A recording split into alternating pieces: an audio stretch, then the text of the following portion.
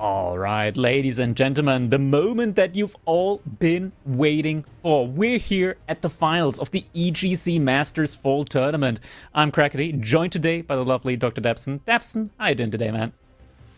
Oh, good. Excited to be here. Excited to watch this best of 9 we have on our hands, and we were just talking about it. If Marine Lord's able to get some revenge here on Lucifron in the best of 9, we'll be following it up with the best of 5 as well. Exactly. We do, of course, have this second elimination bracket here, and Lucifron, since he made it all the way through to the winners brackets, he hasn't been able to really take advantage of his second life in this tournament. So should Marine Lord be able to win this best of 9, there is going to be an additional best of 5 where Lucifron's able to make use of his second life afterwards. Exactly, and look at the overlay here. Already see the maps we have in store. Already see the first Civ matchup on Front Range. It's going to be HRE versus the Mongols. HRE versus Mongols on Front Range. Yeah, this is an interesting one. Front Range in general, I think it's such a unique map when it comes to like the concept of having to move out into this densely contested area with all the stealth forests that you have there in order to get gold as the game goes on. Civilizations that passively get a lot of gold potentially, like the HRE should they get relics, or like the Mongols if they get the step redoubt and then just are able to boost up these smaller gold veins, they tend to be a lot more popular here. But even more popular than that are like civilizations with not a lot of gold dependency baseline, like Shuji's Legacy, Malians maybe even sometimes. Those are like also some of the main civilizations that we see here, but Mongols just being able to make use of their mobility. I feel like we got a great game ahead of us here, and Lucifron, I mean, not yesterday, but actually, yeah, yesterday. I already thought it was like a week ago, but no, it was just yesterday that he already managed to get the upset against Marine Lord. That was actually crazy, like the upper bracket finals here that we had on EGC. Lucifron, he's done it before. Can he do it again up against Marine Lord? Yeah, and it definitely was quite the upset. If you look at their series matchup between these two, it is quite heavily favored for Marine Lord over the course of, I guess, probably 4 years that these players have been playing against each other, other than Lucifron's break that he took, which he's been able to come back quick and in very, very great form from that break as well. And here we go, our game number 1. We're jumping into the first game of our grand finals here for the EGC Masters Fall. We've got Lucifron in the color green, playing as the Mongol civilization here on Front Range in this best of 9. Khan already out on the map, trying to go for the few sheep. There are only very few sheep here out on the map, but any sheep that you do grab, it's an additional little bit of food to have underneath your TC. On the other side, we've got Gentle Mates Marine Lord playing as the Holy Roman Empire in his favorite color, pink. The HRE, that Archon Prelate, well, not Archon, but like the Prelate boost still being as prevalent as ever. I'm wondering, like on a map like this, Archon really doesn't, like, typically it's been nerfed time and time again, but now I feel like it makes even less sense to go for Archon on a map like this, where the gold that you get, it's only a 1600 gold vein, you have only very limited sheep, very limited food underneath your TC. Surely, this is the map where even Marine Lord goes mine work. I mean, you say that, but I still feel like mine work it feels like such a meme. Lucifron, though, dropping that Dark Age Barracks, the Mongols' typical opener here, wants to put a little bit of aggression, a little bit of annoyance. We've been talking about the gold veins a little bit. Well, if you get one denied, it's very, very easy to know exactly where your opponent's villagers are going to be at. You know, if this southern one that Marine Lord started on gets denied, it's all up to the west, up to the northwest, where all those smaller gold veins are as well. The HRE, of course, still being an early powerhouse. Should they be able to like get to the feudal age, they can very easily shift their economy to another side and get enough units out onto the field in order to push back past the Mongol aggression there. And it is indeed going to be the Minework Palace that we're getting in here. So 50% of a discount on these technologies for Marine Lord, 50% quicker research rate as well. And that just allows you to get these really, really quick military timings in. And on a map like this, you can't really rely on the Archon Chapel anyways, because the radius is so small, there aren't a lot of resources to get inside of it. So you're basically bound to be making a couple of additional prelates anyways down the line. So makes a lot of sense, I feel like, to go for that Minework Palace in a lot of matchups these days. Yeah, if you're looking at places he could have put the chapel, it would have basically been like one wood line, maybe his sheep under the TC, which we already said very, very few of, and then potentially the gold. Speaking of gold, first 2 spears arrive. A little bit of a slight repair there instead of the drop-off like the game makes you do. But we know with emergency repair, Marine Lord should not end up letting this initial mining camp be burnt down and get the bounty bonus, most likely. Indeed, he shouldn't, but there's something else potentially going on here, as we do see Lucifron still gathering wood with 2 villagers before the age up. I feel like there should be another villager, or maybe even 2, moving forward right now in order to put down an outpost band as well. The issue with that being, though, is that HRE, they're going to get to Feudal Age, and they're going to be able to get the archers out in time. So an outpost, in theory, should not be going up. But actually, we don't see any villagers moving forward. So maybe this is just going to be for the follow-up production building that Lucifron will want to place in the next age. Yeah, it looks like we are going to be getting the age up in here shortly. There it is. Deerstone's coming up. So with that, we'll be getting that Yam Aura movement speed bonus for Lucifron. Makes his units a lot faster. Archer range now going to be coming up. Lucifron's gonna have to move away sooner rather than later because of the bonus movement speed that Marine Lord's infantry will be getting. Ooh, I love it. Lucifron just slightly posturing a little bit forward, but any damage on that villager easily healed up by the prelate while inspiring as well there, right behind it. First archer should pop out here soon, but Marine Lord wants to make sure that bounty bonus does not get given over. Equally, though, Lucifron, he really, really wants that bounty now. Villagers are going to be able to make it out alive. First Spearman now getting dangerously low on health, and every now and then the repair is coming through. Yeah, Lucifron, he cannot out-damage that repair. Now he doesn't have the movement speed error anymore. Look at that, Lucifron microing with the Khan, body blocking the archers, making sure that most of the spearmen are able to get out alive, even with the greater movement speed on these archers. They are simply not able to catch up with the Khan in their way. Oh, and not only that, he decides to try to dodge them around towards the southern side. Unfortunately, Marine Lord, a few more archers coming to play as well, so those spears should end up getting cornered, should end up getting taken out. He's hiding they're them. Trying to hide in the trees. Oh my god, Lucifer, he's getting out with them. They're making it out scot-free. And behind this, the Dark Age stable came up. He's already got horsemen on the field now, before even getting to the Feudal Age. Yeah, you talked about that extra wood, and Lucifron had a plan. He knew Marine Lord, I feel like, does love his ranged units, loves his archers, and especially on the HRE when they get a little bit of extra movement speed. So Lucifron took account of that, wants to go ahead and be aggressive, and a perfect timing to have some horsemen come out as the board is being taken, but Marine Lord does have spears of his own. Spearman's just coming in. Yeah, horsemen are gonna be finding those. Some damage gets put out onto the archers. It doesn't look like it's going to be enough. There's one very weak villager there, though, and he immediately jumps on that. Gets the kill on the villager, able to take down one more archer here as well. That, though, Lucifron isn't getting much more value in from that. Destruction value does favor Marine Lord now, in theory, but getting that one villager kill in is pretty big if you consider that Mongols are already, like, they start baseline like one villager behind. The issue now, though, is Lucifron. He just moved out to the deer himself. He doesn't have anything in the bank right now. He can't produce anything right now. And there's an army from Marine Lord that's marching forward where he doesn't have a clear answer to at the moment. Yeah, well, it feels great to pick up a villager. It's just, you know, one of those reactions where it's at what cost. He just had to give up quite a bit of units, no more spears alive. The few horsemen he made earlier, a few got taken out. And Marine Lord's posturing towards the deer in the corner that he had just moved on out to. Lucifron, though, does have a range himself now and will probably try to catch up on his own archer numbers.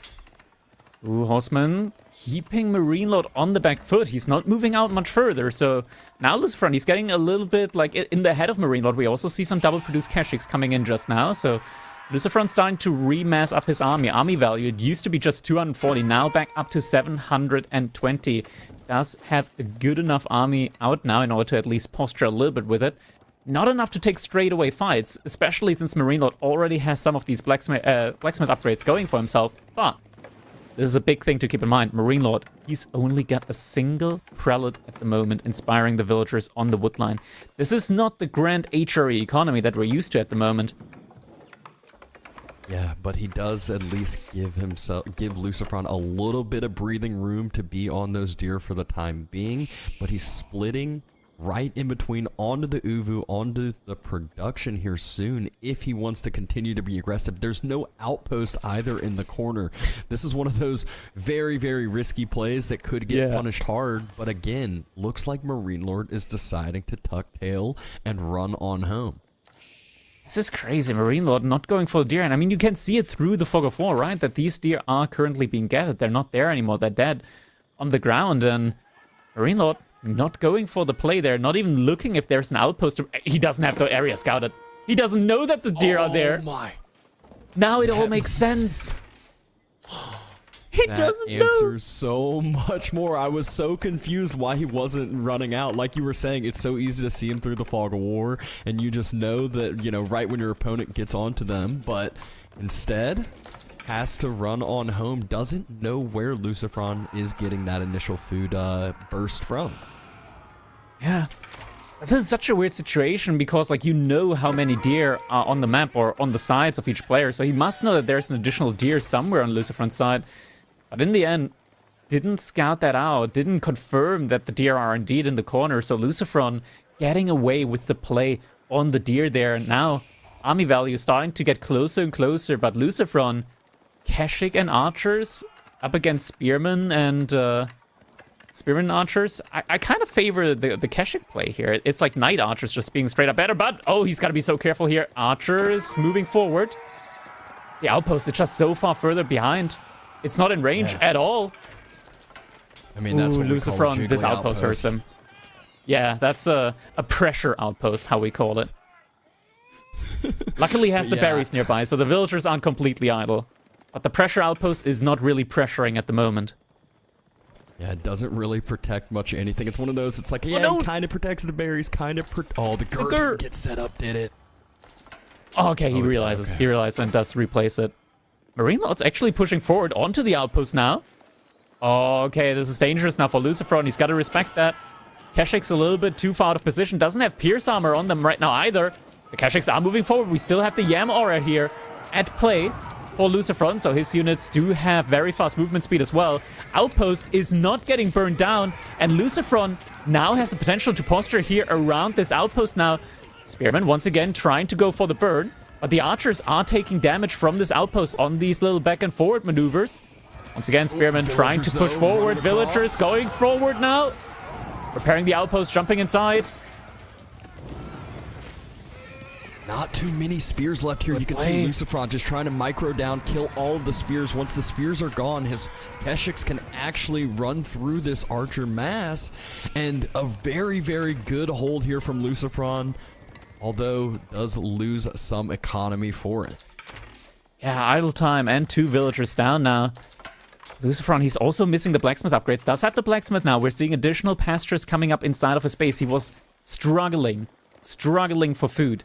Is only just now able to at least get a little bit of a semblance of a food economy up here again.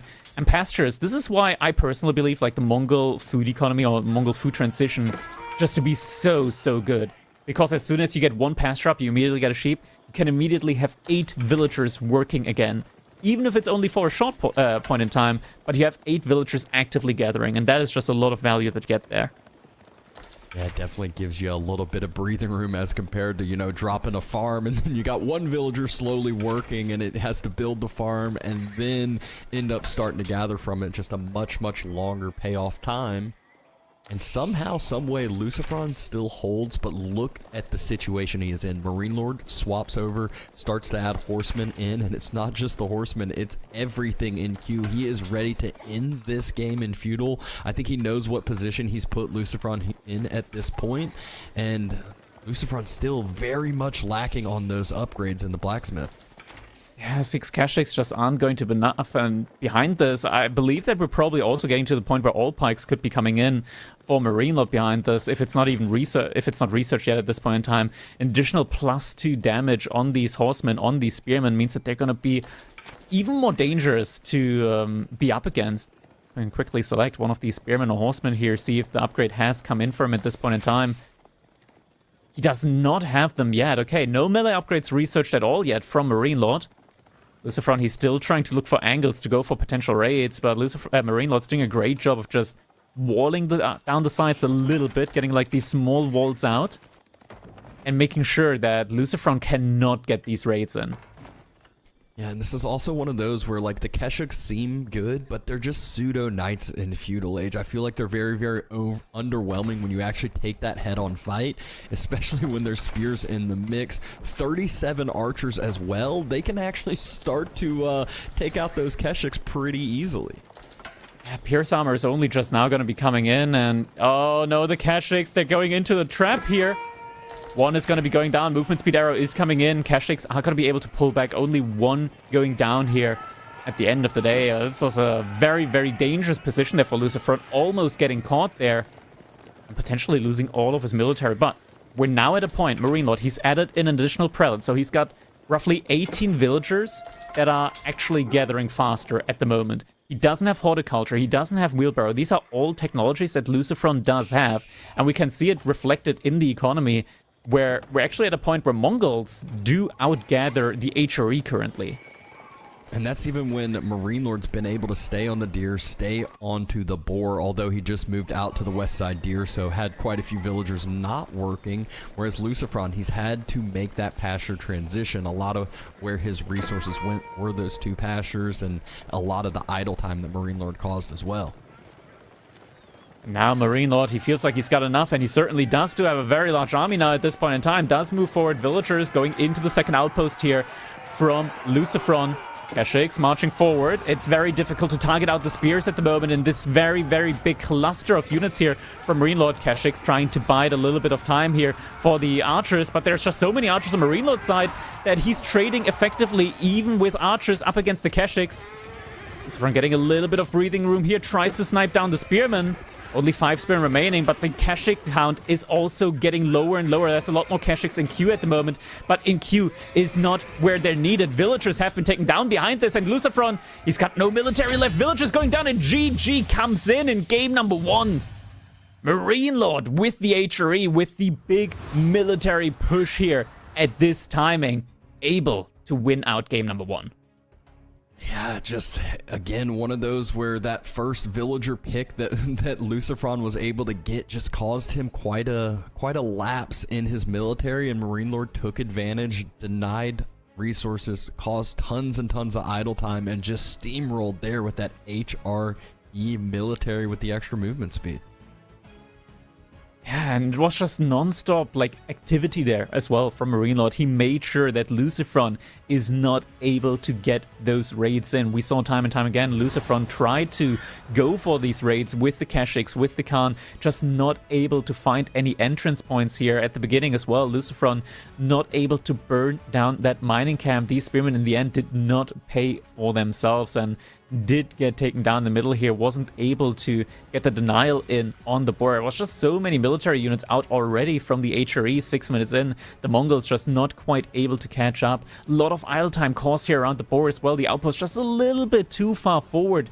Means that Lucifron was not able to gather from the board there. Some villagers also just getting picked off here. The fight overall, destruction value wise, was quite fine for Lucifron, but it's just the underlying idle time and the denial of the boar that really hurt him here as the game went on. Yeah, absolutely. But looking into game number 2, Archipelago, and look at the Civ matchup that we have at hand. Seeing Knights Templar up against the English, and Knights Templar are going to be coming in here from Lucifron, I believe, up against the English from Marine Lord, and yeah, that's going to be an interesting one. I mean, it's not like Knights Templar are unkillable. We've seen them go down on Holy Island. But this is not like a Holy Island. This is not like a hybrid map. This is a pure water map. And honestly, like, English are nice and all. Once you get Admiralty in, they're a fearsome enemy to have on water, especially like in a prolonged feudal age. Knights Templar are just built differently. Yeah, that's exactly what I was thinking as well. Lucifron, you know, even though losing game number 1, seeing this Civ matchup, seeing this going into game number 2 should be feeling okay. And we all know who comes to mind when we talk about the best players on water. I immediately think about Lucifron and Vortex both. They kind of started out with that mass demo ship route, and we've seen them just do it in almost every single water game that they play. All of a sudden you blink, they got 8-9 demo ships, and the whole entire fleet gets sunk. Yeah, the Spanish pros in general are also just very good on these hybrid maps as well, splitting the attention of their opponents on 2 different fronts. That's where they really do excel at. I think it's something that they do have in common with the Canadian brothers as well. Both of them are just, both groups of them are just very good on these water maps in general. That is where they do kind of like excel. But Marine Lord, we've seen it yesterday as well. Water, it's in the name. It's in the name, the Marine Lord, the Doc Baron, as I like to call him as well. He is very, very strong on water, and it's going to be interesting to see how he's going to try and utilize the English up against a civilization like KT. Now, English at the moment, we know they don't have the most stellar of reputations in the current meta. People say English are just really weak. Fair. Knights Templar, really strong. Could this just be like a throwaway Civ, especially in a best of 9? It makes sense. It is potentially part of the strategy. We're gonna have to wait and see. Maybe Marine Lord's cooking something. There is, of course, like I'm just gonna throw it in there again. Admiralty, pretty good upgrade. Is it gonna be enough? That's where I'm like, maybe. The question is, you know, how early can you actually get Admiralty in? It takes quite a bit of resources, and usually I feel like you want a few military ships already out, and at that point, Knights Templar could already be steamrolling, just like we saw Marine Lord use HRE in the game prior.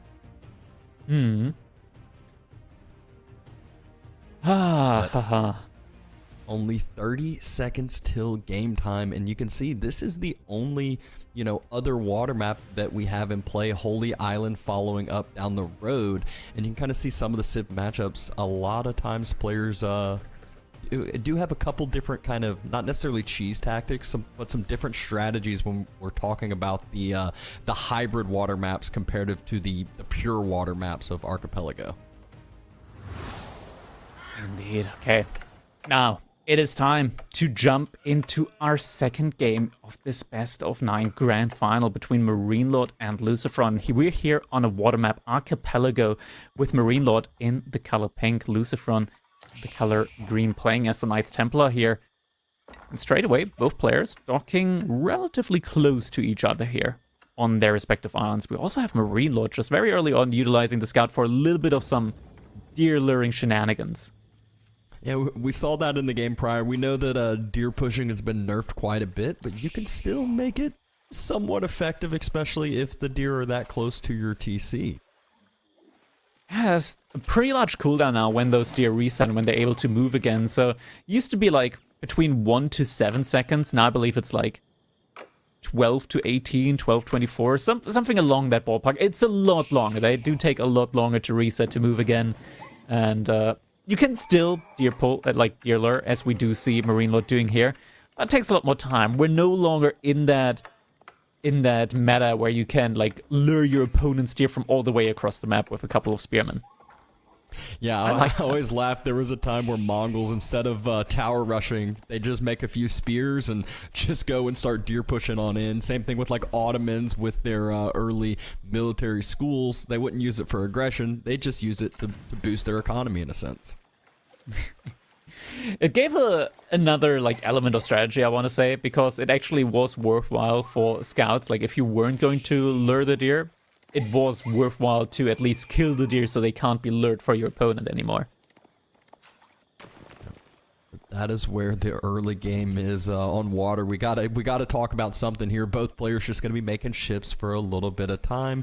Gonna try to, you know, get up to feudal age at some point, and that's really when the game will start opening up.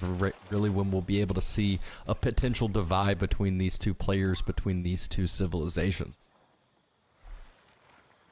Exactly, feudal age is where it all starts taking place, and with Marine Lord, with the English, typically we will most likely be seeing an Abbey of Kings coming in. The question is, like, is he just going to immediately send the king over? It is a very strong strategy in general to like have the king over on the opponent's side. A benefit with Knights Templars is that you're not reliant on lumber camps when it comes to like gathering wood, right? Like your villagers, they're just beaming the wood all the way across into your base, so you're not necessarily reliant on a specific spot of a tree line to chop there. You can always like move around and try and dodge the king. Yeah, and obviously a transport ship is a decent bit of resources, but we saw it in some of the games yesterday where using that transport ship, it's very, very tanky and just forces your opponent to do quite a bit more micro. So that's one where a transport ship isn't a total loss of resources, especially, you know, if you're sending the king along and getting some potential eco denial on land. Well, villagers are going to be moving out now, and we will indeed be seeing that Abbey of Kings being placed very close to the shoreline here. Reason for that is that you're also going to be able to heal up any weak ships here. When they're close to the shoreline, outside of combat, 6 HP per second. That's quite big. Like, if you're not killing a ship from the English, it's going to get healed up very, very fast once it pulls back to their base.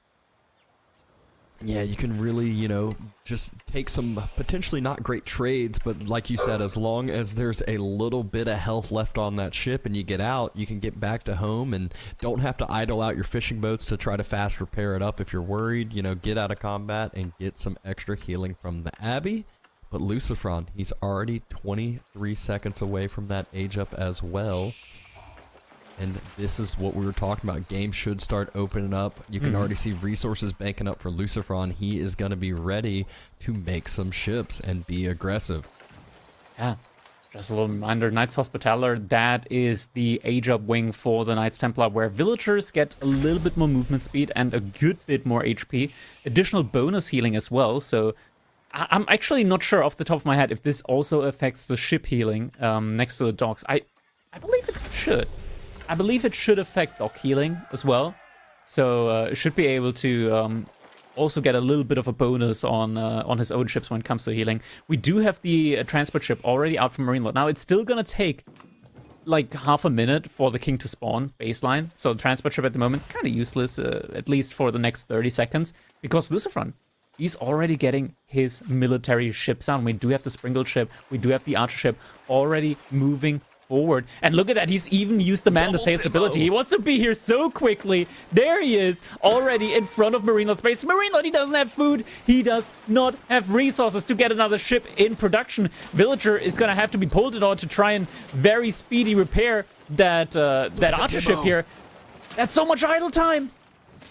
So much idle time, having to pull all the fishing boats. We said he might not have to do that with the Abbey of the Kings right there, but he does, in fact, have to do so. Transport ship spotted out with the king as well, but Lucifron, he's going straight for the throat. He knows if Marine Lord isn't able to get this extra food income, he can be producing on his double docks, just like you said. Attempted mass there it is. Repair, double demo immediately. Goes toward that Springle chip. Oh, the Springle chip stays he alive. Saves it. And the other one sneaks in though. Right oh, on top of the only galley. gets one. So much damage caused here. That is, like, Lucifron got such a great trade here. Look at the fishing ship idle time that we've had there. These are the moments where I just wish, I pray to the developers at night, please add in like a TC idle time or add in like an idle economy counter. Because this would be so amazing to see right now. Yeah, and you can see that king arrives at the base, but Lucifron, with that early aggression, he was able to stop producing military ships, drop a barracks at home, get his spearmen out, and not have to worry too much. King's still there, but with a few spears, with the vision, he can kind of just posture those spears near the wood line, and I believe the wood lines are connected to the wall, so not really a lot of room for that king to run around and circle. It looks like Marine Lord was able to actually kill one villager there, even with the bonus HP. Spearmen are doing a decent enough job there when it comes to just making sure that the king isn't just immediately able to dive in again, but the healing on the king is always going to be a problem, so you do want to chase after him. Lucifron, meanwhile, on water once again, moving forward here. Marine Lord still does not have equal army count there. Oh, the Springle ships, the demo! Gets a huge connection in, but the Springle Ship stays alive. That's the most important part. King also goes down. In the meantime, we just heard the audio cue for that demo ship is marching forward and is going to get the connection potentially. Springle Ship's trying to take down the Archer Ship. Archer Ship is going to go down, and now the Springle Ship moves in. Waits just a little bit, and now the explosion. He timed it. That's it. That's it, and GG comes in. There's a reason why we talk about Lucifron and Vortex being some of the better water players. Obviously did have a favorable Civ matchup, but what an early aggression gameplay. He knew what Marine Lord wanted to do with the King, and he punished Marine Lord for that idea. Man, what a well-played game here from Lucifron. The timing attack, he just didn't pull back at all, and Marine Lord, he got punished. He got punished for skipping out on that second dock. He got punished for going for that very, very fast transport ship there on water. And Lucifron, I mean, we know Knights Templars. It's a pretty good Civ. We know it's a pretty good Civ on water. But Lucifron also just played this phenomenally well. Yeah, and I mean, this is one where you kind of mentioned it early. That transport ship sat there for a good little bit while the King was being produced from the Abbey. And you think, you know, maybe if he had gone with one, maybe two more military ships first, it would have allowed him to defend that initial push, not have his 7 fishing boats fully idled out. But what's done is done already. Tied up series now, and game number 3. Now we're going to see some excitement on everyone's favorite map, Dry Arabia. Dry Arabia, the good old classic, most classic of maps that we've got in the roster here. And it is going to be the Malians from Lucifron up against the Byzantines from Marine Lord. And honestly, I think this is probably one of the most balanced matchups that we can have in the game between the Byzantines and the Malians. Because both of these civs are, I want to say, 1 TC gigachads. You just go 1 TC, one player adds cattle, the other adds cisterns, and they just have like 2 TC economy while only being on a single TC. It's great. It's really great if you want to play for that playstyle, but it can be very frustrating for other civilizations at times when they aren't able to like do a lot of damage here. This is a very balanced matchup, I want to say, between the two.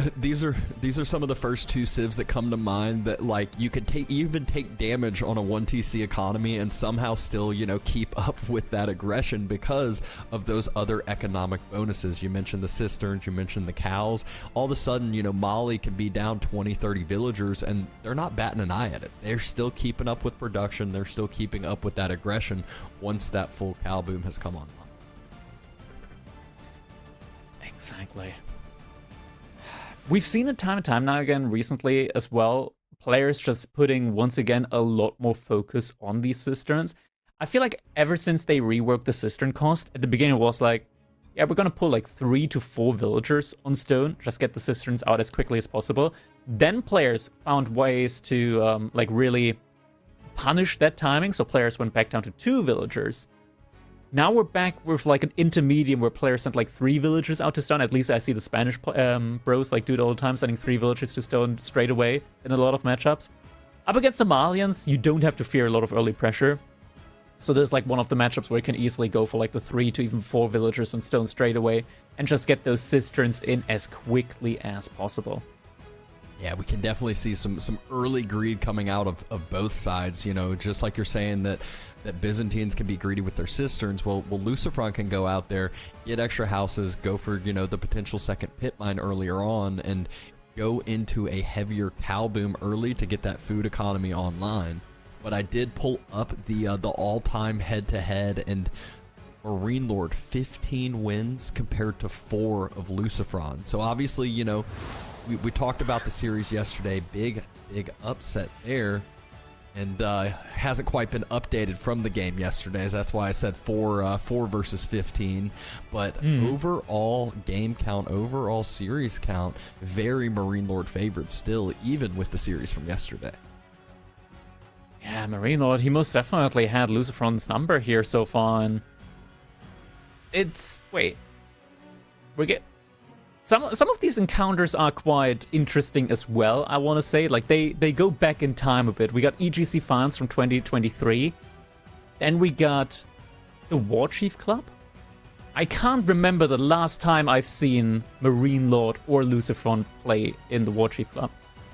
I mean, like we said, Marine Lord or Lucifron did take a break for quite some time from the game, you know, and came back and all of a sudden just felt like he was in top form at the master of his class and didn't seem like he had taken a break at all after doing it. Just kind of got that breath of fresh air.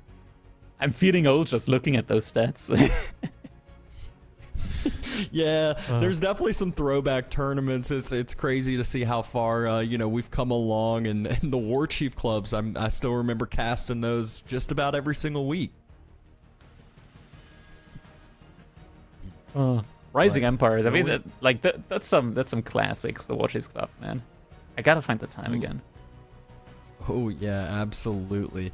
But you know, looking at the civs, looking at the maps for the rest of these series, it does seem to favor a lot of aggression, other than I would say Altai, because Altai very easily wallable. But you can still see some aggression there. However, the other maps, there will be quite a bit of micro, which both of these players excel at. But enough of that. Let's go into game number 3, Dry Arabia, Marine Lords in the color pink, playing the Byzantines, Lucifron in the color green, playing as the Mali. This is quite the interesting opening that we're getting here from Marine Lord. You can see he already started up with double houses, so this means that he's not actually going to be actively gathering stone. Instead, he just built the additional house in order to be able to afford his first cistern from the bonus 8 stone that you get whenever you finish a 2x2 building. This is interesting. So he's not going for the fast stone cistern build, even though realistically there's not gonna be any real aggression coming out from Lucifron for like the first 6 minutes, maybe even more. Yeah, and Lucifron just going with the typical 6 house opening around that pit mine, not being extra greedy with the extra house and a potential mining camp, just gonna go in, get that, you know, typical age up timing for Mali. And maybe he's sensing, you know, some potential aggression coming from Marine Lord side. Obviously, you don't know till you start scouting, but there's been plenty of games previously to research, to watch, you know, and I'm sure these players have done so before playing in the grand finals. So this is interesting. Okay, the build for Marine Lord. I'm wondering if there's like a thought in regards to like the timing here, because he's not sending any villagers out to stone early, means that he is going to get a relatively fast age up timing, especially with the Byzantines, because you do benefit from the 10% faster gather speed quite early from the cistern. Your age up timing should be relatively good. Like you should be getting like a sub 4-minute age up time with just 4 villagers working on it. Maybe he's trying to go for a very quick mercenary timing push against the Malians, which would make sense. It's just that Lucifron's got a pretty good spawn against that with double back gold. Yeah, and speaking of those mercenaries, we are seeing the Grand Winery dropped on over the berries as expected. Looks like only 2 villagers building it though, so nice and patient. He's going 2TC, isn't he? This might be a 2TC build, but he's still on gold. Is he waiting for? No, he's moving over. It is a 2TC build. Okay, so you know, even more greed coming into play. It's not the quad cistern potential. You're thinking it's more of the 2TC play coming out here from Marine Lord. And this makes sense when we remember what kind of player Marine Lord is, right? Like he likes to play the methodical play style. And whenever you're up against the Malians, most civilizations just cannot keep up on 1TC. Byzantines is an exception in theory, but I think he wants to play it safe. He wants to go for a 2TC. This is what I do when I have to like play Juji against Malians as well, is I'm like, okay, Pro Scout is the meta, but I still want to go 2TC up against Malians. You can't stay on 1TC up against Malians, I feel like, for most civilizations. Yeah, so that is where we will see Marine Lord playing that greedy nature. It also, you know, AoE4, very defensive game, favors the defender quite a bit with the way that Arrowfire TCs, you know, walls come into play. So Marine Lord, very known for, you know, letting his opponents try to make the mistake and just defending it exceptionally well. We already saw the micro from HRE during the outpost rush. Well, you know, multiply that by ×2 when it comes to this TC defense that he might have to do as well. Yeah. So another question is, when you're Lucifron, what is going to be like your reaction to seeing your opponent go for a second TC? Do you like want to straight up commit in the feudal age? That's one of the options that you have. Another option that you have is to just go for an even quicker cow boom. Like no units, just straight away get as many cattle in as quickly as possible. Because you're going to be able to finish up your cow boom by like minute 7.5-ish. Get the age up in by like minute 8.5. You can get a very, very quick timing there. And then you've got a window, I want to say, of like roughly 4 to 5 minutes, where it still takes a while for your opponent's TC to pay off while your cattle are already paid off. Yeah, and we're seeing stables already finished up from Lucifron. Has another scout in queue, and obviously this is Molly. These are not normal scouts. These are warrior scouts, and I think even a sofa to follow up. There it is. Second TC is coming in for Marine Lord. Nicely positioned in the back there. Could, in theory, put it next to the gold, but you always have to be careful with secondary TCs nowadays because they did get nerfed a couple of times and they're not as strong as they used to be. And we do have Lucifron spotting out that second TC. Also sees a production building here. That is going to be a barracks coming in from Marine Lord. So now he kind of knows what type of game this is going to be. Yeah, and it's always nice when you have that vision of exactly when your opponent's dropping that second TC. You know how greedy they were with it. You know exactly when the timing payoff potentially could be.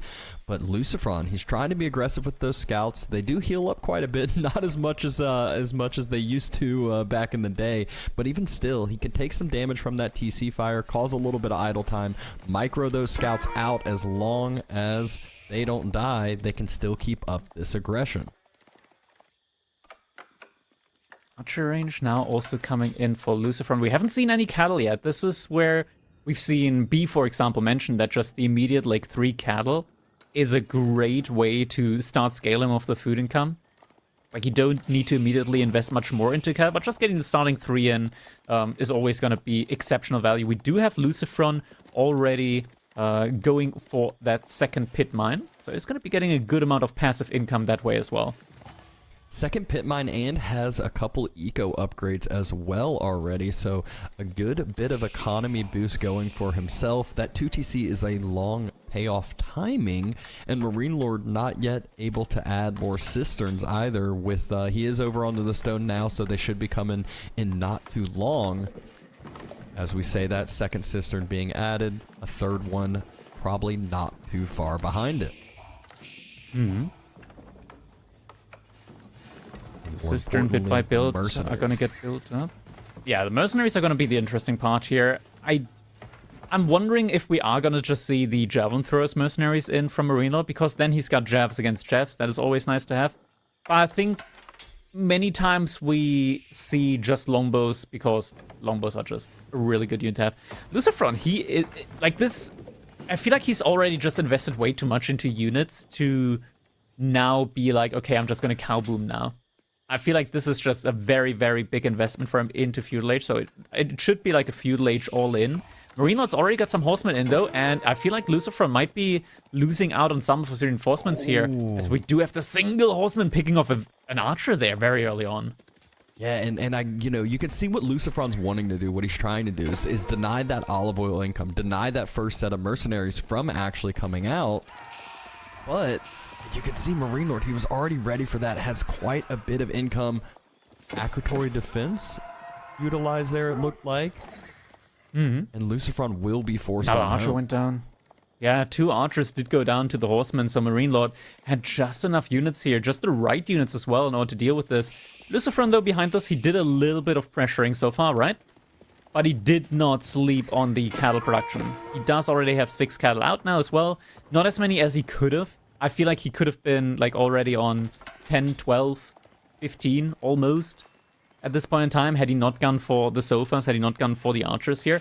But it's nice at the pro level to always have a couple of units out there, just because you force reactions. Just against Byzantines, they're going to make those units anyways, I feel like. So I'm not sure if this is really paying off for Lucifron at the moment.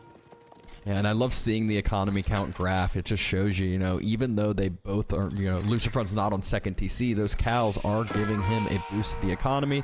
Able to take out one of those Limitane and loses a scout, it looks like, on the northern side for it. Had some horsemen chasing that down. Scout did get taken down. Lucifron still not stopping with the Sofa production, though. And there is, of course, always the thought, right? Like, at one point, Marine Lord, he's going to have to move out on the map for resources. Lucifron, with the cattle income, he is always going to have those safe inside of his base. The question is, can Lucifron, like, make an army that is competitive up against the Byzantine? Oh, gets a villager snipe here, gets maybe another one. 2 villagers going down. Okay, some good value gained there. Takes out roughly 5% of Marine Lord's economy. But the issue is, like, can you make a military that is on par with mercenaries from Byzantines? Because now we already have the first 5 longbows out there as well. The army value is quite high for Marine Lord. Yes, it is. And it's one of those where that first set of longbows, it doesn't seem too scary, but all of a sudden, when that olive oil gets fully online, we've already seen Marine Lord walling now, getting that 4th cistern extended out to the next berry patch. So we'll already have that next set of olive oil secured for himself as well, and even a few olive groves by the TC already too. Yeah, Marine Lord's doing a great job of just spreading out his food on many different sources. That way, if Lucifron's trying to shut one down, the other one's still going to be working, means that he can still have this non-stop production uptime on his side. Cattle were now up to 15 on Lucifron's side, but already do have an 11 villager lead here for Marine Lord, so the 2TC play definitely seems to be working out quite well here for him. Lucifron not, like, in a position to age up right now because of all the units that he invested into, means that his food, like, the massive food income from Malians, it's not here yet. Yeah, you can see, though, that Lucifron is starting to think about that age-up timing, starting to bank a little bit of resources, dives on some more units while they're trying to protect Marine Lord's economy. Sofa just also distracting another part of the army. Yeah, move out to the deer, does get spotted. Another villager goes down. 4 villagers killed so far. Lucifron doing some good damage here every now and then. It's taking down roughly 10% of Marine Lord's economy. That is definitely worthwhile damage to be done here. It's just not quite enough, because behind this Marine Lord's already, like, still up in the army value department. He still has the better military on the field. It's just more about production buildings. Lucifron, he's about to age up, though. He's about to age up. Marine Lord looks like he might be trying to match that soon as well, but Grand Fulani already being dropped as we speak. Marine Lord about halfway to the age up resources needed. 16 on to gold, though, so he should be there in no time to be able to match this timing. But can he match the food production that those cows are going to give? He's already secured the second deer pack. Or I guess first deer pack, and wanting to secure the next set of berries as well. I feel like that's really the point where Lucifron can try to punish, is when Marine Lord has to make more and more of this olive grove transition, although he's been doing a great job just kind of slowly putting a few in here and there. So here's the numbers game. The Golden Horn Tower is now coming up. The Golden Horn Tower produces units, so many units for free. The value is roughly equal to like 10 to 14 villagers with appropriate cistern scaling. That's a lot. And on top of that, he's already like 16 villagers ahead. There is a timing where Marine Lord's gonna have to make a more extended farm transition, more than he already has at the moment. And that is the benefit that Lucifron has, because he's already made his food transition. He doesn't need to invest much more into his food income. He's going to be on like 1,000 food per minute now for the rest of the game, as long as these cattle are alive. There is a timing, though, and the timing window, it can be quite sharp at the cutoff time. Yeah, and that Golden Horn Tower is finished up here now. You mentioned it with the correct cistern bonuses. We have a full 5-level cistern early on here for Marine Lord, with thinking about having a second TC. And this is the point where it feels like Lucifron's starting to have some pressure put on him, seeing that, you know, okay, there was a second TC. He has been able to pick up 4 villagers, but with the walls that are in, how much more economic damage can he actually do? So Marine Lord, if he gets his farm transition in time, it is going to be very tough for Lucifron to do any real damage. And the issue behind there as well is that a lot of the military, actually like half of the military from Marine Lord almost, it's all free units, free longbows. high-value archer units for him. Lucifron actively trying to pick off the relics behind this. Marine Lord doing the same, is now just getting his first monk out as well. Looks like that monk might actually be caught out, though, by Lucifron's army here. Monk is trying to make his way back. Is not gonna pick off in time, though. But Lucifron does split off a few Sofa, picks up another villager, and just goes ahead, sends those into the wood line. Even if they don't get much more damage, that is still a significant amount of idle time that they're causing there behind. Definitely are. The veterancy upgrade on the sofa is already in as well, courtesy of those upgrades just being 50% cheaper, and he's not stopping yet. Those sofa are just running around the background, distracting Marine Lord. It's always something that he is going to have to pay attention to at all times, and Marine Lord, he's still out on these natural resources. We already have the imported armor upgrade in on the sofa as well, so they're very strong even up against the longbows here, and we do see one villager going down, two villagers. Good value being found here. Just really, really good value with that sofa split off. So just slowly trying to equalize this economic number. And remember, we've been talking about it, the cows. There is no idling out the cows unless you burn down those cattle ranches. Second relic being picked up. You can see where Marine Lord's monk was going, and unfortunately there is no successful close. Archers, though, potentially are gonna find the longbows here. It's not a fight that he wants to take yet. Military wise, Marine Lord does have quite the lead. Value wise as well, we're not quite at the timing yet where Marine Lord has to go for this massive farm transition. I do believe that he's already working towards that. We see 25 villagers on wood at the moment for him. More walls coming up. First couple of additional farms are in now as well. And there we go. Just as we talk about it, a couple of wild olive groves just suddenly appear. And these walls, while they're getting burnt down, it looks like there's not too much forest left for him to chop on through. So if he looks away for too long on that wood line, especially with 27 villagers on it, there's going to be a big hole in the wall. So hopefully able to keep rewalling. We'll have to move towards that frontal wood line. And look at what has... Oh, two villagers picked up from Marine Lord. Yeah, it gets a little raid in. Though.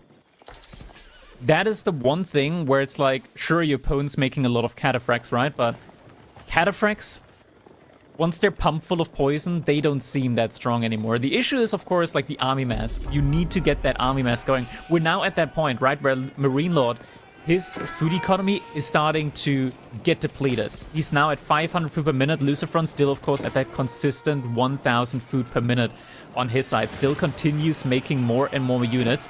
Is he starting to really take these engagements? It's still difficult to tell. I don't think he's ready for them yet, but it looks like he might be thinking about taking them. A lot of kiting coming in with the archers. You gotta keep your archer count alive here. That's really the bread and butter here.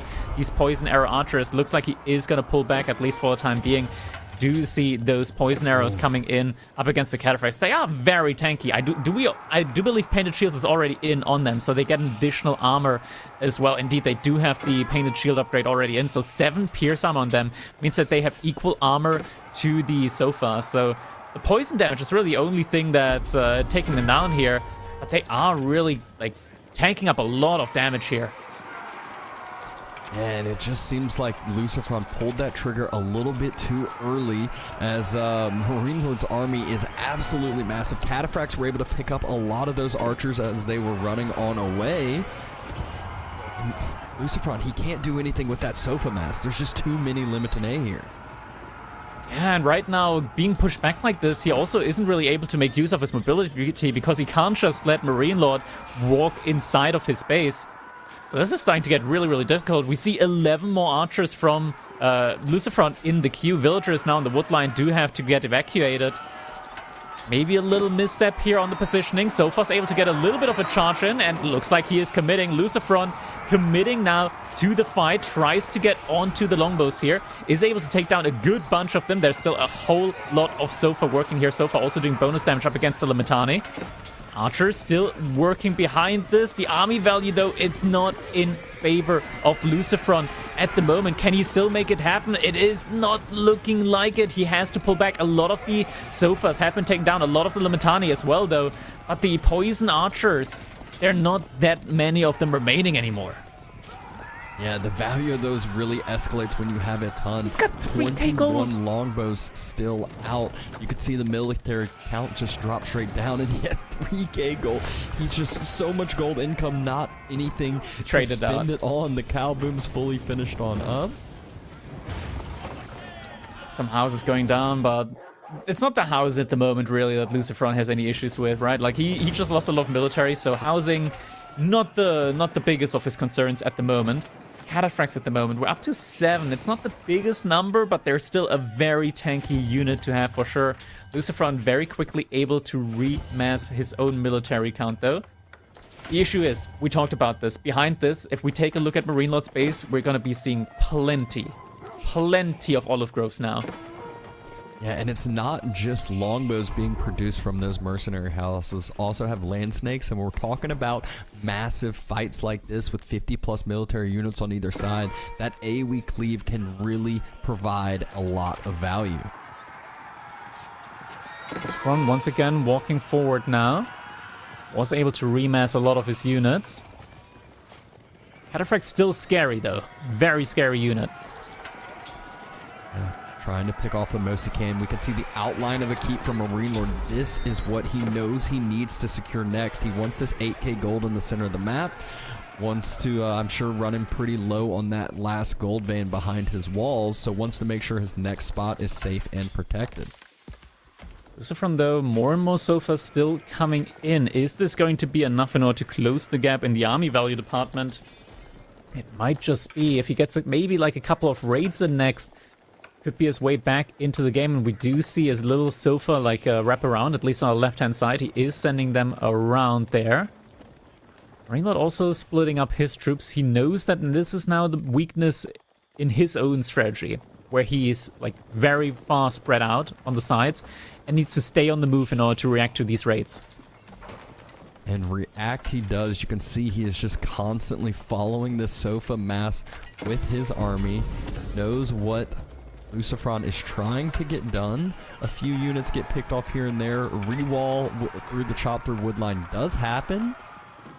Oh, there's a full gap. He walled it but didn't connect the walls. So there is quite a few sofas on that backside. So while the Olive Grove transition has come through, those villagers are about to have to exit, like totally run out of that position. They need to find some outposts, need to find some TCs, or else there will be quite a bit of damage in that Byzantine economy. Yeah, it looks like some villagers are now getting picked apart. Now Marine Lord is sending his units over there, so the sofas probably aren't going to be able to get that much value in. This now buys Lucifron time, though, to hit on other sides of the map.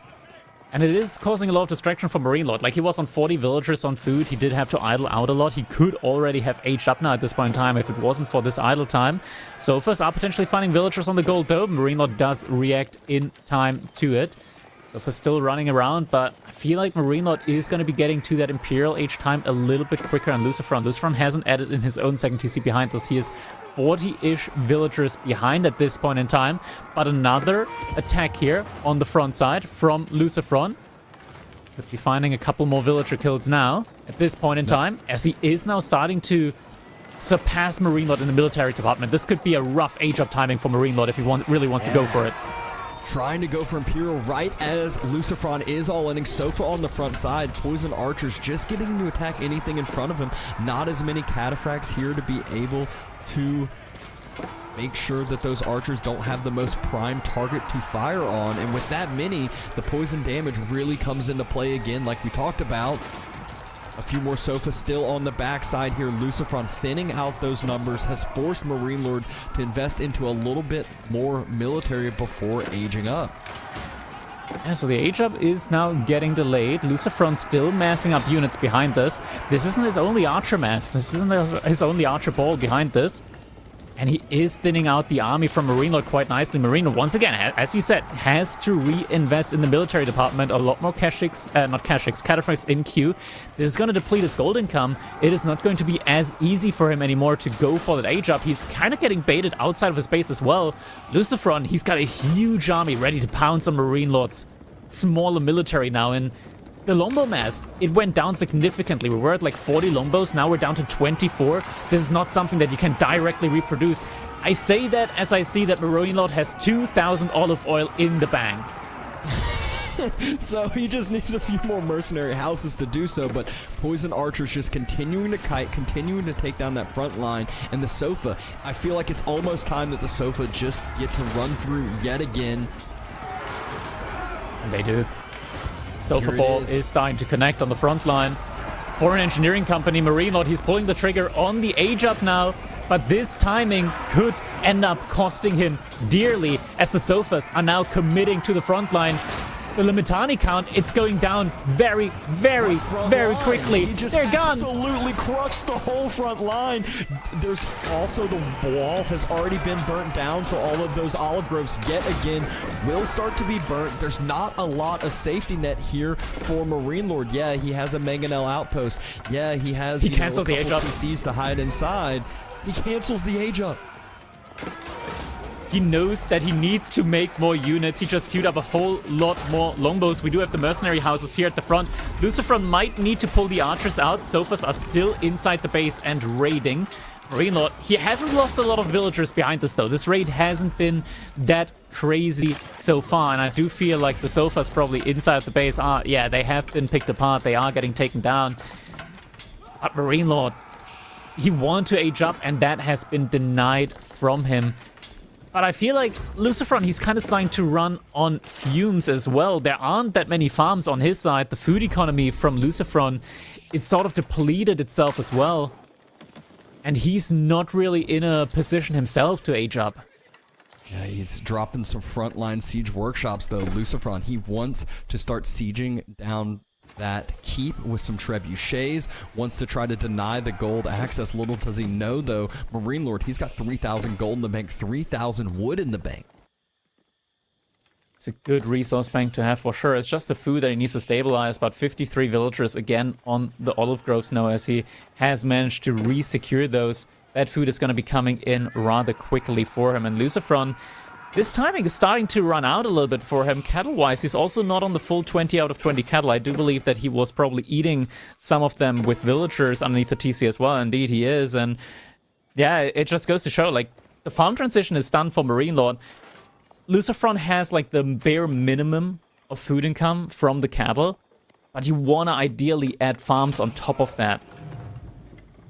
Yeah, and it just never feels good, though, when you're trying to add farms as Molly, though. You want to be able to, when you're getting to the point where that happens, it feels bad because you're so used to relying on just that cattle, just those resources that are already out on the map. Marine Lord, he's about to get that age up in with 37 longbows. The olive oil reinvest has thoroughly paid off, and now Lucifron, he's going to be struggling when it comes to just holding up against this. We immediately see the elite mercenary upgrade coming in. These longbows are about to be able to do so much more damage. They also have the volley ability now, so they will be able to fire in very, very rapid succession. Yeah, Trebuchet hasn't yet even been able to take down the outpost because Marine Lord's mass repairing it. Walls have been rebuilt as well, so it feels like Marine Lord able to breathe again, stabilized from that all-in. It looked dire for quite a bit of time, but Lucifron just overstayed his welcome a little bit. Sofa weren't able to get as much villager kills as expected. Volley ability comes in. A lot of archers dying very, very quickly. We do already have the elite upgrade in on them. More upgrades coming in from the University Elite Limitani. Also in Sofas, cannot compete up against the Elite Limitani. And Lucifron, he is getting forced back from the front line here. And I feel like if he's getting forced back all the way, there is no coming back for him. We see some sprinkles in the army mix from Marine Lord as well. There's not really any melee infantry here that can take bonus damage from them. But just anything to add to the mass here for him. We also have the Bombard now in the Royal Cannon, doing a lot of damage from that foreign engineering landmark from Marine Lord. And the Sofas, there just aren't enough of them. Not enough by any means. Springle gets taken out by those poison archers, but Marine Lord is starting to be the one to pressure forward. Cannon taking down everything in its path. Outpost already taken out. Trebuchets having to try to roll on away. A few more sofas still into the base, but again, just not doing enough. Springer once again getting taken down. There's still a lot of Limitani here at the front by Marine Lord. All he needs to do is remass or keep those Limitani numbers alive. Sofa's trying to go for another connection onto those longbows, but at this point in time, there's just so many upgrades stacked in on them. We're about to be seeing incendiaries coming in. Once that upgrade is through, these Sofas will die incredibly quickly, and there it is. Upgrade now comes in just as the Sofa mass has been taken down, and now the flaming arrows hit, and I feel like this is it. Once you see those flaming arrows coming towards you, you just feel like there's no coming back. Lucifron still deeply rooted within that castle age. It's just not really viable for him right now to go for that Imperial age up. And the archers, bit by bit, are getting taken down. Sofa's still trying at the front side.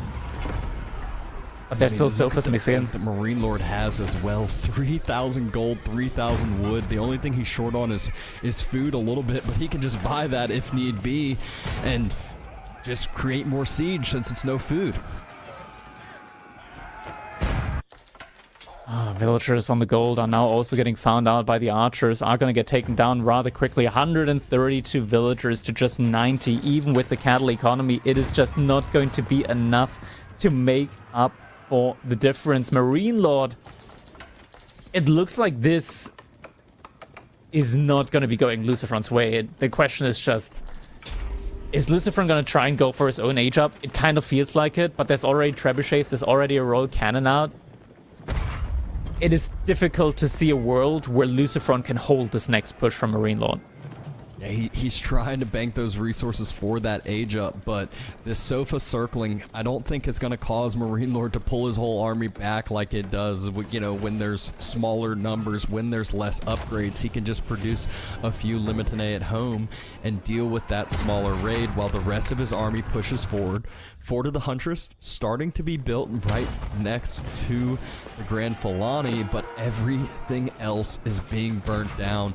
Housing, not a problem right now, but there's 5, 6, 7 houses right there, and only time, a little bit of time left probably before Lucifron throws in the towel on this one. I'm actually, you know, knowing him and the way they play, he's usually one that once he realizes the game's over, he's not going to try to stall it out, but he's trying the best he can here. This is the grand finals. He does not want to give up early.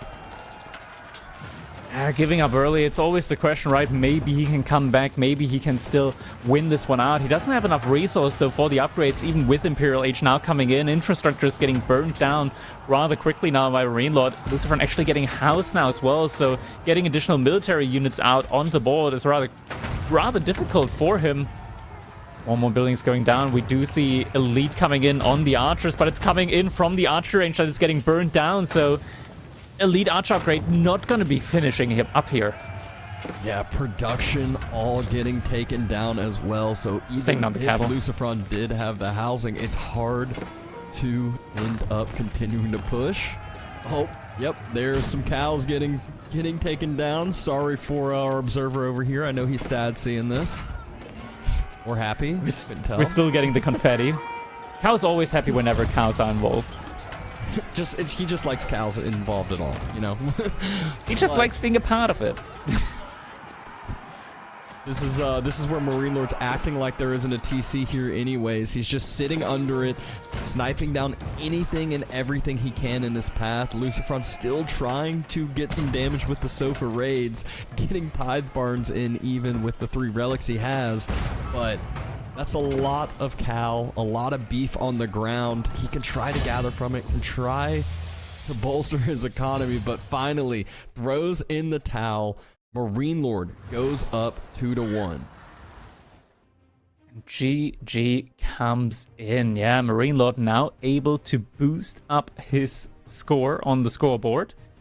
Currently leading 2-1, but Lucifron, he definitely did not make this one easy for Marine Lord, I want to say. Like, needing to cancel up the age up and needing to go for it at a later stage. Like, there was definitely that moment in time when we look at the military value lead as well, where it felt like Lucifron, he might have been in a position to go for the kill. I feel like he just got a little bit too greedy when it came to the raiding potential. Marine Lord, once he queued up 20 longbows worth of longbowmen from the military schools that he had, like once those come in, you just rapidly suddenly have a military again. It happens so quickly. Yeah, it was definitely a really, really strong hold by Marine Lord. It's one of those two, when you have that big win, that big engagement, you want to find eco damage, but sometimes you end up throwing away your own military lead you just got because you split so many units off. There's so many outposts that Marine Lord had around. There was a lot of housing for those villagers to jump inside and at least hide themselves from the damage while waiting for the production to come through. Here we see again these engagements time and time again. It is so difficult up against the army composition from the Byzantines, right? Because they got these premium units, Libertania, premium Spearmere, Longbowman, premium Archer, Cataphract, premium Knight, all while you're there with like sofas, which are, you know, discount knights. And this is where we're finally going to see that big win from Lucifron here. But at this point, like, we saw those few trades on the replay from just previous, and he took quite, I would say, not the most positive trades for himself. So I feel like Lucifron, he felt the anxiety pushed out a little bit too early on. Still got a big win there, but maybe if he hadn't taken some of those earlier trades in a negative way, he could have had an even bigger mass to actually be able to close it out. Yeah, I agree. But it looks like we can already see our next upcoming match here, and is going to be Zhuji's Legacy up against the Order of the Dragon on Holy Island. This is a matchup where I would personally say Zhuji's Legacy definitely has to feel like they're in the driver's seat on a hybrid map like Holy Island. That's just where they're definitely king, I want to say, when it comes to just the overall quality. I think civilizations that can like challenge them on Holy Island, Knights Templar, China.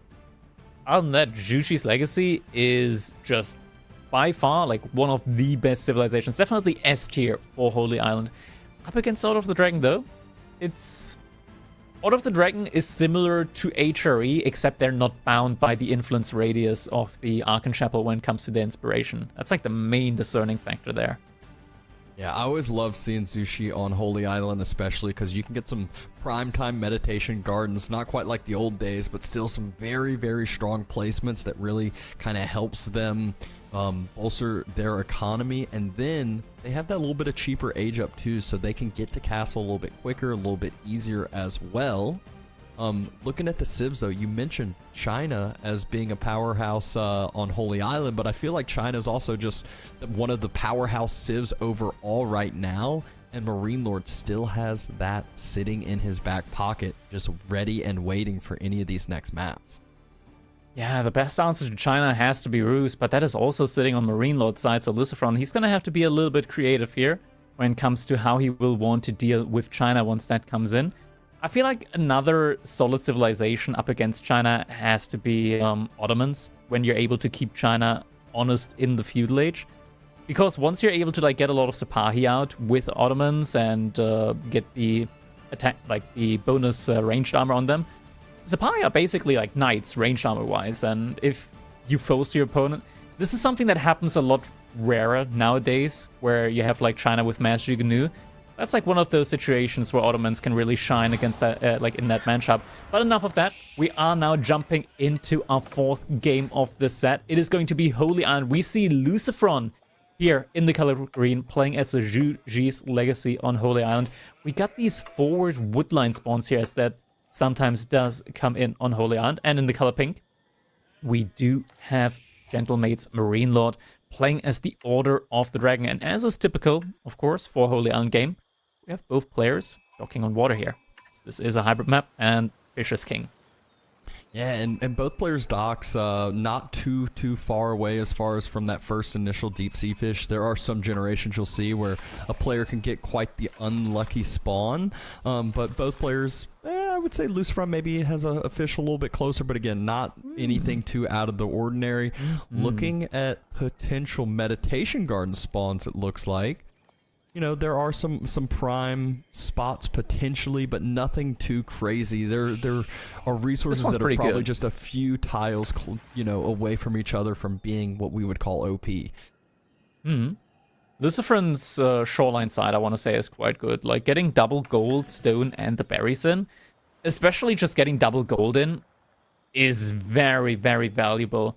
I'm not sure if you want to go for, like, this is actually a tough one to decide. Like, I feel like it might be worth skipping out on the berries and just going for the double stone, double gold instead. That's kind of what I'm like thinking. 50, yeah. Go ahead. Like 50 stone, 2.5 minutes, you're able to get a naval emplacement. That's quite good. Or just every single minute, a hand cannon placement. This is actually kind of crazy, Dabson, when you think about it. But a hand cannon placement does like more DPS for the cost than a Springle emplacement.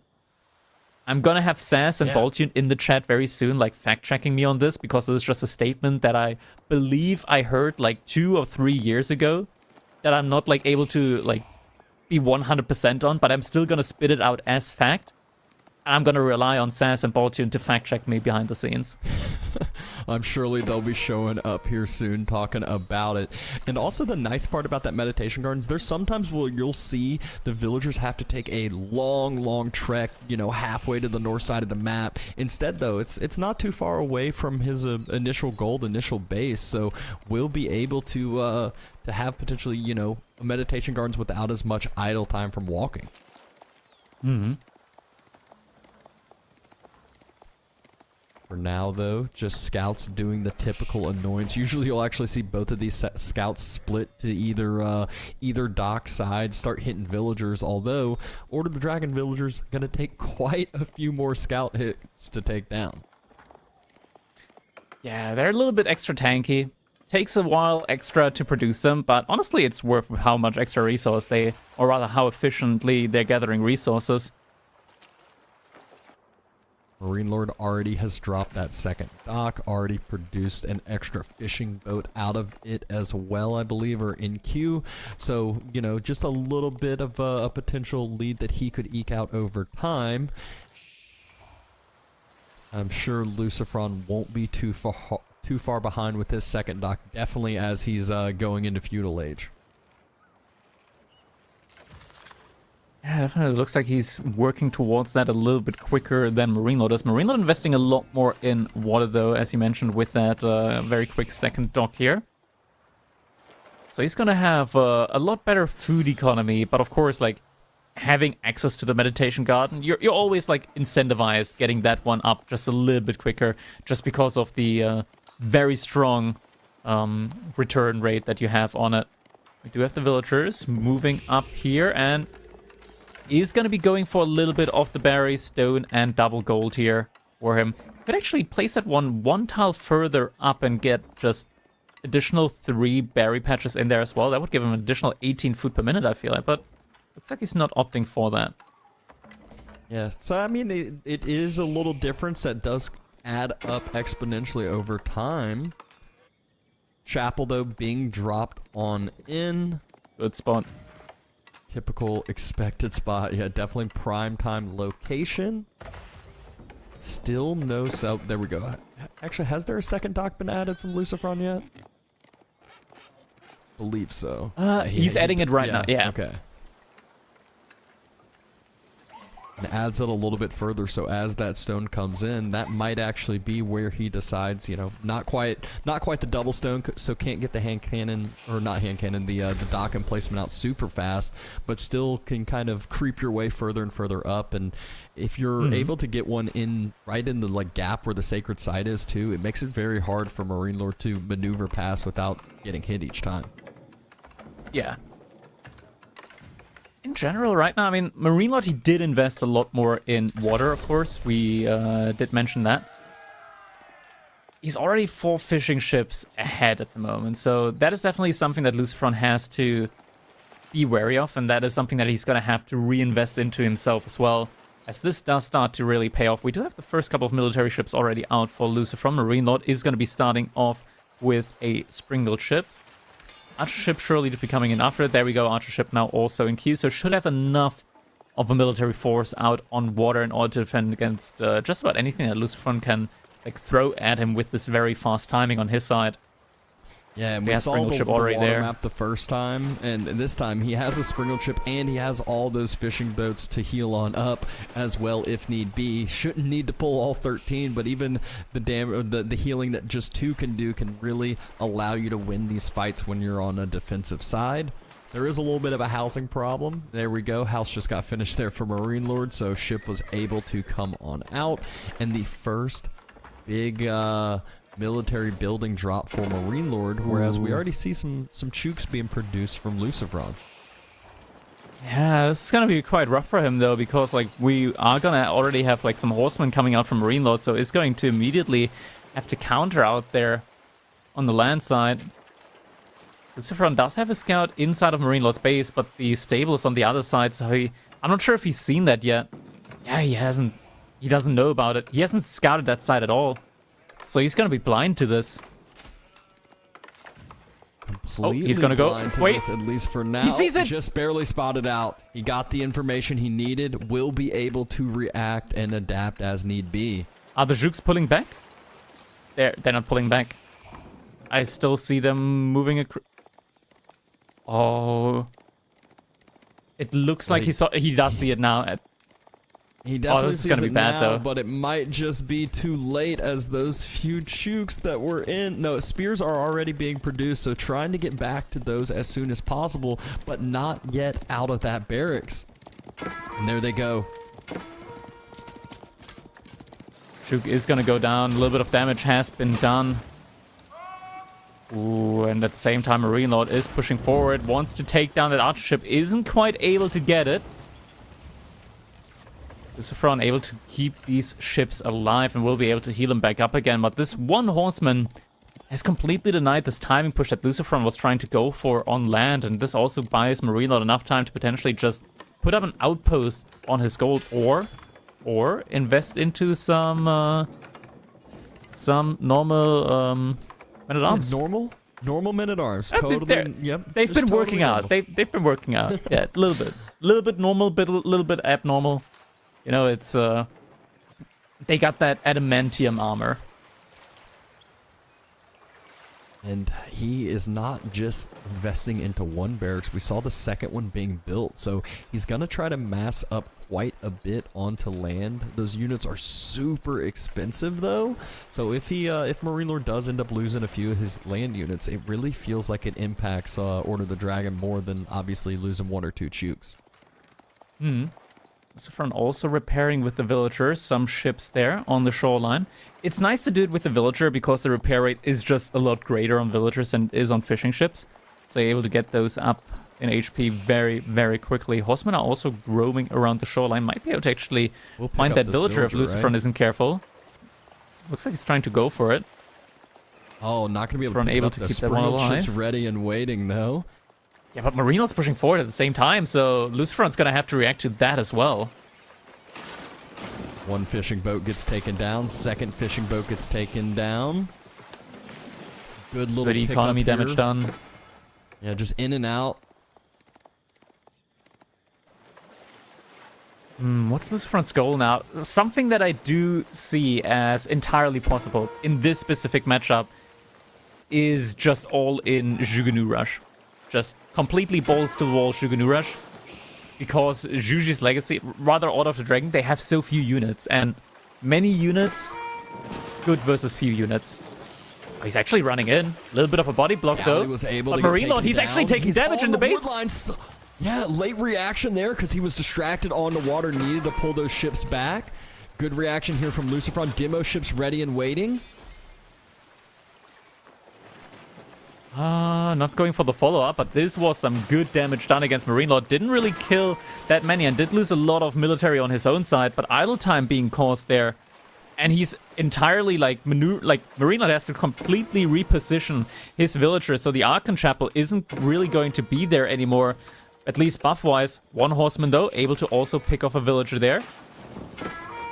Lucifron, he's moving in. Galley's out of position a little bit. There's so many demos, it's hard to snipe these out It's so efficiently. many!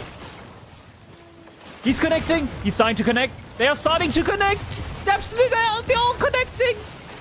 He's taking them all down. Lucifron's known for. There's not only did he take down a significant amount of Springle ships, there are a ton of damage left on some of those Springle ships that are still alive. Fishing boats have to evacuate the deep sea fish. This is going to be hurting him on reinforcements on land as well. Another Springle ship taken out. My god, Lucifron, this is what we talked about on these hybrid maps, splitting the attention from his opponents. And another Springle ship! It's not dead yet! It's still alive! It is connecting all the fishing ships! All the fishing ships! He gets him! He focused on the Springled ships, and another demo coming in. He's just relentless here with this pressure on the water. There's only one single Springled ship left. Now he even has a galley here, able to take down a few more fishing boats. And Lucifron, it didn't seem like it was going great for him at first, but now, after this huge push, he is feeling great. And another demo ship reinforcing. No and more there it is. Ships left all alive. the Springled ships down. A galley pops out to try to snipe down the demos, but there's nothing there to protect it now. And Lucifron, it looks like he's done it. He's able to wrestle water away from Marine Lord. Marine Lord at the same time able to... Well, he's just running his man-at-arms down now, trying to at least get some value in exchange, but... Honestly, it's not that much value gained, but he is about to age up. There is a potential timing here, and Lucifron's gonna have to be careful, but... Many units good versus few units. Yeah, and not only that, I mean, the main food income for Marine Lord, obviously we know with these maps, there's so much fishing that goes down, and this is not the Burgrave like the HRE Burgrave. This is the Order of the Dragon one. It doesn't it doesn't quite spit units out quite as fast, and Lucifron might still be able to react to this efficiently. Chooks, they're going to be doing 1 damage whether they like it or not, or I guess 3 damage with the triple fire, so they can really, you know, Lucifron can try to defend this up in feudal, but as we say that, he knows what's going on, he knows the position he's in, and knows what he needs to do to make sure he does not throw this game away. He is going to be aging up as well. Thing is, if Marine Lord like really goes ham on the melee infantry, all that Lucifron really needs in the end is just some crossbows, and he can get those out really quickly with the supervision. 38 seconds until Lucifron's gonna be able to match up this timing. Marine Lord, he was pushing forward a little too early. Those men-at-arms don't have upgrades in yet, and there's still 12 Chooks out on the field. Dali Horse is coming in behind this as well. Lucifron, he is just going to be going full knights now that he's got all the food in the world to be working with from that water side. Marine Lord did move out onto the deer, so should be getting a good amount of food income that way, but there it is. GG comes in. He sees the age up and he knows no way back in that one. GG comes in, tied up yet again. What a game from Lucifron. It was one, though, that early on, it felt like Marine Lord had a good foot ahead. He had a few extra fishing boats. He had a little bit of, you know, aggression on water that took down a few more fishing boats. But then all of a sudden, Lucifron with those demo ships, they're known, him and his brother both known for just spamming them out, and it's so hard to react to those. You might have a galley, you might have a few galleys, but when there's 8 demo ships, you have to pick and choose what you're actually taking down. Exactly, and this is just where that big distraction came in from Lucifron on land, just running it into the woodline of Marine Lord, forcing him to react to that, and at the same time, just completely surrounding Marine Lord's navy with demo ships, just enveloping everything in a sea of fire. Means that he was able to win out on water while also having ample military on land.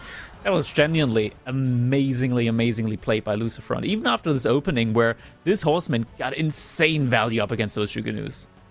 Yeah, a couple Juganoos taken out, and at the same time we said too, this replay right here, 2 fishing boats taken out for absolutely 0 response, 0 damage from Lucifron. But then Lucifron just, you know, stayed chill, didn't overstep, didn't try to react or overreact, and this is that demo ship spam we're talking about. At first, you even see a few get exploded early without damage, but the few that connect do so much damage. Indeed, they did. And a lot of Springle ships were still alive, just with relatively low HP. But all the fishing ships need to get pulled as well, trying to repair them back up. Didn't manage to get enough repair in on them. We see Marine Lord with negative 20 wood there as well for a little bit, as he just doesn't have enough wood left in order to repair all of these ships. Demo gets a big connection in there as well. And this was just the beginning of the end. When Marine Lord lost everything on water, there was just no way back in it for him. Next up, though, we're going to be moving over to Coastal Cliffs, and this is going to be interesting. We're seeing JD Jonda coming out from Lucifron up against the Ruse from Marine Lord. JD is an interesting pick. JD is indeed an interesting pick, and we all know what Ruse loves to do, which is, you know, ferry those deer on in, maybe get some walls down to stop those raids from the Royal Knights that are sure to come from Lucifron. Hit castle, spam a bunch of horse archers. So we'll see if that's actually going to be the game plan for Marine Lord, or if he has to respect some feudal age pressure a little bit more than. Yeah, this is. I'm a little bit surprised, honestly. JD as a pick there. I'm not sure what exactly Lucifron's plan is going to be, whether it's just going to be like mass knights. Now, there is something that you can do in theory, right? It's you just do the Louis or CSO strategy, you just mass knights non-stop.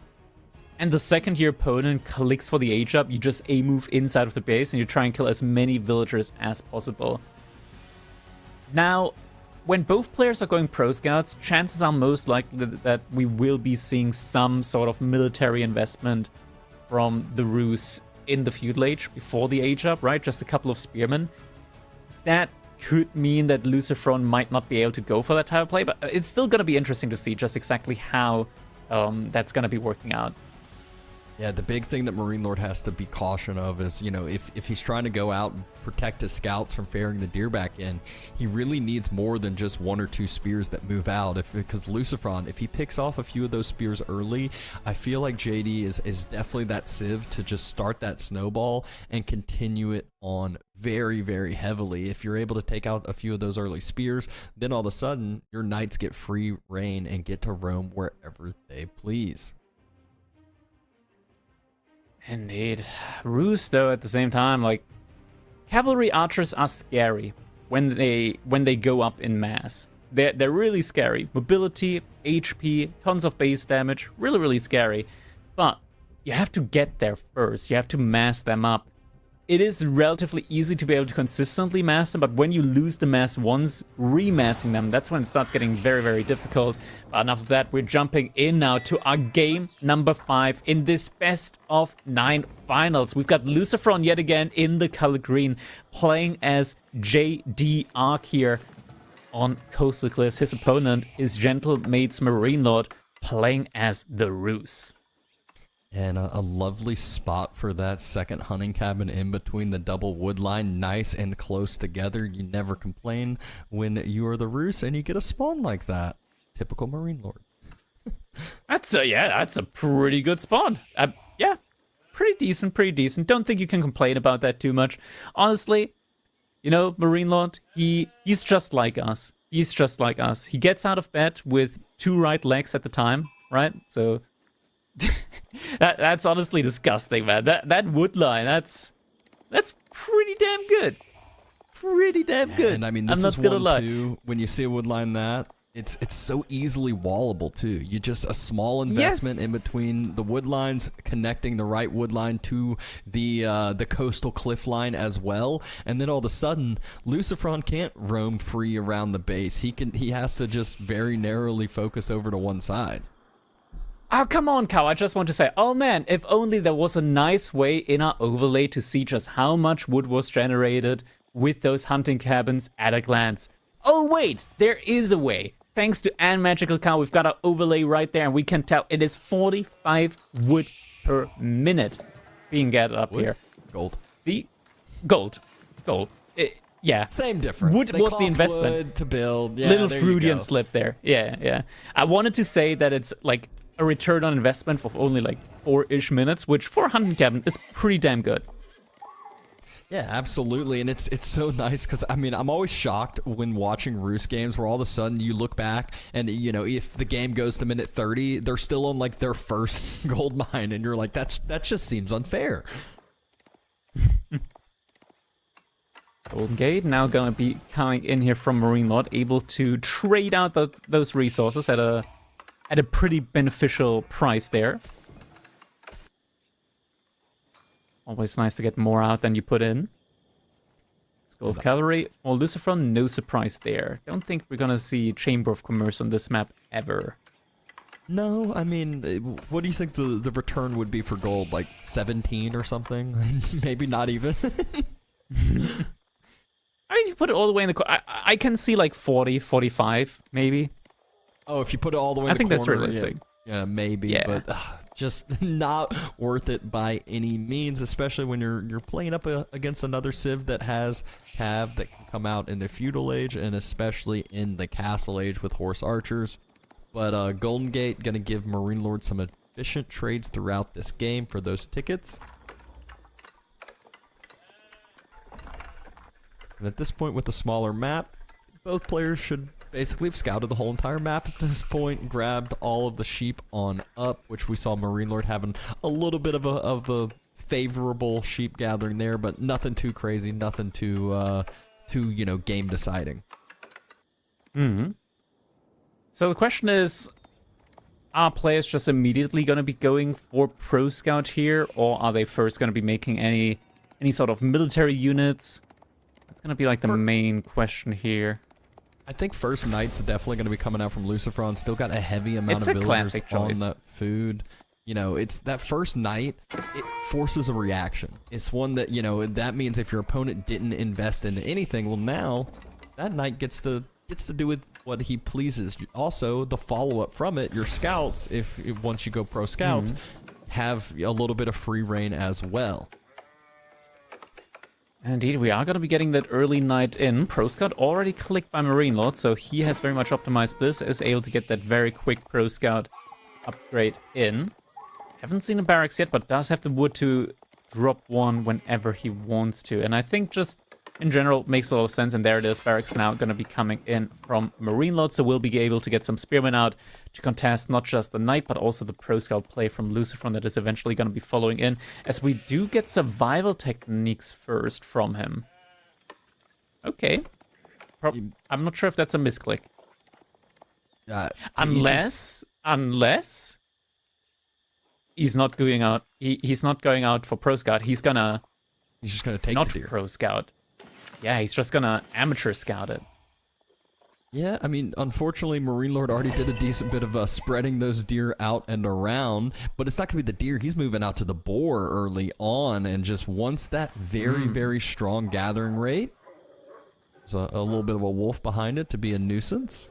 Kills the wolf first. JD going to take up that some boar. Experience as well. Yeah. Some nice experience gain as well. I mean, Lucifron, he can now follow this up with some outposts as well. Just make sure that his opponent also can't steal away his deer. He's got Warrior JD as well, so these spearmen aren't going to be too much of an issue. But we're seeing Marine Lord now also investing into a Knight, so we'll be getting some heavy cavalry out on the field as well. And this is the one that, you know, you'll see with these players in the micro that they have, that Marine Lord will probably try to, you know, go straight for that boar, cause some annoyance. That'll force Lucifron to not only have one Knight there, but potentially two, because he can just dive past it, charge Villager, get two swings to follow, and roll back on out. My God. Just investing more and more on the Spearman count right now. We already get some archers out now as well, though. Spearman Knight versus Archer Knight. JD. But also with JD, yeah. I don't think this is too bad for Lucifron, all things considered. Does have that information that Knights are out on the field for the Roos side now, but still, Lucifron just pumping up those numbers. Has all the eco upgrades except for the food coming in. It's a nice little swing twirl coming again. in from JD, and look at those spears and what the damage. Oh, good brace though on the Knight. That should be a pickup. No heal comes out. Was it still on cooldown? It might still be on cooldown at this point in time. It's still very early on the game. Yeah, it was still on cooldown. Just a couple more seconds. And the wooden fortress is being built next to the wood line as expected. Will give a little bit of a boost to that wood economy for the Rus. Yeah, 20% bonus, definitely nothing to sneeze at all. So far, Lucifron, he's still only on the boar, hasn't moved out yet to his own deer.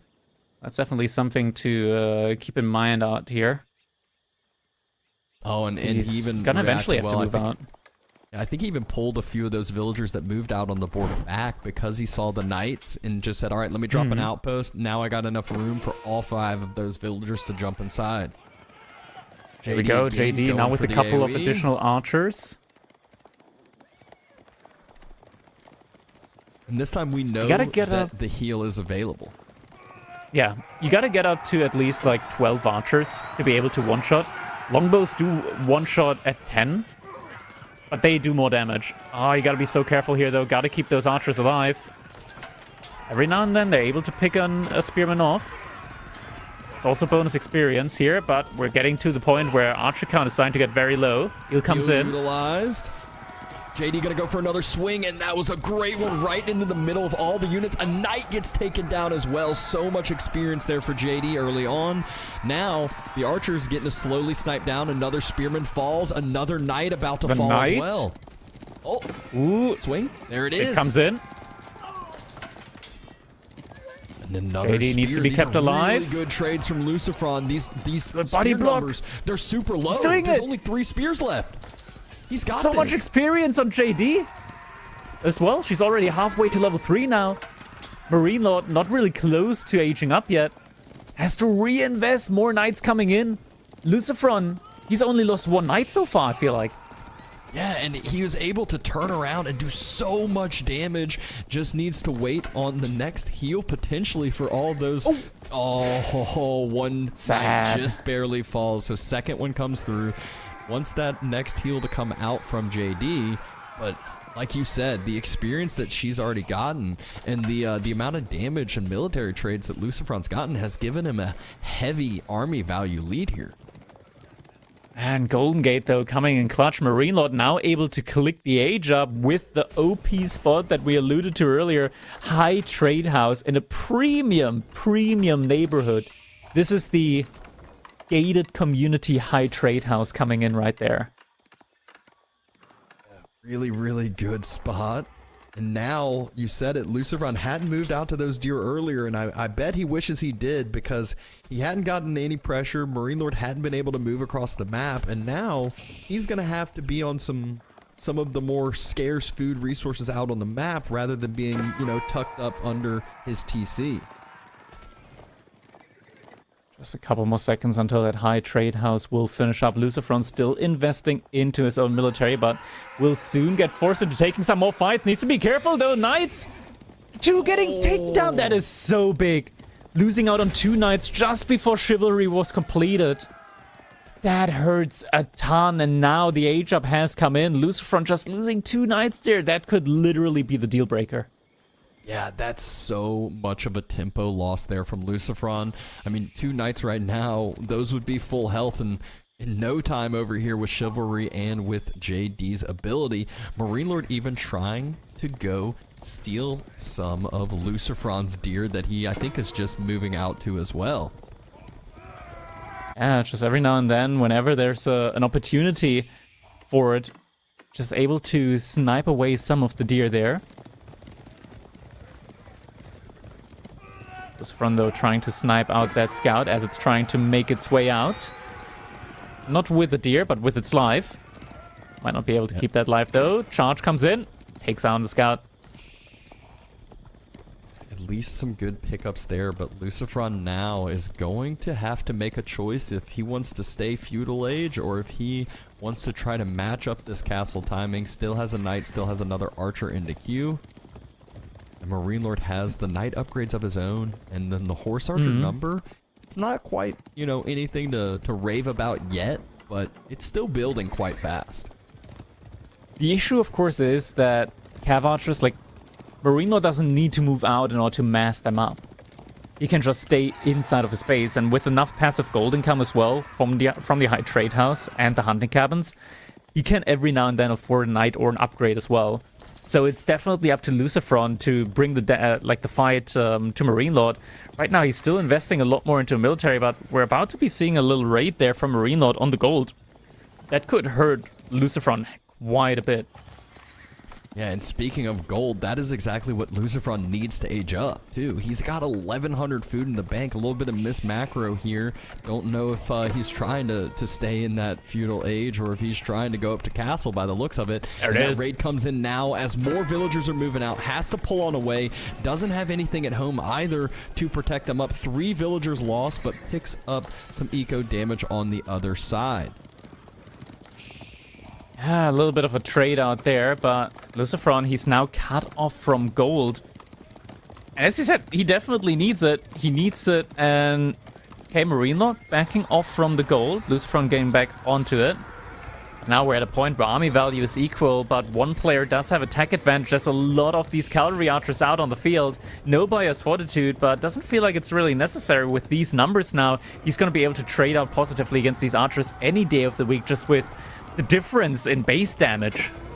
Yeah, and he also has the mobility on his side, so gets to choose the fight he takes. Right as the archers step up, he can always just turn around if need be, and that's exactly what we saw there.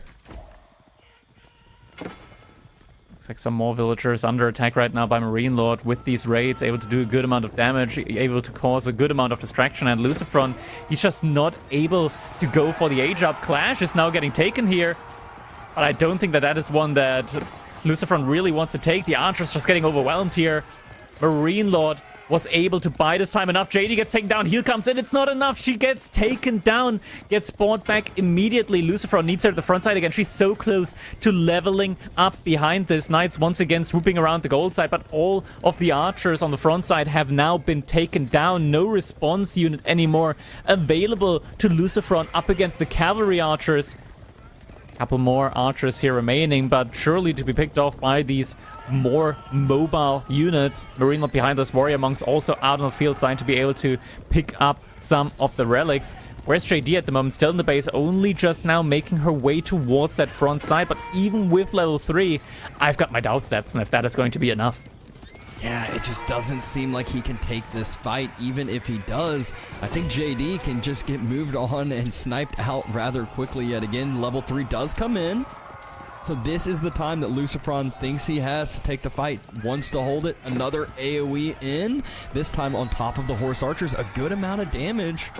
But it feels like he is just going to be stuck in feudal age for now. 26 villagers 26 on gold, villagers. Food. Yeah, so the gold is going to be coming in soon. The issue is Marine Lord, he's going to be vacuuming up all of the relics on the map. And the gold just ran out. It's going to be a significant additional delay. He can cancel knights, cancel 2 knights, and he's able to age up. 2 knights and age up. There we go. Exactly what he does right as we say that. Needs to move out on the gold. Such a bad Royal Institute. To run out of that gold. Feels like and he needs knows it, there's like... Yeah, he's got one more shot in this game, Royal Institute, to get those additional Imperial Age upgrades in the Castle Age, and you get one more shot. One opportunity.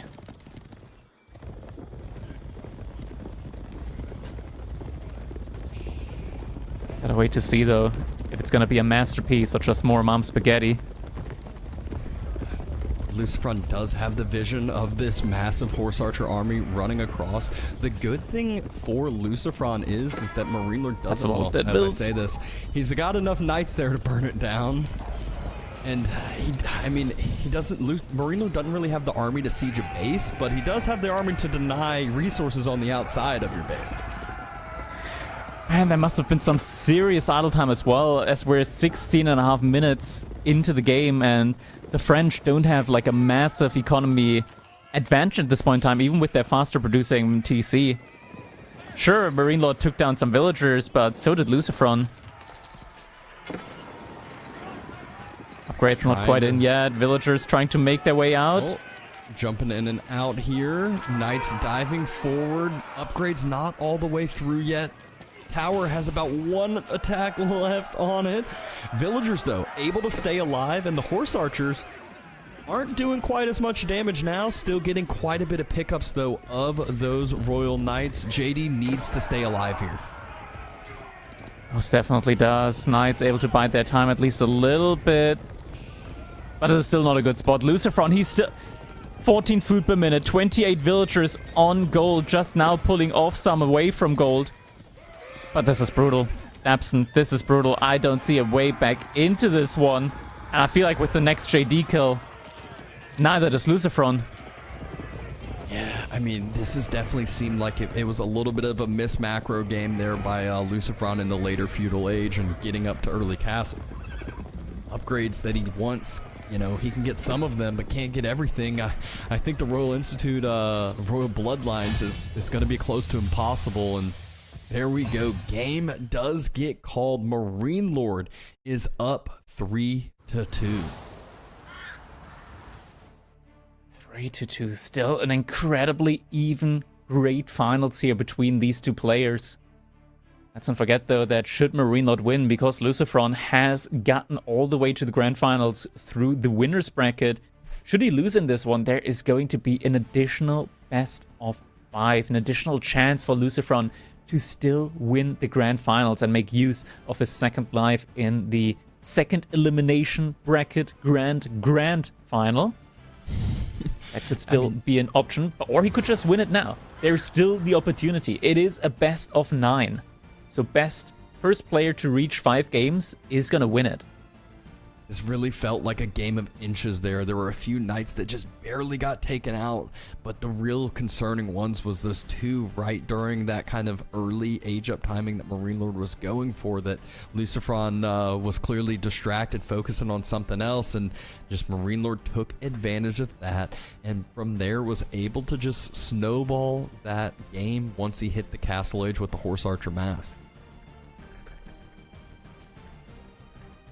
Yeah, next up, we are going to be moving over to Altai. We don't know the civilizations yet that are going to be picked on Altai, but we do know the map. And I was about to say, we have had Delhi picked quite a few times this tournament on Altai, and it looks like that is what Lucifron is opting for on his side.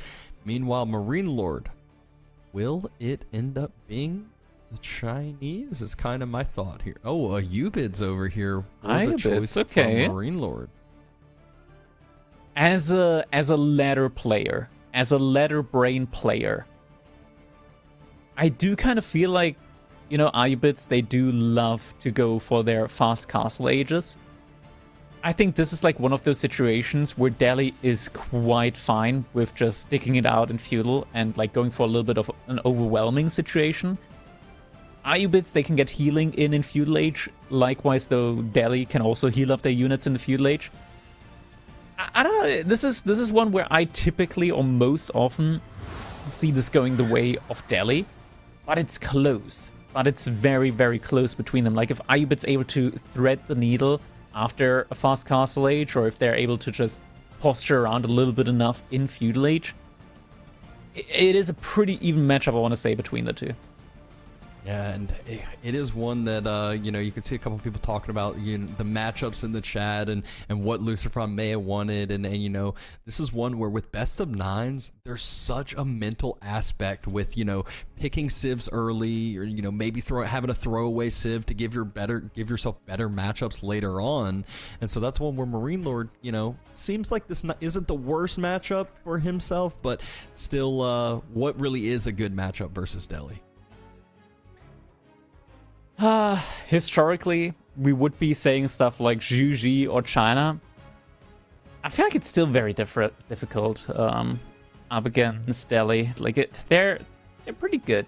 They're a pretty good civ. Once they get up to Castle Age, like even if they don't have Sacred Sites, if they have enough scholars, they're able to get so many upgrades in for free, and it is so much value getting those upgrades in. It all just kind of compounds. Then you get elephants, and if you have like a lot of infantry mass that just surrounds the elephants, it's kind of difficult. Like you can't, at least with melee units, get the surrounds in on the elephants because there's just so much infantry surrounding them and stuff like that. And the heal, every time I close my eyes and I think about Delhi, I just see elephants not dying as they're getting like giga healed by a billion scholars. You know, I can't say that I haven't seen a few clips of you tilted because of some deli elephants and the No healings way. going on. I could play some I don't know soundboards, anything but about I think those we clips. should save that from this stream here. Yeah, Deli has a soft spot in the back of my brain. Yeah, I still remember one of the games last week. I think it was Puppy Paul playing the deli, and it looked like he was all but out of the game, and it very, very one-sided, down in villagers. But all of a sudden, a few of those elephants came out. There wasn't the correct reaction from the other side. No crossbows out to try to counter out some elephants, and the game was as good as over after that. Elephants, good unit. What can I say?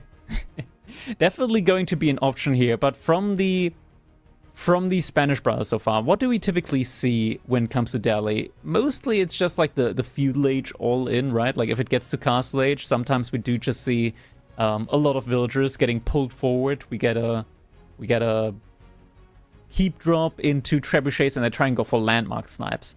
That's something that I see Vortex do a lot. I'm not sure if Lucifron's going to follow in that footstep, in those footsteps, or if he's going to be playing, or if he's open, I want to say, if he's open to the idea of Imperial Age Deli.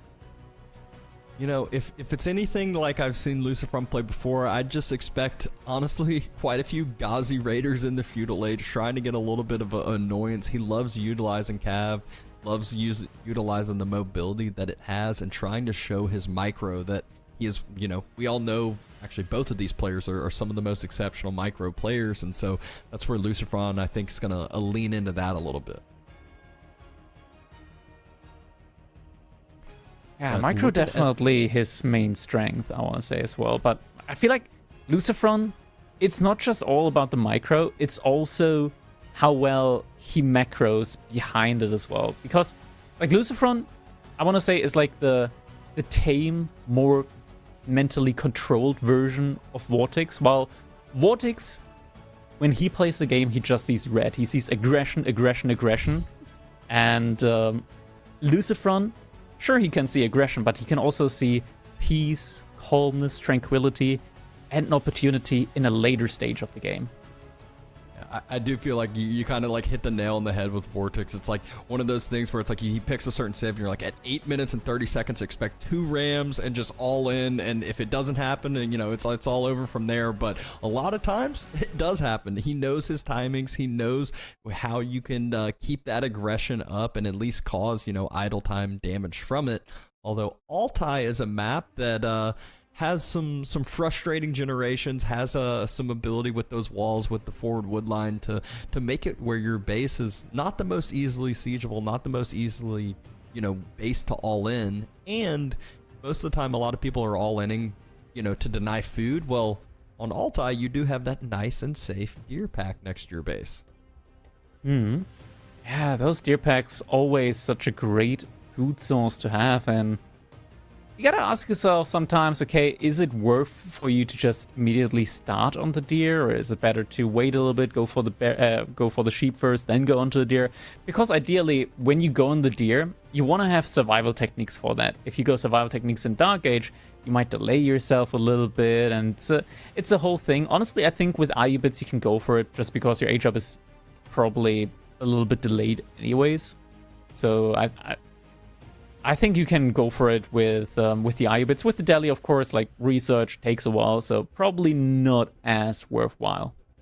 I think I actually saw Puppy Paul in that game I was talking about. I think Puppy Paul ended up going for Dark Age survival techniques and right to the deer at the very, very start of the game as the deli, which seems kind of odd in my eyes too, because you can always just go into the berries, and it's a super strong resource for all of these berry gathering civilizations as well. They got that extra bonus, and so, you know, you can just delay the deer timing a little bit to where you know you're still going to be aggressive. You know you still a lot of times are going to have that map control as deli, so you can afford to go on some of these pocket resources.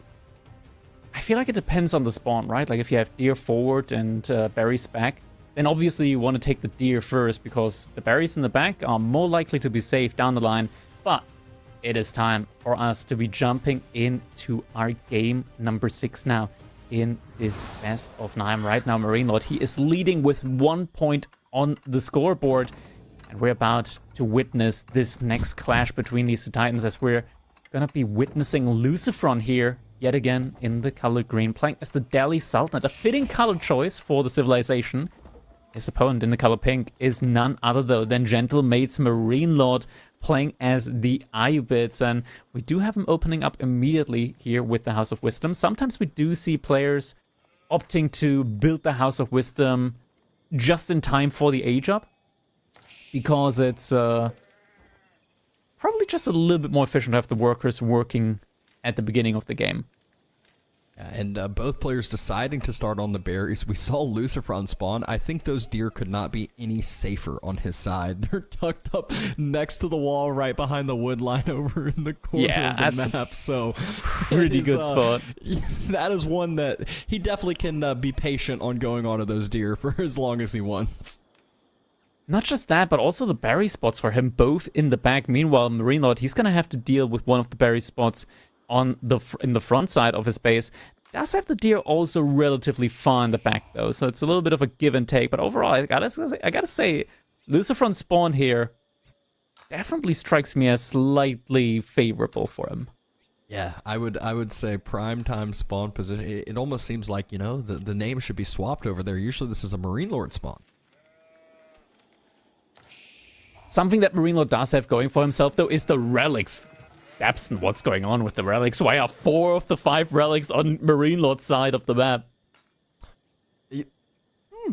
That is an answer that I do not have for you, because not only are they on his side, he's also a civilization that can secure the relics very, very easily if he decides to opt for that route. Even if he doesn't age up, you know, getting the ambulances, he can still end up dropping, you know, the mosque or monastery down quite quickly and get the extra mobility to secure those up and make sure to deny them from the Delhi side. Now, this is incredibly difficult when it comes to deciding whether it should be a rematch or not, for 2 main reasons. One is Lucifron's got a pretty good spawn when it comes to the layout of his base, right? Like, it's a pretty good one. Do you want to risk not getting such a good spawn in exchange for having maybe a little bit of a better relic spot there? Difficult. And it's also something that you just don't see immediately with the scout pathing, right? So it's not something that you can decide on immediately. Yeah, it's definitely one where usually with remakes, you want to kind of be calling them out in the first 4 or 5 minutes or so. Other than that, it kind of feels bad to do so. And if you don't scout this out early, and so, there's plenty of games where, you know, you might pass by a relic and just barely leave it in the dark and not have the vision of it, not have the knowledge of it either. I still remember casting tournament game from the past where Frisian Marshals actually spawned with 4, but the players just thought they hadn't scouted the 5th one out yet. Yeah, that's a classic. That's a classic oopsie right there. And then when they don't get all the relics, they're like, I guess my opponent managed to get one. Yeah, exactly. And then they're playing like their opponent does have one as well. But Dome of the Faith finishing on up soon. Growthwing finishing on up as well. I will say, though, that, you know, if a Ubids is forced to delay their castle age a little bit, it could be one of these that the relics don't even really come to play. Or even if they do, a lot of times Delhi can have that upper hand where they have the mobility. They have their own scholars out and about, spreading out so far in Castle Age that it might not even be something that bothers them at all. Yeah, plenty of times this matchup is decided in Fuel Age, so might not be that we're getting to this point in time anyways. Though Marino does have 4 villagers on gold, so does strike me like he might want to make this a game where he tries to go for that Castle Age. Depends on if he's going to be putting down outposts on the gold. I could see him going maybe for like a stable first, gets like a couple of Desert Raiders out, but eventually will probably still want to get an outpost up on the gold. Yeah, and I think as you said, stables, he dropped the outline of a stables, so we will see the stables drop from Marine. Oh, actually it was it is stables over there. A barracks and a stable. So he's double dipping a little bit. Production building. Meanwhile, Lucifron, I expected it before game time. He is going with the Ghazi Raiders, threw a scholar inside with efficient production as well. So those Ghazi are going to start popping out quick. Yeah, very quick production on those, and it's a great unit to have, even up against a unit like the Desert Raider. because you have a lot more base damage as well, +3 base damage means that you're able to negate the main armor a little bit, and you're still going to be doing the bonus damage because it's a ranged unit tag on the Desert Raider as well. So Ghazi Raiders are honestly quite good even up against the Desert Raiders, and just being able to heal them up time and time again inside of your base is another very big bonus point. Marine Lord behind this, he is grabbing all of the economy upgrades as well, so even though Delhi is getting theirs for free, Marine Lord is not going to fall behind too far when it comes to the economy. Also working on that Golden Age. Is he already in Golden Age 1? I think so. He did a good job spreading out the houses, spreading out the production all the way to the gold vein. So connected all and is right at 10. Now 11. Is that a range dropping as well? So that 1-1-1 production building drop from Marine Lord. He's ready to react to whatever. I'd say Lucifron could do the same. He can actually do it a little bit better though. Always being able to swap a scholar into whatever building he needs to produce from the most.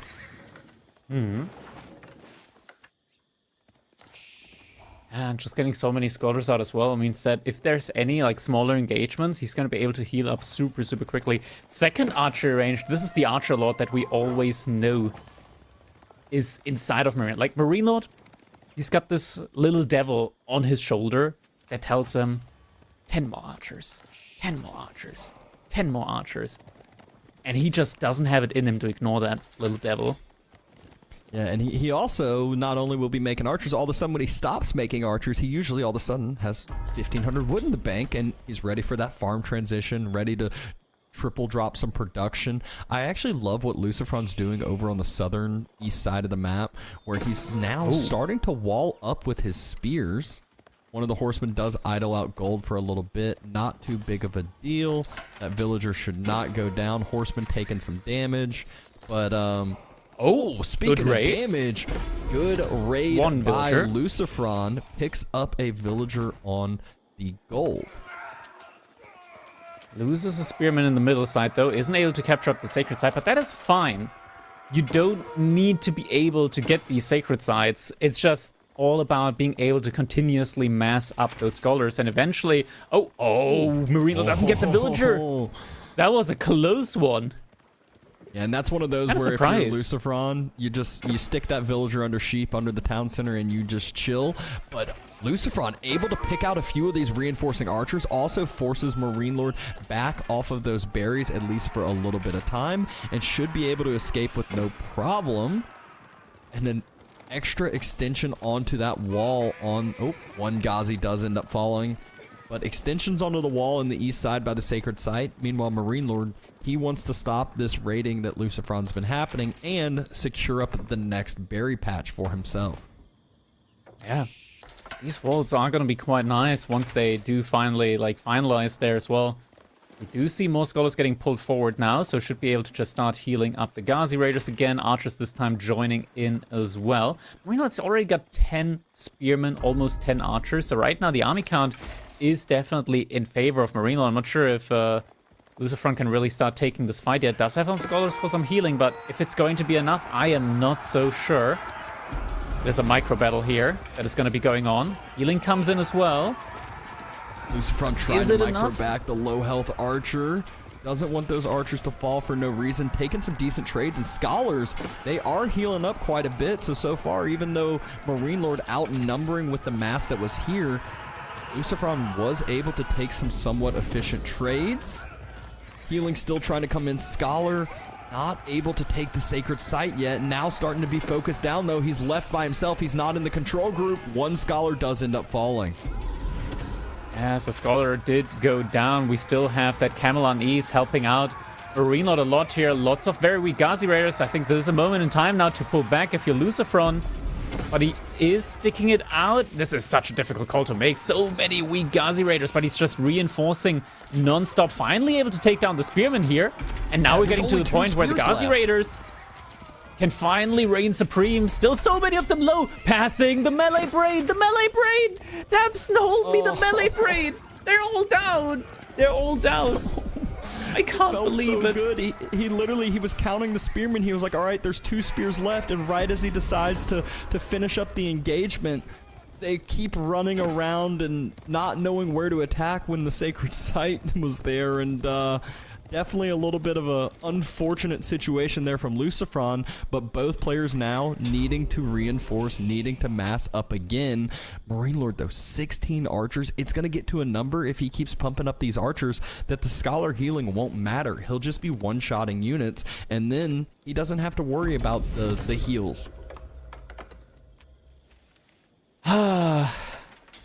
That was a frustrating engagement, to say the least. Lucifron managing to capture one of the sacred sites, but looks like that one is going to be decapped here very soon by Marine Lord, as he does already have some units out there. Yep. But is going to at least pay for one more Scholar. He's trying to go... Oh, again, picking off some reinforcing archers with that little Ghazi mass. Lucifron has been so good at doing this time and time again between these games, where he can just kind of, you know, split off a few Ghazis, whether it's going for a raid or, more importantly, going for the reinforcing production. Mm-hmm. I think there's a hole on the top of the... on the top of this wood line that he... I can't tell if that tree's fully connected to that wall or not. That's connected. The map makes it look like there's a little hole, but actually, if you zoom in, maybe there's just one tree connecting it all. It is. It's that single tree. We're getting once again to that point where Marine Lord just has so many archers that they're able to take beneficial trades even up against the Ghazi Raiders. Does Lucifron have a blacksmith? He does. The first upgrade is about to finish soon. He has 2 even. Okay. I think he just got them relatively late. Yeah, because it's always weird when you see Delhi playing and the opponents have more upgrades on them than they do, even though obviously it's a slower upgrade for Delhi a lot of times. Usually that blacksmith's prioritized somewhat early just to start that ticking going, especially when you have 9 scholars. No sacred sites yet for Lucifron, and he's still very far away from a potential age up. Meanwhile, Marine Lord, he is definitely working on that. We're getting to the point where age up soon is very possible for Marine Lord, and he still has like a very, very strong archer count. Archer ball there. We're switching over to the Nan red overlay now. Lots of Nan bread available there. Yes, indeed. There we go. And we are back. Fixed. Oh. And now we're switched. So Advancement Wing is on the way. That's an interesting one. So he wants to kill Lucifron very quickly now with the faster age up. Yep, Ghazi's trying to find a spot to focus on in, and this is that kind of situation too when you're the Delhi and your opponent ages up quicker. Even if you can match the age up timing or get close to it, it feels really bad because it takes a decent bit to get some of those military upgrades, and if you do, you're idling out one of your production buildings. Fortunately, we see Lucifron has quite a few, so it wouldn't be the worst deal, but still hard to match this when Marine Lord, he's going to have 48 archers, and those archers are going to be upgraded really quickly. Yeah. He's already in Golden Age 2, so as you mentioned, yeah, he's going to be getting the upgrades in very quickly. He's got so many archers as well. The Ghazi Raiders just aren't going to be able to do too much against them. Once those Castle Age upgrades come in, we're speaking of archers that have 9 base damage against just 3 ranged armor. Looks like we might be getting an engagement in before the Age Up comes in, though. Or at least Lucifron is going to have the opportunity to take a fight before the upgrades come in. Switching around the sides. First Sacred Sites now being captured up again. Lucifron, I think he knows that something is up. He sees that Marine Lord doesn't want to take the trade anymore, so he knows, okay, I think my opponent might be aging up, and he could be correct. Age Up comes in, and immediately he switches back forward again. The gas pedal is now stuck. Yeah, and Lucifron, he knows that this is the timing he needs to punish Marine Lord for that age up, but instead, he realizes, I I don't think he can do anything. He turns back on away. Marine Lord's walled his whole base on in. He is running lower on some of those food counts. As I say that, though, I think he hasn't even touched the initial deer pack next to his base. He's just been able to take the berry resources out and about. Still actively gathering the resource from the sides. Now the Archer Ball is starting to move forward. We're about to be seeing those upgrades come in. Lucifron, he has not walled in the front of his base. Spearmen were pulled to wall the side there, weren't able to do so. Now the Archer is tearing them apart. +2 pierce damage in now as well. These Spearmen not destined to make it back home alive. Side captured up yet again. Ghazi Raiders going around the side. Looks like Lucifron's actually trying to go for a raid here now behind this. I'm not sure if he wants to do that, though. He's about to have a Castle Age army inside of his base. Ghazi Raiders find some villagers on gold. That's not all the gold villagers Marine Lord has, though. And Marine Lord is not falling back. Side by the sacred sites. It's triple outpost investment. They're not quite finished. There is a scout there. Should be able to. It's not triple. It's 5 outposts being invested here. Lucifron, he just wants to be able to have enough spaces to house his villagers to jump on inside. But these are veteran archers, and Marine Lord's happy to tank town center fire. Jump inside. It's not just the archers here too. Villagers making their way out, trying to at least. But the archers are following up. Archers, they could jump inside of the TC. Ghazi Raiders still trying to find some damage inside of the base from Marine Lord. Doesn't look like they're quite finding it, though. Villagers in the wood line kind of stuck, not able to get out there as well. Ghazi Raiders, there's only a handful making their way back. Still more going for additional raids. Marine Lord's just barricading himself behind palisade walls, trying to keep his own villagers alive there. And this is the benefit of having those walls. Lucifron calls it, does not have the ability to come back, does not have the capability to take that game. And honestly, those walls is what saved Marine Lord. He made it to where his villagers just ran through the gates, and then the Ghazis that Lucifron split off weren't able to do anything. So solid game there from Marine Lord. Really good trades early on. Looked like there was a spot where Lucifron was about to be able to, start taking the military advantage, start being able to take the sacred sites and the map control, but wasn't really ever able to do so. Yeah, now we're gonna be going over to potential match point for Marine Lord, but once again, small reminder, because Lucifron made his way into the grand finals through the winner's bracket, he still has his second life chance in this tournament. So should he lose this one to Marine Lord, there is going to be an additional best of 5 grand final game after this set, should Marine Lord win the next one. And honestly, the odds are a little bit stacked against Lucifron, because next up we're going to be seeing the House of Lancaster coming in for Marine Lord. Lucifron on the Abbasid on Old Land. That's an interesting matchup, not one that we see too often. I'm honestly thinking about this right now, Debs. Like, I think Abbasid probably not that bad up against like the famous House of Lancaster all in. Yeah, I mean, Abbasid's really shocking with, even if they, stay on one TC, it's really shocking how much fresh foodstuffs actually impacts how much military you can get out on the field. I remember, back in the day when I was playing ABBA a decent bit, I was always very, very shocked when it's just unreal how much food it ends up saving you, because villagers are a thing you're always producing, and if you get a nice old savings on those villagers, you get to spend that food elsewhere. Yeah, indeed.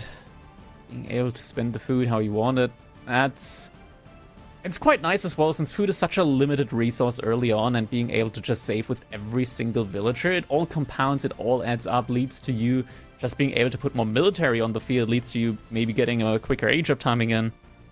And especially since you don't have to have your villagers working for that age up duration, you're going to have a lot of resource to spend once that age up does eventually come in.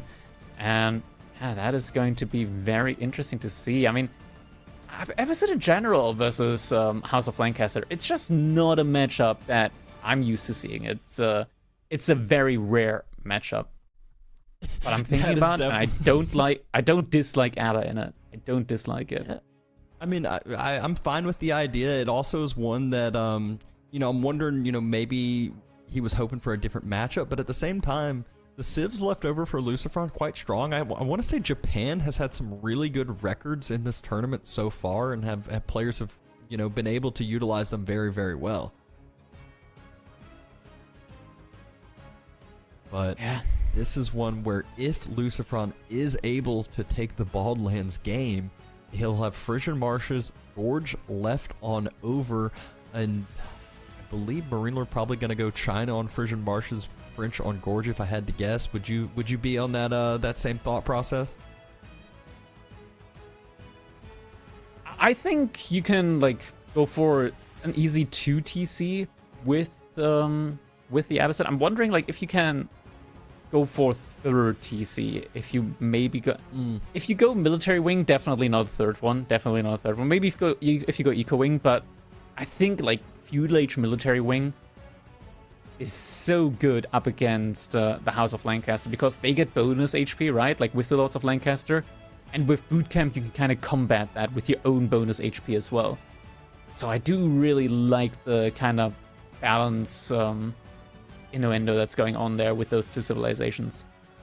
Yeah, unfortunately, Baldlands is usually when you're thinking about 2 or 3 TC play, especially with 3, walls really will be the thing that kind of helps impact you and save you quite a bit. But Baldlands, not the easiest map to be able to wall up on and be able to allow yourself some safety and some, you know, cornering where your opponent can actually attack from.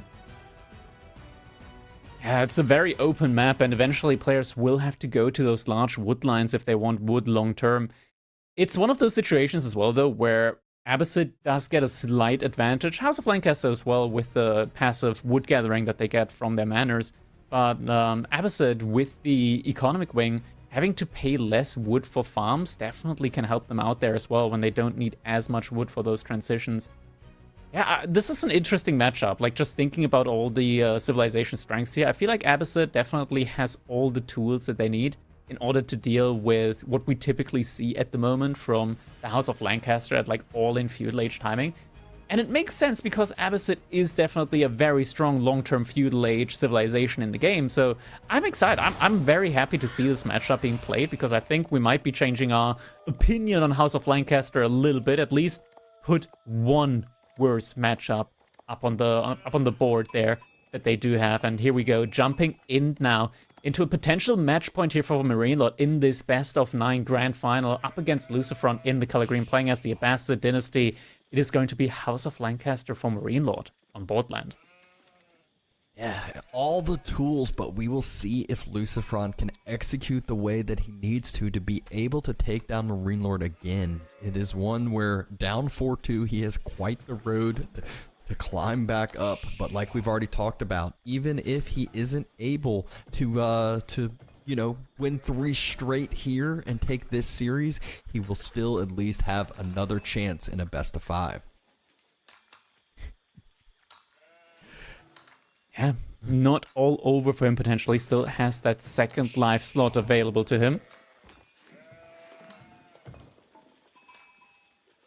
3 villagers on gold. It's so nice with House of Lancaster getting that bonus gather rate on the sheep means that they can immediately send 3 villagers out to gold and get a perfect age-up timing in.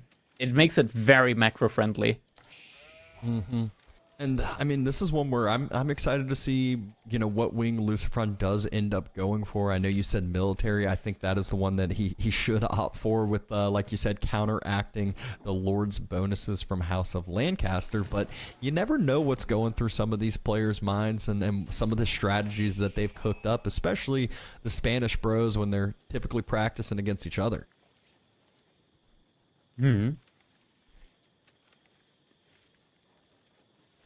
When it comes to like spicy builds though, I want to say like the Spanish bros, they go for some interesting timings, but it's nothing really that shocks you too much when it comes to like the plays that they're actually going for. We do see the Abbey of Kings coming in now from Marine Lord, so this does kind of play into that feudal age build that we see from House of Lancaster at the moment. Military wing from Lucifron. I don't see any villagers moving out yet to stone, but I do think that he should be going for a second TC here, just because it perfectly complements Abbasid in this matchup. Yeah, I mean, it is one too where, you know, if you go with that second TC, there's spots that you kind of can secure for yourself without having to send military out over there. You still want it connected to your House of Wisdom, so that way you can get that nice bonus, especially the first initial bonus. I feel like is one of those keys to get as early as possible. These lots of Lancaster. They're really quite strong when it comes to just the HP that they have and the base damage. 16 base damage. It's quite a bit. Sure, they've got very little attack speed, but the damage is it's quite brutal when the hit does come in. Just a very tanky front line as well. Villagers now moving out to stone, so we'll be seeing that second TC coming in. Good amount of sheep trailing Lucifron Scout behind him. Obviously, you know, being ABBA, you're totally fine with staying on the berries for quite some time, but if you have sheep to fall back to, that makes the second TC play even easier for yourself.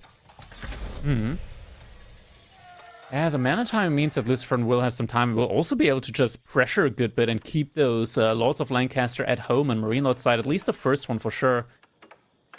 Looks like Marine Lord is rushing up that first manor with the gold villagers. That does mean, though, that he's not going to be able to immediately queue up an additional Lord of Lancaster, so we'll be on just that one for a good bit. Is there a house being built from Marine Lord? It's the manor's, the manor. yeah. Yeah, the manor. I totally, you know, this is one where I haven't played these civs as much as the old days, but I don't think he idled himself out. I'm sure with Marine Lord, with the timing he has, that he'd be good to go.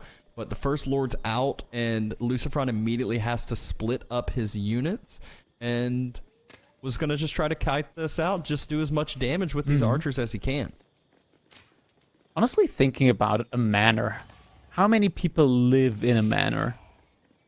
The Lord and his family. Should it really give the full 10 population space? I think manors have a lot more than 10. If anything, it should almost be like a Chinese village. No. We don't want to think in that direction. We don't want to think in that direction, Dabs. And it's already insane that a normal house baseline has 10 people living inside of it. We gotta go the other way around.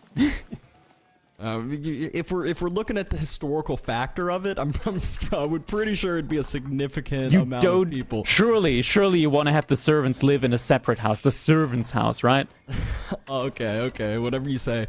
The TC, it's not going to be connected up to the House of Wisdom, at least as of now, but it is a prime time location spot. Has some nice berries, has plenty of gold tucked up next to it, and now Marine Lord, I think that was 2 more additional manors, so he will be 3 of 3 in just a second.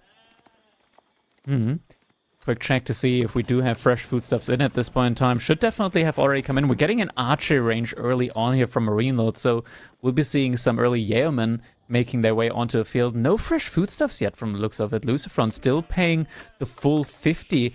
That is weird because he's already gotten horticulture in. Yeah, why has he not gotten fresh foodstuffs in? I feel like a huge oversight in my eyes. It's such a strong upgrade, especially when you're dropping that 2 TC. It makes that second TC pay off so much quicker. But he does have a gold secured, so maybe that was the idea, was, you know, okay, let's just take away, you know, get off this gold as soon as possible, get that second TC down. But he's still not even over onto the gold next to his second one.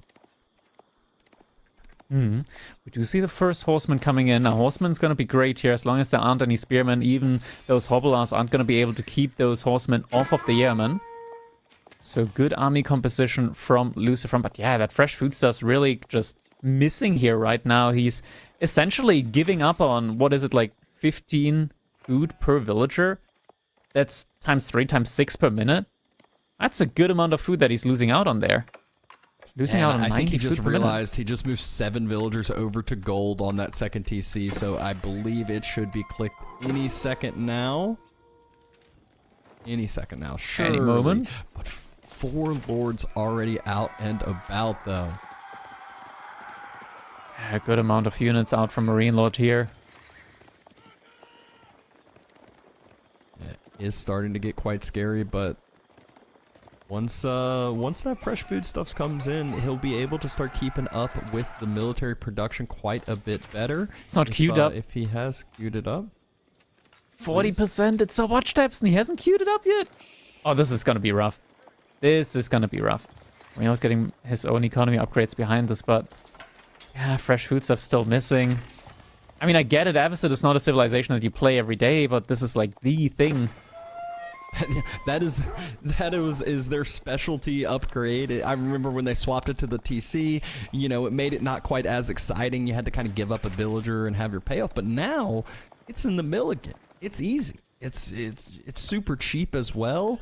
Spearman upgrade coming through. He's got plenty of gold, and the biggest thing he's lacking as far as resources go is his food, so this gives him that extra breathing room for food. Horseman, though, running into the midst of the army from Marine Lord. It is spotted moving across the map, and there is already quite the big buildup of this military mass from Marine Lord. It's so much, and Lucifron just does not have enough military units to respond to this, and I feel like this is just because of that fresh foodstuffs not being in there. And you know what I'm fearing?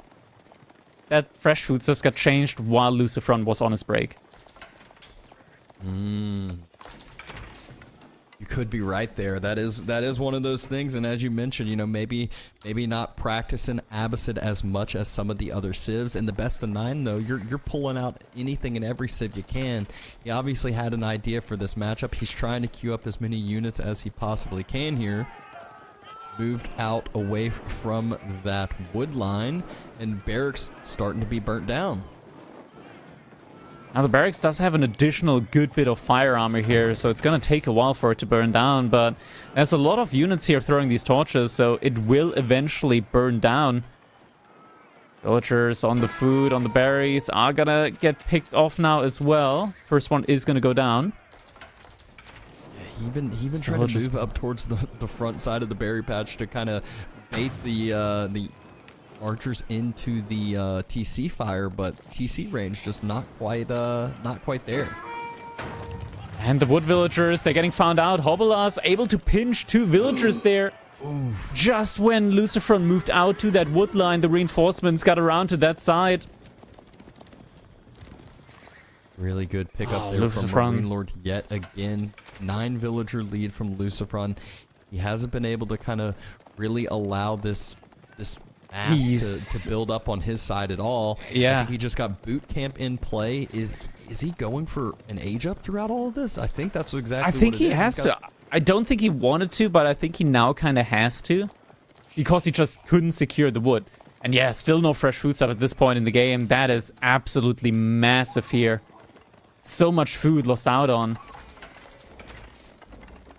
Marine Lord circling with that big army mass that he has, trying to find somewhere to do some damage, trying to find somewhere to get some economy damage. Culture Wing on the way. 100 seconds until it finishes. A nice little raid there from Lucifron with that horseman mass. He's trying to force Marine Lord not to push forward with this army, but I think the second TC is just going to get given up. He's just going to have to tuck tail and run on. Oh, actually, it's not. I guess Marine Lord doesn't pull that trigger yet. He's waiting for siege engineering. He's researching siege engineering. Little does he know, Lucifron's already basically excavated from this location, taken off and away. So even if he does take down the TC, it at least, you know, the villager bonuses that Lucifron has, he shouldn't lose that many villagers from this. Now, there's still one way for this to play out. It's with Lucifron now going for mass Golems, right? Like, he still has a good bit of gold. Golems cost, like, what is it, 30 gold each? So he's going to be able to get, like, 10 of them out. He does already have boot camp, so the Golems actually have almost as much HP as a Castle Age Knight. They're incredibly, incredibly tanky.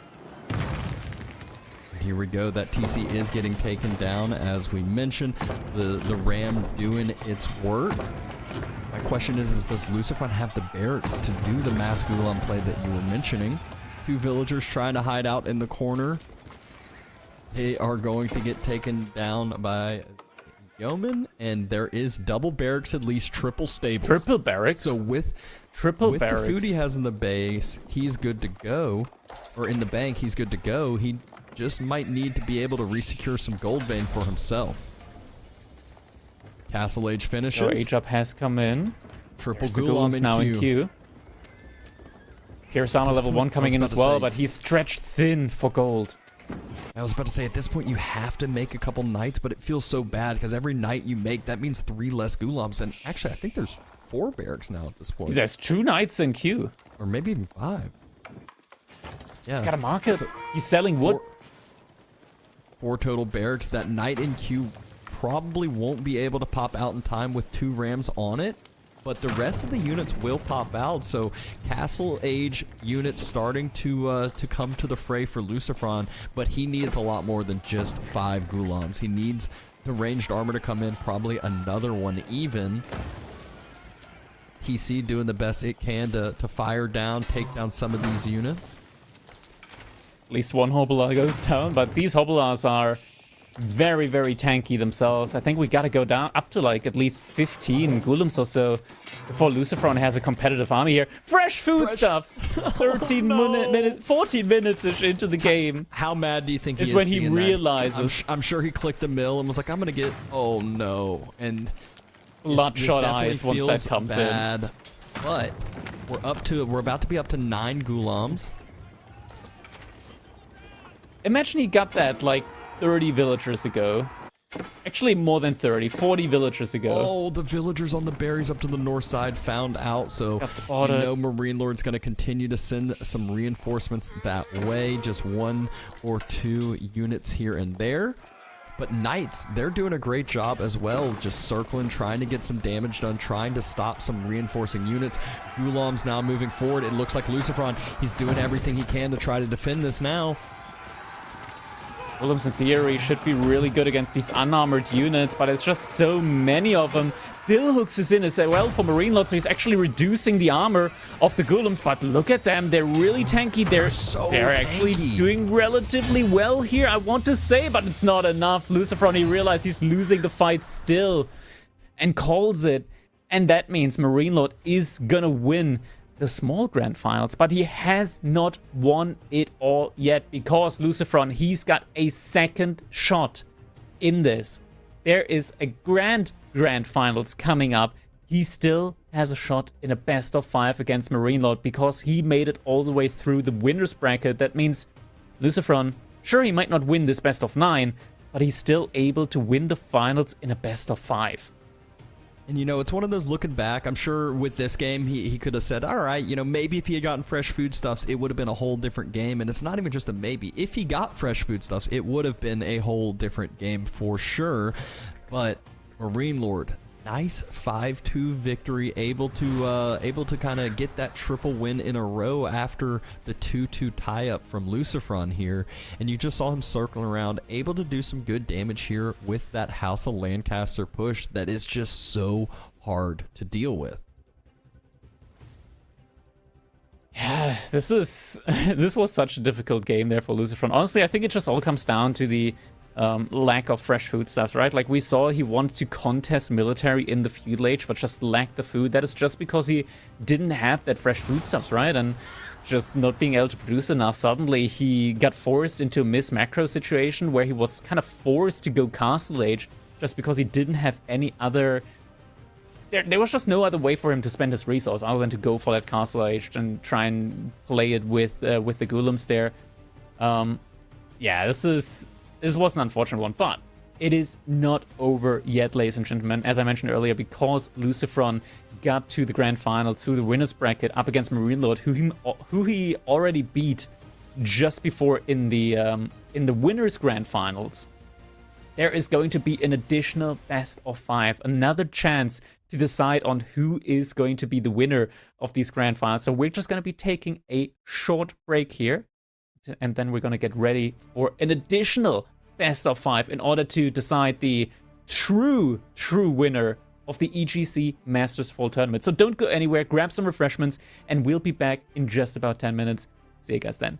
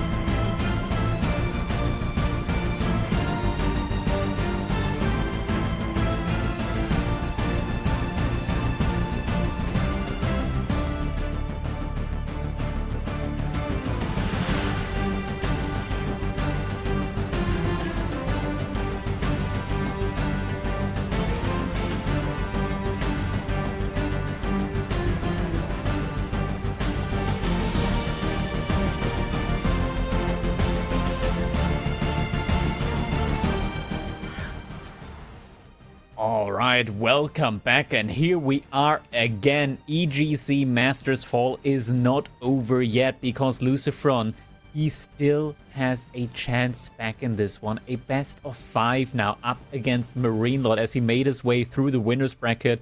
He still gets another chance in this one, and Dabson, we got a draft, this time a best of 5 draft, so we do have some bans this time around. Yeah, the double KT ban. Not too surprising, especially when you got any water map in play. So neither player going to allow that or the other. But Lucifron does have Chinese, definitely talked about being super strong.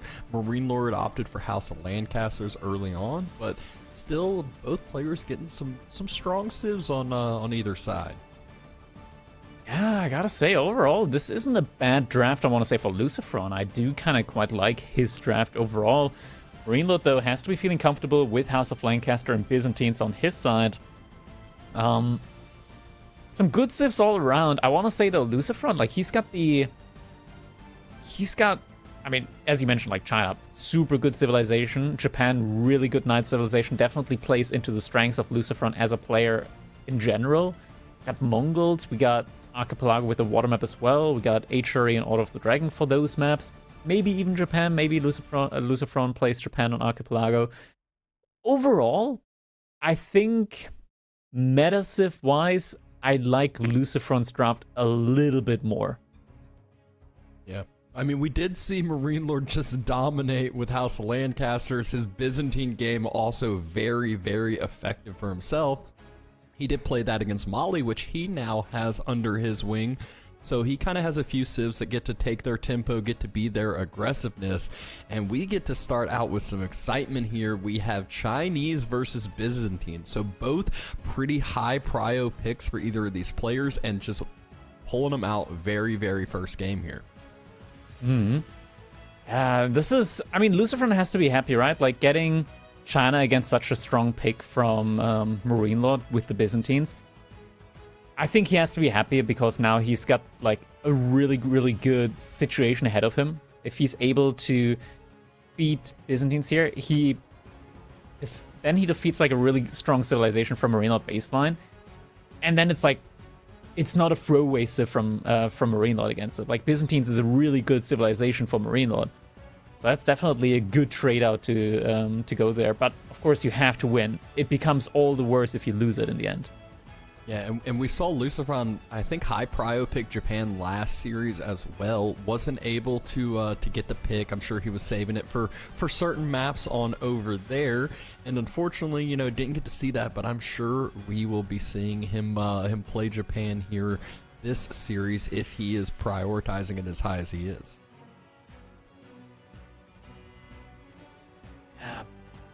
Prioritization here on these civilizations. I'm wondering genuinely what civilization Lucifron would pick on Archipelago. Maybe Mongols? I mean, we saw English attempted from Marine Lord last game, so that might be what his thought process was as well. He was like, look, Marine Lord did it wrong. Let me show you how to do it, you know? Yeah, English definitely an option on Archipelago, but I don't know. I feel like it's one of those situations where... yeah, English is baseline, not that good on a lot of other civilized situations, right? So, sure, you can use it there. Admiralty is definitely one of those technologies where when it comes in, everything starts being possible again. Until then, English definitely like lacks a lot of capabilities. The king is also just very nice to have, and yeah, I mean, it's an interesting one. A lot of choices there to be made. Yeah, you can always see HRE get pulled out on water maps. Obviously, that's a civ that is strong on hybrid water and land maps altogether. So, kind of just depends on what you want to be saving it for and kind of how you prioritize your picks. And it is, I feel like those are the two main picks that I would think Lucifron goes for. Marine Lord, obviously, we have seen French quite a few times there on pure water maps as well, and then Order of the Dragons always is another that comes to mind too.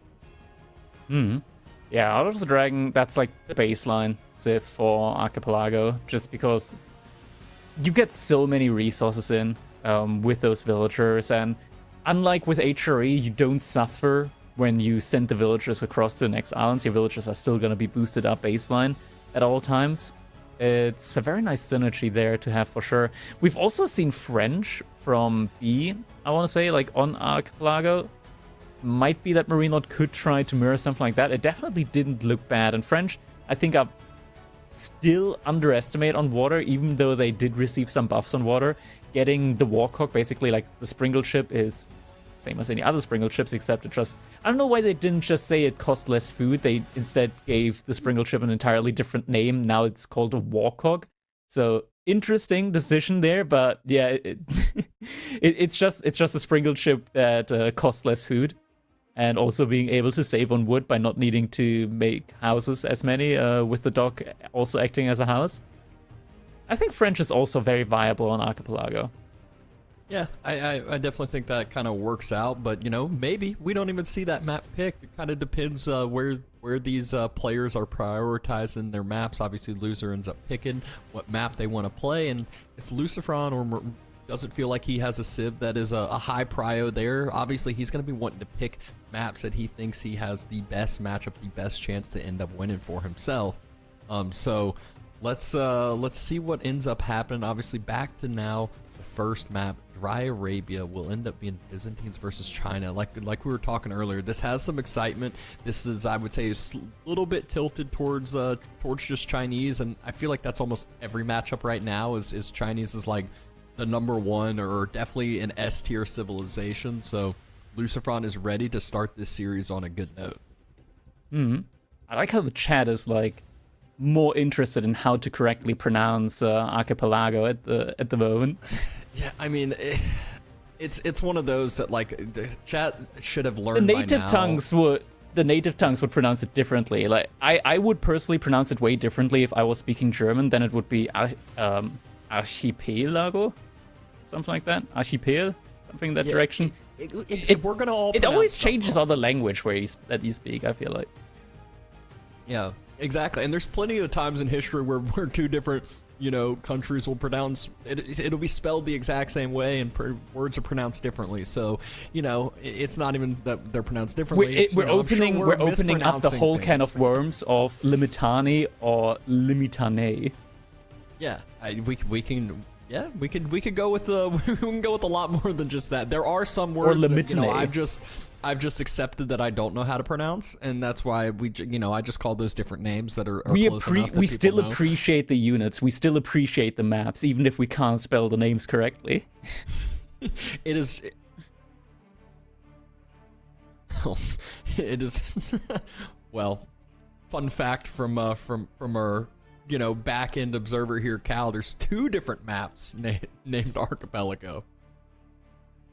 Okay, so Avely apparently made a similar one, a knockoff version, so to say, an off-brand. Oh, see, now they're bringing up how to pronounce mustache. Mustache.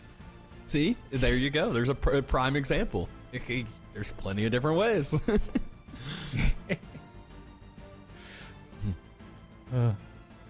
China up against Byzantines. Let's talk a little bit more about the game, right? Because we're gonna be most likely be seeing Pro Scout. I'm wondering, like, Marine Lord so far has struck me as a player that really does enjoy adding in horsemen with Byzantines, just a couple here and there. And it makes sense, right? You produce them so quickly. Sister level 5, you're pumping out military units like you're the Delhi almost, and in that regard, just being able to very quickly mass up 3-5 horsemen, force a military switch out on your opponent's side, that is very strong. I'm wondering if Marine Lord's gonna like go all out and try and deny the Pro Scouts, and if Lucifron's gonna try and immediately go for the fast Castle Age, or if he's gonna try and make units in the Fuel Age. It's always difficult because olive oil units are just so efficient when it comes to their value. Yeah, I mean, it is one where Lucifron, though, on yet another civ that can really adapt very, very quickly with the 4 IOs that are sure to come out, which is crazy how fast they come out now. It's like 4.5 minutes. He'll end up having 4 IOs, able to do whatever he pleases. He can always go supervise whatever production building need be, or, you know, grab a bunch of tax gold, get himself the gold he needs for castle. But enough of that. game number 1 of the grand finals. Lucifron versus Marine Lord, and Marine Lord playing the color pink still as the Byzantines, and Lucifron color green playing Chinese. This time we do have Marine Lord not going for that 2TC play, so makes a lot of sense in this one. Like 2TC against China, you just don't have the tempo. You gotta actually like go for your own fast castle or like all-in feudal type play here. So no 10-second TC here. Instead, lots of villagers on stone early on in order to be able to get those very, very quick cisterns out. Lucifer on the other hand side, no early Imperial Official, instead will be making those once he hits feudal age with that Imperial Academy. And I love the different build orders that, you know, players will end up having. At this point, you know, obviously in tournament play, you can't just have one build. You can't really even just have 2 builds with civilizations. You got to have a lot under your belt. You got to be able to adapt. So it really shows the practice and the gameplay, because there's so many civ matchups. You got to really know what you're prioritizing, and not only that, what your opponents could be prioritizing and changing up on you as well. So Lucifron getting a little bit scammed here right now. Just looking at the sheep, he's got a Chinese scout and still not finding a lot of sheep on this map. It's not like he's trailing behind the scout from Marine Lord. This is looking a little bit rougher right now. I feel like he's doubting himself as well right now. His sheep scouting is starting to become a little bit erratic as he's just not finding sheep at the moment. And yeah, Marine Lord, he's just scouted his corner and already got a good amount of sheep in. Yeah, always one of those unfortunate things, especially as the Chinese. That's one of the civilizations that actually does prioritize the sheep quite a bit. They love being able to have, you know, just sit under that initial mill for an extended period of time. Gives yourself, you know, plenty of tax gold, easy place to supervise as well. Speaking of supervise, we have the Imperial Academy on the way up, so more IOs will be popping out in no time. Imperial officials, definitely one of those things that just skyrocket your economy very, very quickly. We do have Marine Lord now going for that level 3 cistern on his side. Still has the 3 villagers on stone, so will not be stopping anytime soon when it comes to that cistern scaling. I'm going to check just how many sheep Lucifron currently has behind his scout, because I'm not sure if we're still only on that one sheep that he... Okay, no mind. He managed to find a couple more sheep. I'm not sure if he maybe dropped off a couple earlier next to his mill. I think he dropped a couple earlier next to the mill as well. Looks like he's got he definitely did. So he did. But that still is one that now it does feel bad, because it looks like he is cut off. Marine Lord will have to circle all the way around his base, so might be able to, you know, make the cut through in front of his TC and not allow Marine Lord to get any extra sheep than he could. Villagers now moving over to the wood line. Still only on that single villager on gold. Actually, never mind. He sent the villager out in order to kill that sheep. That way, Marine Lord wouldn't be able to snag that one. And once he gets Pro Scouts in, he is actually able to pick up that sheep later down the line. So it's not like that sheep is going to be there forever for the rest of the game. No, Pro Scouts also allows you to pick up sheep carcasses. Yeah. When are they going to add improved Pro Scouts to be able to pick up boar carcasses? Improved Pro Scout's already in the game, but instead, what it does at the moment is it increases the scout damage against huntable animals from 200% to 300%, which is very useful. Yeah, very, very useful. But yeah, if it could allow you to pick up boar carcasses, that would actually be a potential new build there for some Mongols. But Grand Winery 30 seconds away. Marine Lord already at water level 4, so his economic bonus, his economic buff, obviously that water level, that extra gathering and whatnot for the villagers. Meanwhile, Lucifron's, we already see the 3rd IO out on the field, and I'm sure he will have the 4th queued up in no time. There we go. Looks like attacks drop off. Pro Scouts queued up as well. So very, very solid timing for himself. Gets enough gold for that last Imperial Official that he needs as well. And now we'll be able to just quickly pump out some of those scouts for the first volley, or rather the first bunch of deer to be brought back. Marine Lord, on the other hand side, is starting to gather up some olive oil, but I think he did add the barracks, so could be pumping out some Limitani, but by the time the Limitani arrive, Lucifron has plenty of time to add in his own archers. Yeah, and I mean, this is definitely the point where, like, Lucifron should be able to get those first few deer back in very, very quick onto that mill that he was supervising, and can then try to maybe, you know, attempt to steal some of Marine Lord's side, although isn't always the easiest. It's a lot of times easier said than done over there. First one, though, snagged, slowly trekking on back home. Marine Lord did spot that one out, so that Limitani is now on a journey to try and bring that deer back. Doesn't make it the easiest to snipe out. This is where the vision can really get. Oh, he's gonna juke it. Where'd he go? This is the game. Where'd he go? This is the game knowledge. I know he was somewhere around here. Oh, must have been the wind. Gosh, Lucifron. What a must have been the wind. Oh man! And big shout out to good old Observer Cow over there for letting us see that and letting, you know, vodka. Okay, gotta give vodka some prep and some shout outs as well. But now we also see Lucifron starting to get that archer number up before the set of longbows come on out to the field. And by the time that first set of olive oil units are out, Lucifron, you know, already has a decent number of archers out for himself, and horsemen moving forward and being produced too. So horsemen, archers.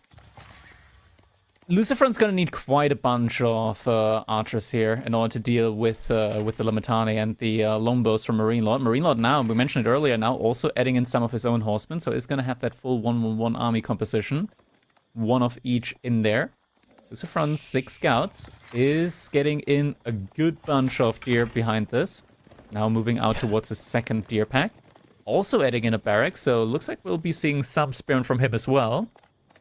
Yeah, the first full set of deer already brought back home. He invested 6 scouts, which is a significant amount. You'll see a lot of players, you know, potentially stop at 4, but he is prioritizing getting as much in as fast as possible here.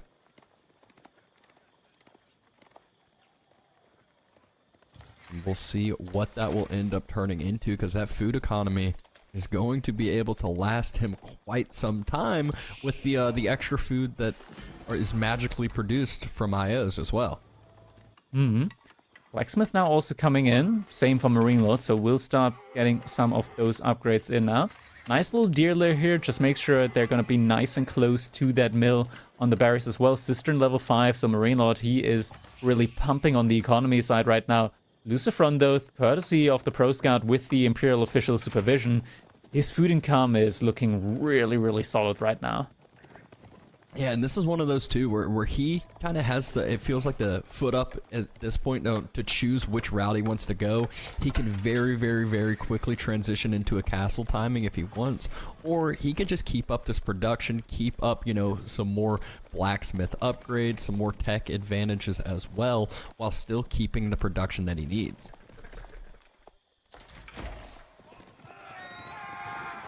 Yeah, just able to pump out a whole lot of units here right now at the moment. Ooh, army value scout? definitely not looking bad. Able to get the scout here potentially. Looks like the scout makes it out just enough. Lucifron now also getting the vision on the army of Marine Lord knows, okay, maybe not yet. Maybe not yet. There's 10 longbows out right now.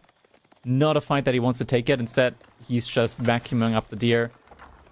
Make sure he's good in that regard on the economy side. And just pumping out more and more military units. Yeah, and let's see if he can try to go potentially steal up any other deer. I think he's going to look at that second deer pack to see if Marine Lord's over there with any units at all, has any vision of it, and maybe after spotting that out, he might go to attempt to steal some of those. But more importantly, he wants to cut off some of this water level. Water level 5 is a huge, huge benefit for the Byzantines. If he can at least cut this off for a time being, that's another cistern that has to get built almost. Can't quite get the burn all the way through though. Yeah, Marine Lord does react, but Lucifron, he's still pumping out a lot of military units. Marine Lord, 9 villagers and gold. Looks like he's trying to go for the age up. Lucifron just passively from the tax income has enough for his own age up as well. Yes, he does. So this is one where we'll probably have, you know, we might not even have an engagement before castle. We might just have some posturing back and forth. Although Lucifron has some good numbers here. Looks like he might want to end up taking this fight. Archers trying to snipe out the longbows while they are still in range of them. Spears sitting close and near. Now forward on the front side, Spearman.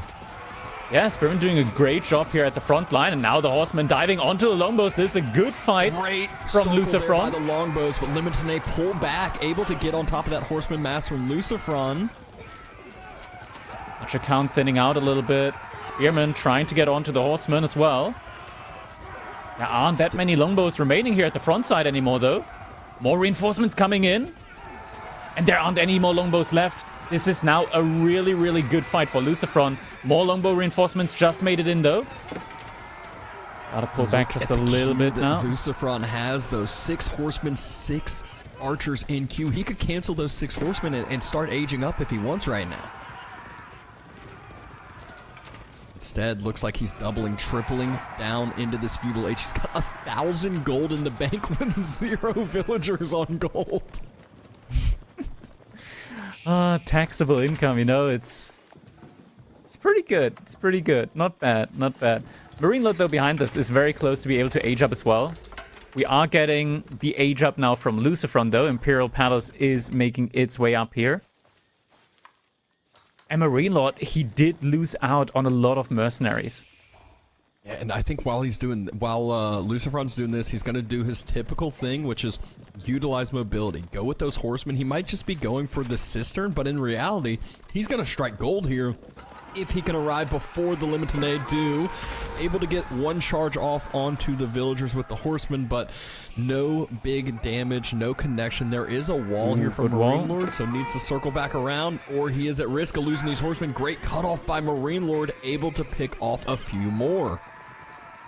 Yeah, great movement there from the Limitoné. Lucifron, though, now doubling down with some knights. Archer upgrade is already in, so veterancy is going to hit him now. There's just this outpost, no fortification on yet. Marine Lord does have the resources for it. He could, in theory, get the fortification on that outpost. In reality, I think Lucifron's just happy with the little bit of idle time he caused. Did throw away a few units for it. But knights are now going to start roaming, and we just saw a few different pocket ecos that Marine Lord's going for, and it's so hard to stay on top of all of these, especially when you have knights starting to just be able to tank up whatever they please. Upgrades coming through for Marine Lord. He's going ahead and turning. Veteran archers, they're going to just have their way with this fight as of now. Doing a good job here. It's just so difficult. There's still a lot of horsemen, but a lot of these horsemen are very low HP, so every time a volley comes in, one of the horsemen does fall. Still only on 4 longbows. 1 more batch of them is in queue at the moment. It's going to take a while for them to come out. Veterancy has come in on the mercenaries behind this. Knights trying to tank. Limitoné number has been thinned out significantly, though. Cataphracts now being produced by Marine Lord. Such an expensive unit, but such a strong unit. Lucifron, little charge back end as those horsemen gap their Limitoné just a little bit.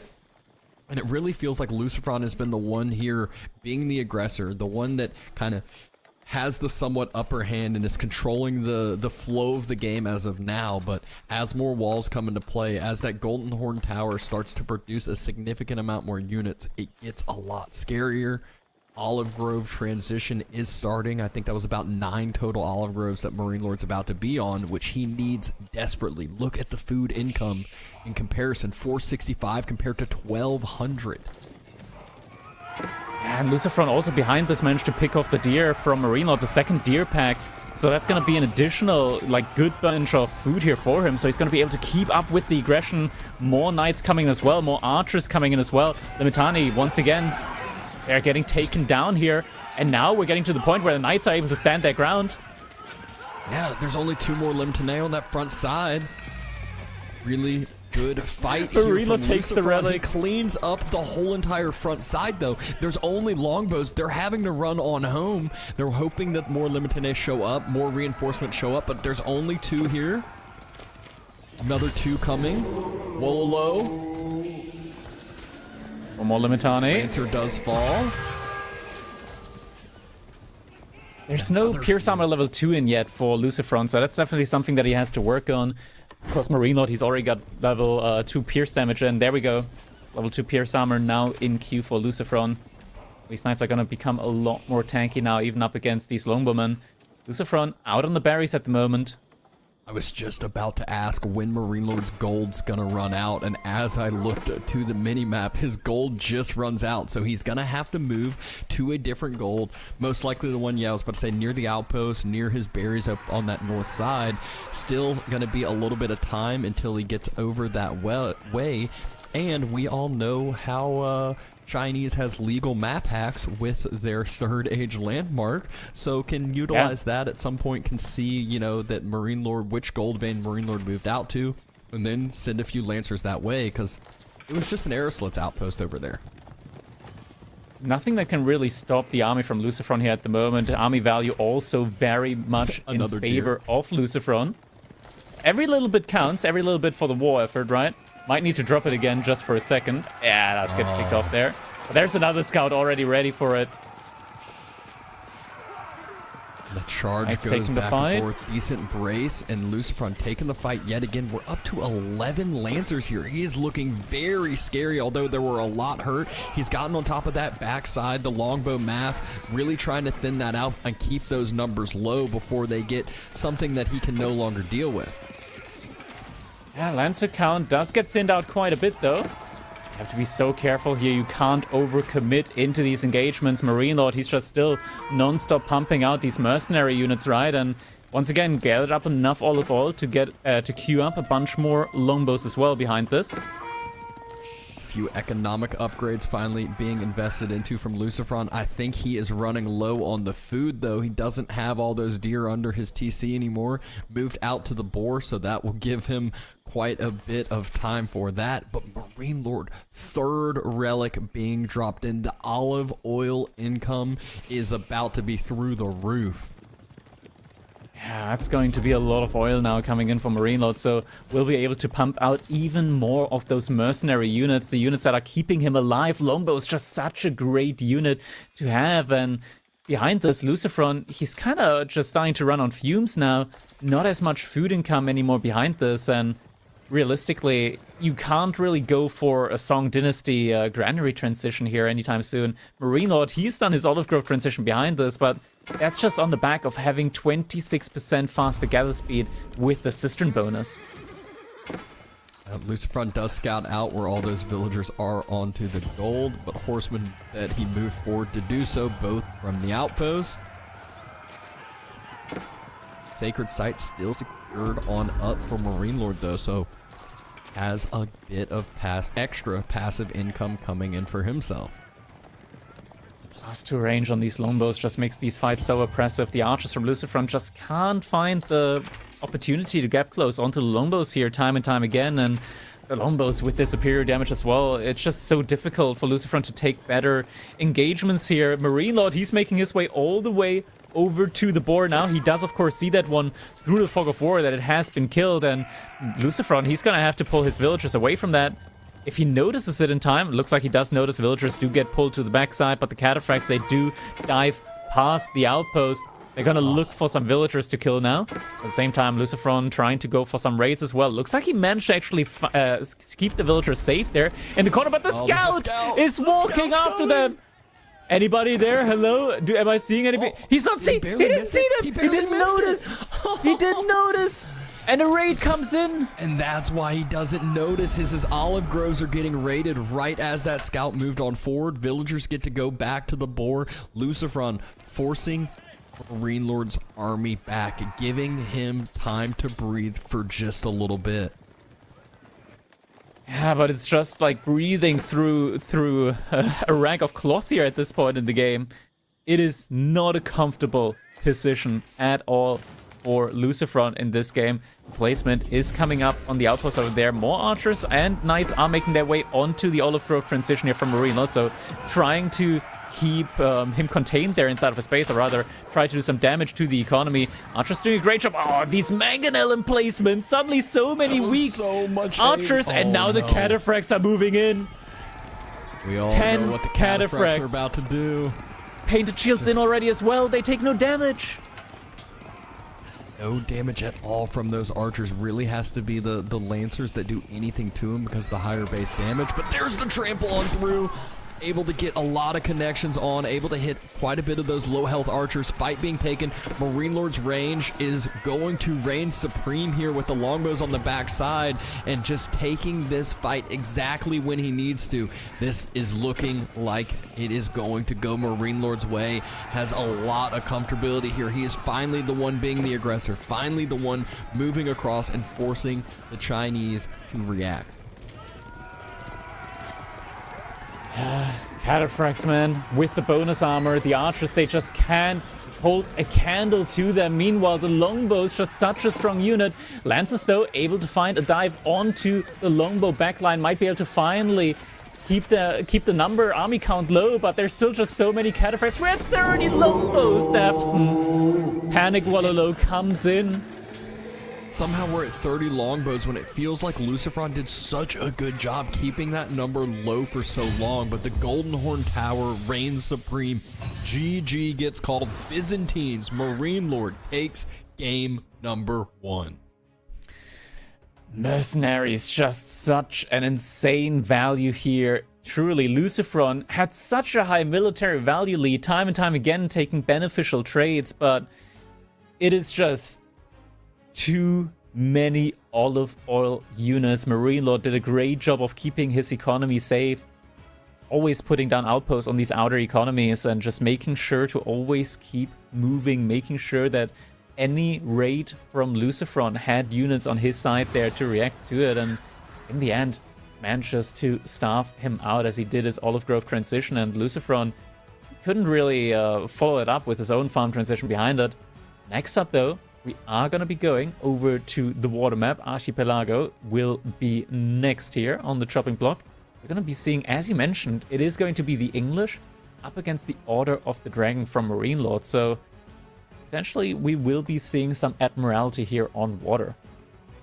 Yeah, and this is one too where it's not only the Admiralty, it's also like we saw Marine Lord attempt to do. It's the extra healing that the English can provide them, those boats early on too. It makes it very, very hard to kind of fully finish that full-on dive unless you do it like Lucifron did early on, or unless you have demo ships one-shotting the lower health ships as they're trying to heal. But that is one where, you know, everyone loves a good water map every now and then. Yeah, water maps, I mean, it's always a thing with them, right? Like, sometimes they're very entertaining. It's only sometimes. It's not the rule of the matter. Water maps, they can be kind of stale. It takes a while for the action to get going. That's where hybrid maps start to differentiate themselves by quite a good bit, because they can also be very entertaining early on, depending on the map. Archipelago is very straightforward with how it gets played. You just try and take control on water. Whoever wins water typically ends up winning the game, and water is a very snowbally affair, so that can happen rather quickly. One demo ship connection, if it makes its way through, can definitely decide the entire game, and that's why players just have to be always paying attention, always gotta be on your toes, because if you let that demo ship make it through, you're at risk of losing the entire series. Yeah, and that is definitely one where, you know, we know how strong the Spanish bros are on water. We know how strong Lucifron is on water maps, but he's got a lot of games past this one as well. Even if he ties up the series after that, he's thrown away now what a lot of players call the best civ on land maps, and Marine Lord, he still has the House of Lancaster in his back pocket. He still has Mali as well, so two very, very strong land civilizations here. So, you know, definitely unfortunate for Lucifron not winning that first matchup. We even said, you know, if he was able to take down Byzantines, it's great, because, you know, one of the stronger civs for Marine Lords out of the way. But reverse the script, and same thing for Lucifron here. Exactly. I mean, this is a best of 5, so whoever wins 3 games is going to be able to win this entire set, and with that, they win the finals. The grand finals, the grand final rematch, as we like to call it. And this is water map wise. We did mention it earlier. Marine Lord's really good on water, but it also is the domain of the Spanish bros, and that is where Lucifron can definitely make something happen here as well. And English versus Order of the Dragon. Once Admiralty comes in, it is very difficult for any civilization to stick it out in Feudal Age when up against the English. Oh yeah, and that's where if there is an extended feudal age, we know Admiralty will come in. It's all about getting your feet off the ground early on, making sure you can get a few of those ships out if early pressure does come out, and then the Admiralty upgrade allows you to just take way more efficient trades. But enough of that, we can all see the timer ticking on down. Marine Lord is up 1-0, and here we go. Here we go indeed. Game number 2 now. Scout does scout out where the deep sea fish is. So players will be able to drop their docks in the most efficient spot possible. Green yet again. We do have Lucifron here playing as the English on Archipelago, and Marine Lord in the color pink going to be playing as the Order of the Dragon. And yeah, I mean, there's not going to be anything going on for the next 3 to 4 minutes, so scouts are just going to take their time to lure in the deer. Epson, how's your day been going so far? Oh, it's been good. Casting some good series today so far, but we'll see if Lucifron can end up, making the upset like he did yesterday. We will see the slow deer push on in. We'll see slow fishing boat production. I still remember on this map when it used to be delete your scout so you didn't have to build houses early. Yeah, those little like min-maxing things can definitely help you a lot, but nowadays being able to just lure in, or rather not being able to, but rather being aware of the capability of just luring in those starting deer makes the scout still really valuable, because at some point there might be a situation where you might need to switch off water economy, or at least add additional economy on land for food income.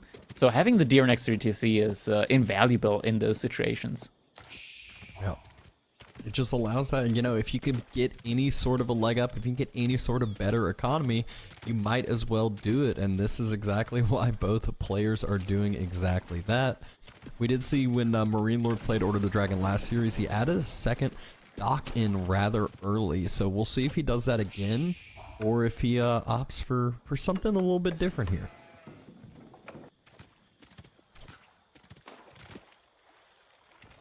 Let's use this downtime to learn its Admiralty, not Admirality. Oh, there we go. Can we hover over it? Yeah, Admiralty. Even if there was an I in there, I feel like it would have been silent. Look at how expensive that upgrade is, though, and that's what we were talking about. We're usually not an upgrade that you super prioritize like immediately. You want to have a few boats out. You want to be able to defend yourself on up before getting that upgrade, because 500 resources are quite a bit of a payment there. It's an investment. It's an investment for sure, but definitely one that can swing the tide of any battle on water, especially. And yeah, this is the typical water opening here moment. Yeah. It's still gonna be a minute or so until we age up. And sure enough, Marine Lord does opt for that second dock early on, just like he did prior. So we'll have a few extra fishing boats to be able to play with there. But just like he did last series, he ended up losing that hybrid map game on Holy Island. But Lucifron, he can try to punish that. He can try to age up here just a little bit quicker, and look at that is exactly what's going to end up happening. One more drop off onto the gold. He's going to have a very, very early age up timing. 5 villagers on this too. Yeah. Wondering if he's gonna also try and prioritize the transport ship here on his side. We saw that not work out the best for Marine Lord in the last set. So definitely shouldn't be going for a transport ship too early. Fishing ship here being used to scout out. Oh, Lucifron. Does he already... Did he already see what he needed to see? I think he might have. I think he might have already seen what he needed to see. Wait, can we quickly check out the neutral isles? Do the neutral isles have shoreline fish? They do not. Oh, okay. Is that a giveaway? Is that a giveaway of how you can tell whether it's your opponent's island or not? Might be. Yep. All right. Well, that interesting. That must be the case then. So, a good little information gathering point there from Lucifron. Yeah, he sacrificed, 5, 10, 15 seconds of fishing boat gathering time, but huge priority here because he needs, with this quick age up, he needs to be able to punish. He wants to be able to punish here, and he still doesn't have a second dock yet because he is trying to have this aggression come out as early as possible. The timing is going to be quite close for that. Now, we do actually have this being played in a much more threatening manner this time around from Lucifron with the English, right? Like, he's prioritizing the archer ship and then goes for the transport ship, and that way he is going to be able to aggress much, much earlier. I think this is what Marine Lord was trying to aim for in the last set. It's just against Knights Templar, you don't have that timing, right? Like, it's just such a doomed matchup in a way. Age-up did come in. Springle ship is on the way. Marine Lord actually pulled all of his fishing ships all the way to the back there. To the back dock. Means so that there's going to be even more idle time.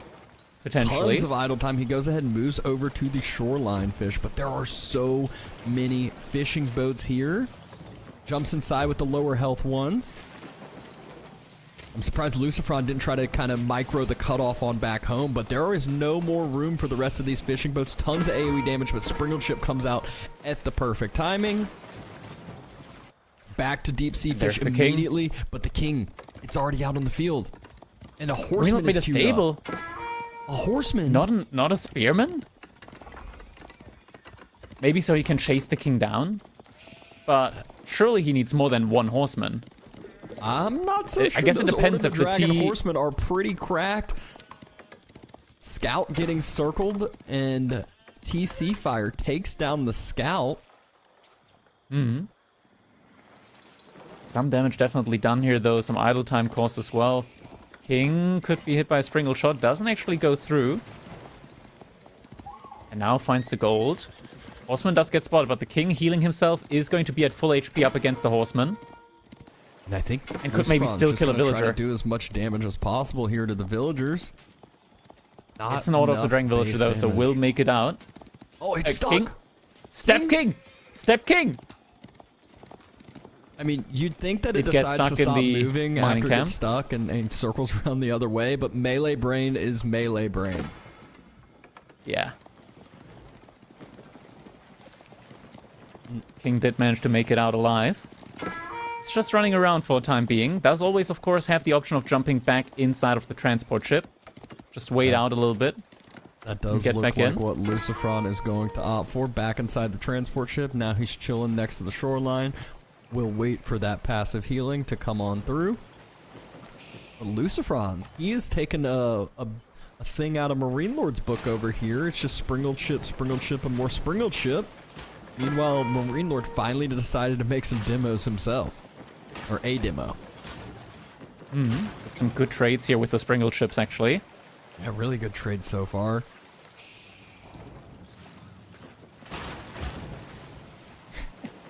Really good good for trades. Marine Lord is he actually has one of his docks kind of cut off from the other. So Lucifron could try to punish this, especially if the wrong ship gets produced from that dock. Yeah, and Lucifron already's got more reinforcement, 2 additional springled ships somewhere in as well. Wait. Oh, he's already got Admiralty. That's why it's trading out so well. I was like, wait, these are really good trades. Now it explains it. Wait, is it already Admiralty? 7 tiles? Can we check the dock? That's a he's really already got it in. Upgrade. We talked about how expensive that was. He made the sacrifice, and it's still done with all the idle time he caused on Marine Lord's side. Yeah, he made it to where military numbers are still even, and this is feeling really good here from Lucifron. Like you said, all of these trades, he's just going to pump out springled ships. Look at the bonus range, able to almost snipe the demo. Yeah, these are insanely good trades, and if anybody's gonna micro like this on water, it has to be Lucifron. And this just feels so bad when you're in Marine Lord's shoes right now, because he knows, okay, I gotta keep making Springle chips, but I'm never gonna trade that well. Yeah, and yeah, exactly. You said he has to make Springle chips, and the really hard part there is he needs to, if he makes any galleys to try to stop the demo spam that Lucifron's starting, then those get sniped out so easily. It's hard to like actually get them in position that they can actually do something. Yeah. 4 demo ships from Lucifron. He is looking prime time to take this one again. Ready and waiting with those, just for the prime opportunity here.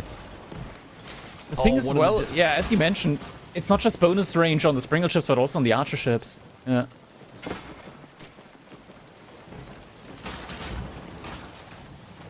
Getting close to being able to snipe an additional Springle ship there. And also just makes it so easy to snipe out the Archer ships as well. And then the demos can reign supreme. Yeah, this also means, you know, fishing boats. We just saw him take out another fishing boat. Marine Lord, only 2 demo ships and now 1 demo ship. Just shows you how strong of an upgrade this is. It really is. We actually have naval emplacements in as well for Marine Lord. Just need something here. Here comes the and now the demos. Oh! And they connect. And another one from He's the getting other side. sandwich. It's everything. It's over. The sandwich has been completed. Marine Lord just lost so many ships again. 7 Springle ships still for Lucifron. It's going to be so hard for Marine Lord to come back from this with Admiralty. And his idea to come back is double dock emplacements. Another demo ship is coming in. And no problem at all. Ship gets sniped out before it can close the gap. Another Springle ship will get taken out on Marine Lord's side, and Lucifron now is just able to continue these efficient trade. Demo ship though. Quick Be careful.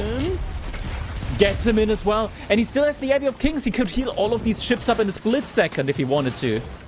If he needed to. If he needed Maybe to, he wants exactly. to. How many military ships are left out here for Marine Lord? Not many. Demo ships going towards the fishing boats now. Great Sacrifice the low HP one. Lucifron, yeah, just the one that was at like 10% health and under sacrificed. But Marine Lord now goes with a little bit of a raid. Quick, fast barracks drop, but hasn't yet been finished. I think just a couple bills might have to be sacrificed, at least one. TC helping on out. Scout should go down here soon, and then Spears in queue. We should see a little villager swap. Nope, no villager swap. Any villager swaps? Oh, this hurts. This hurts really bad. Yeah, Lucifron's losing a lot there. But the horsemen are going down, so at least it's something. Yeah, he's just fully focused on water at the moment. Okay, did manage to finally kill the horseman, but yeah, 7 villagers down there. That did not feel good at all. How much of the wood line is left from Marine Lord? For some reason, that looked like a really thin wood line. Yeah. I mean, these naval emplacements, I feel like Lucifron's just been sitting in them for a little bit too long.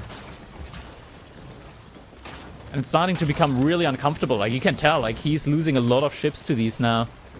He's got a lot of resource in the bank, just the wood line that's been idled out is hurting him quite badly right now.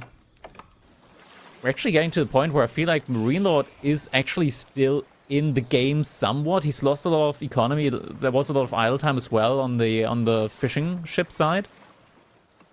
But it's not over yet. And he's adding a market in now in order to buy food, I'm guessing?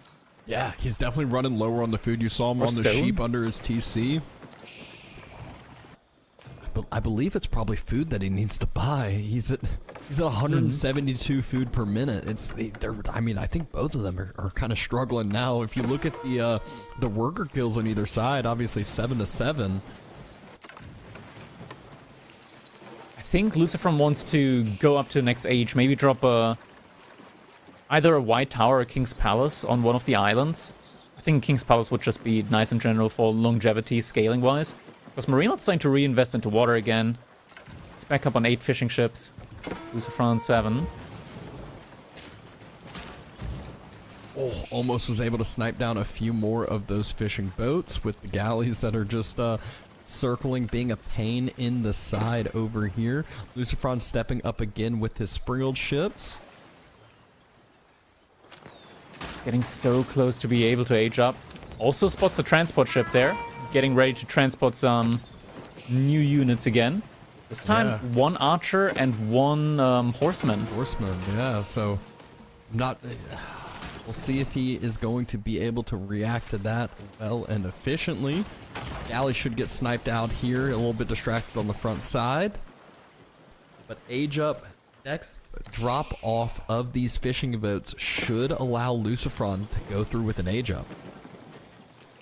Yeah, most definitely. And I think it's such a crucial point in time as well, as those wood lines start to empty on up. That is really when you gotta like start expanding out onto these neutral islands. And it's not the easiest, and I feel like that's what this galley has been out there for. It's just making sure that he knows exactly when Marine Lord does go for this, you know, expansion over here. Demo ship moving up and forward. Great move. Oh my gosh, Lucifron. He is a menace on the water over here.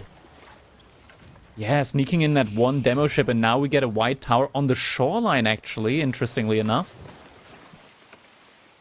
This is a production building of everything he wants. So, you know, he could do a little transport ship action with, you know, a couple knights or, you know, something that may be difficult for Marine Lord to react to. Yeah, is going to have that option. Knights, though, of course, still very expensive, and gold is on the right side of his base. And speaking of stuff on the right-hand side of his base, there is now a horseman and an archer moving out there to that side. But Lucifron does still have units out here, and yeah, I think King, the archer and the horseman isn't going to be able to do a lot. Archer should end up falling before both spears fall. Good little micro movement there by Lucifron. Villagers could also snipe the archer a little bit quicker, but there's a horseman now in as well. White tower about to complete. White tower does indeed finish on up. Spears trying to chase down that horseman. Looks like horseman's gonna get one more pick before falling here. And now Marine Lord hears the age up, knows he has to do something. The problem is the whole entire shoreline There's a white tower. Is basically protected from the white tower. And now there's about to be an additional +1 range on these sprinkled ships. Yeah. Upgrades coming through. There was so much gold in the bank and armored hull coming in as well.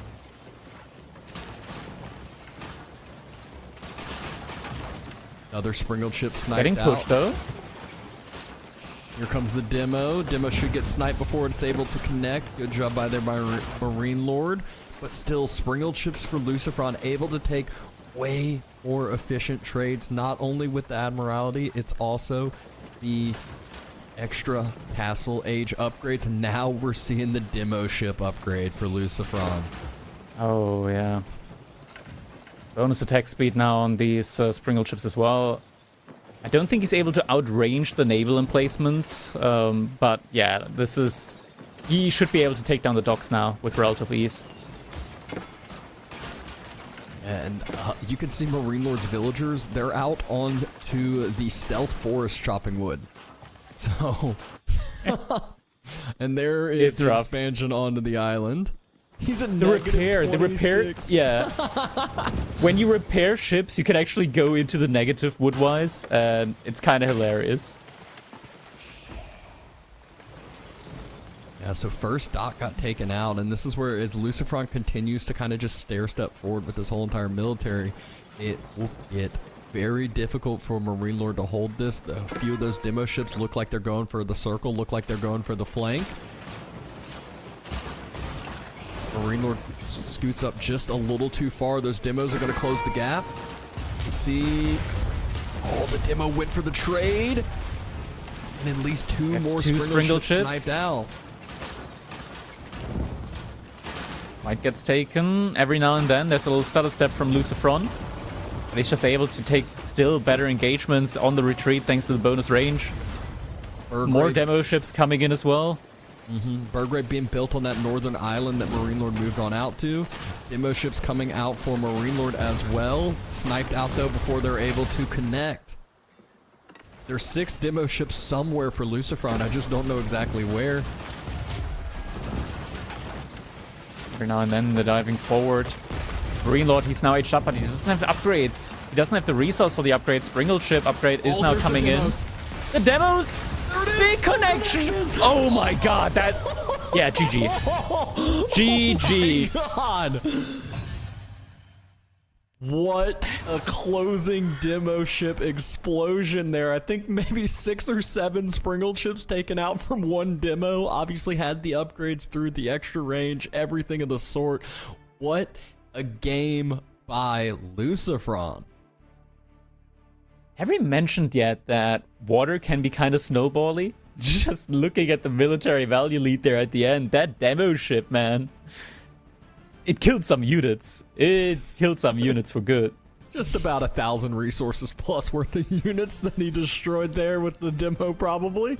And what a game to tie up the series. This is a best of 5. We have at least 2 more games at hand, but no more water, which we know is Lucifron's sweet spot. We know that's his strong point.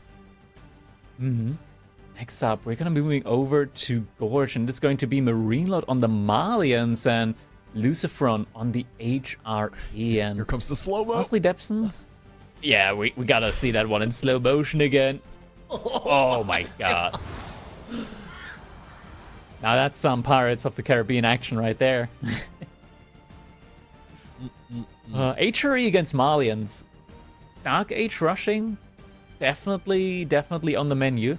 We've seen iterations at the moment with the Malians where they tend to respond with, like, instead of going for their own barracks nowadays, Malians to a Dark Age rush tend to go more often than not for their own outpost on the gold instead. They drop an outpost on the gold, they drop a mill next to the outpost, and then they just gather sheep next to the outpost, and whenever some spearmen arrive, they just jump in, jump back out, and that means that Malians have minimal idle time and are still able to protect the gold mine. Yeah, I saw a game last week where Outpost, was 95% of the way built. Dark Age rush didn't come through. Outpost got canceled, so we'll see if there's any of that gameplay from Marine Lord, or if it's one that, he's like, hey, I already spent that time. That Outpost still provides value throughout the game. Will provide vision, protection, everything of the sort. So, like you said, we have seen the Outpost be the reaction a lot better, and I think it's the smarter one. The Donzo and Dark Age are quite expensive, and while they do have the extra range throw, HRE gets to take the fights, choose the fights to take with the extra mobility. Yeah, it's a pretty hefty resource cost, especially wood-wise, and it is a pretty big investment when you go into them. Now, Spearmen are something that you might want to go into anyways, especially up against the HRE, which, sometimes they do add in some horsemen as well, or go for knights in the castle age. So Donzos in general is just a nice unit to have there. But HRE versus Mali, it's like one of those situations where you're able to pump out so many units, and that is one of those things where Mali can kind of struggle against, right? Like these early floods of units where HRE really shines. It's a difficult one. So I think Lucifron can be quite happy here with the pick, but Marine Lord is fiendishly good at defending.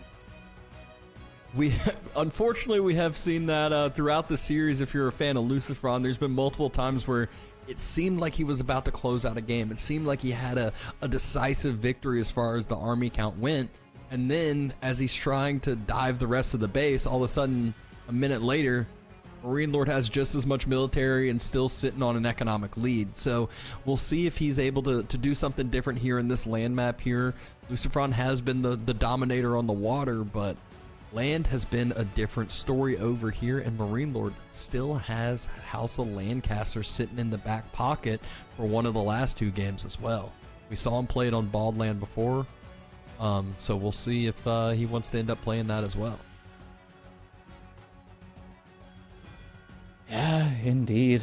30 seconds to go until we're jumping into our game number 3 in this grand final rematch, and I'm like looking at this, and I'm not the biggest fan of HRE, like all-in feudal age, mainly because I'm not a good player when it comes to microing units and just going for these all-ins. I tend to just throw my army away, and then I'm sad looking at an army that is gone. But Lucifron, he's built differently, and he's going to show us exactly how it is done as we're jumping into our game number 3 now. We got Gentlemates Marine Lord in the color pink playing as the Marlians here on Gorge. His opponent is none other than Lucifron in the color green, and we mentioned it earlier, Lapson. There it is, that Dark Age Barracks coming in. He is going to immediately try and put some pressure on Marine Lord, and the question is, we see an outpost? Spearman from Marine Lord as an answer. Yeah, I mean, that's where right off the bat I looked up at the wood count. Lucifron starting on the wood. Barracks early dropped. Only 2 houses invested into for Marine Lord, so he knows something is coming. And sure enough, it is the outpost reaction for him.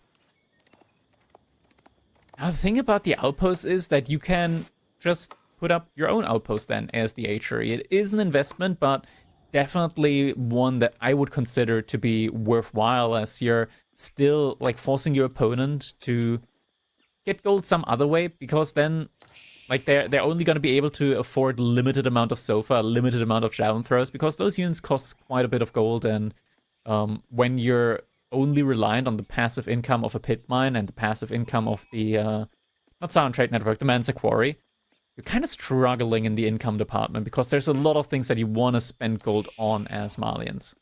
Yeah, you cannot just rely on one single pit mine with a few houses, especially when the outpost is taking up one of those spots for extra gold income. One of the benefits, though, that Marine Lord has is maybe a little bit extra time for this outpost. There's, like you said, the mill being dropped on next to it with the sheep already moving that way. But Spearman did not find out exactly where the gold was early on. Lucifron needs to make sure to take a little wide path around it. Oof. The first few spears gets take a sheep deny there. Yeah, gets a little sheep denial in there though. I mean, he probably knows that he's not going to be able to really deny a whole lot there. Yeah, forcing the reaction feels good enough. Like we said, you know, it just slows. All you want to do with Molly is slow them down. You don't necessarily need to kill anything. You don't necessarily need to take anything down and have this, you know, decisive Dark Age win. But slowing them down, making them invest into things that aren't cows, definitely gives you a little bit of that leg up. Looking at it on paper, so Lucifron, he had to spend 150 on the barracks. He had to spend 160 on those 2 spearmen, so 310 resource investment there.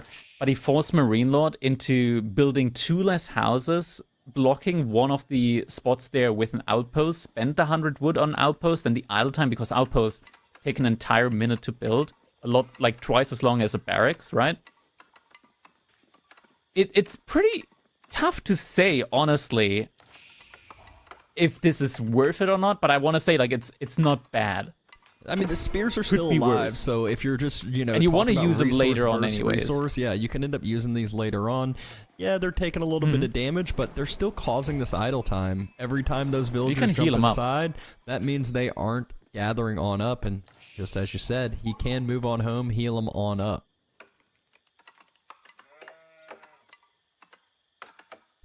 Chapel being dropped on that back wood line.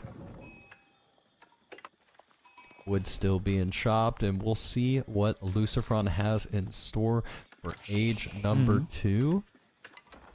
This feels like a classic Spanish Archon Chapel. No space for farms in between. Who needs houses already in range of the chapel? Yeah, who needs those spots? You know, that's what happens late game. If we're talking about farm transition, Lucifron's not counting on a farm transition. He's trying to end this game in feudal, I'm sure. That's true, that's true. So you probably don't even have to think about like the optimal placement there for it. But it's just one of those classic things that we see from the Spanish brothers all the time. A lot more sheep now also coming in from Lucifron, so he'll be getting a good amount of resource in there. Marine Lord now adding in a couple more houses around the pit mine, tries to make it as efficient as possible. And we do indeed have those spearmen being pulled back all the way over to that Archon Chapel for some prime healing coming in. Marine Lord already investing into a couple of cattle here at the beginning, and we did talk about this with B as well, just having those 3 cattle right at the start of feudal age it's a very, very good amount of food income that you can use to really jumpstart your economy. Yeah, not only that, it allows you to kind of eat up your sheep at home less and you know, maybe not have to eat some cows and whatnot. Pro Scouts coming into play for Lucifron. Stables being dropped to be able to pump out a few more scouts because we know he's not using the TC for that. So stables will be dropped. We'll see if he goes, I think kind of like 3 to 4 is the better number here instead of the 6 like he did with Chinese. I feel like there's always a point where it's like, there's diminishing return. If you're going to be able to secure that deer pack, especially on your side, it feels bad throwing more resources into that. Absolutely. When you think about it, right, like 6 scouts take 2 trips to clear out one entire deer pack. Same as 4. So no real big benefit there. Except, of course, like with the current control, you can kind of like optimize a little bit more. So the scouts actually do move to the right position to like start picking up the next deer camp. But yeah, 3 or 4 is enough to like make sure that your TC keeps working the entire time, and that, or rather, the villagers keep working the entire time, and that's the most important part. Yep. He at least is going with 4 with 2 more in queue. He's got 2 more spears in queue as well, so he is just planning on defending up these pro scouts to start out. The warrior scouts on the other side are being attempted from Marine Lord. Looks like Sofa is on the way as well, but it's gonna be hard to go into this mass that Lucifron has already been building up. And now Marine Lord is actually moving out to deer with his own villagers, so wants to take them away and not give them over to Lucifron. But this, on the other hand side, does give Lucifron another target to try and all in if he does actually go for the full all-in feudal age baboon mode. And we will see if he does end up going for that. He has stopped at 4 scouts, so I'm glad to see that. Didn't overinvest on into it. Now it's just playing that battle, utilizing that mobility. Warrior Scout is trying to secure up this 8K pit mine location. There's a Donzo over that way as well. Looks like Lucifron is going to run on home with those spears before the Warrior Scouts are annoying enough to take them down with the healing that they have. Marine Lord can micro back the lower health ones and let them heal on up. Spearman, luckily, still very fast, and reinforcements coming in. That is not a fight that Marine Lord can really take here at the moment. Not only that, Horseman here as well. Looks like the villager that was building the pit mine and the houses around it is going to have to evacuate.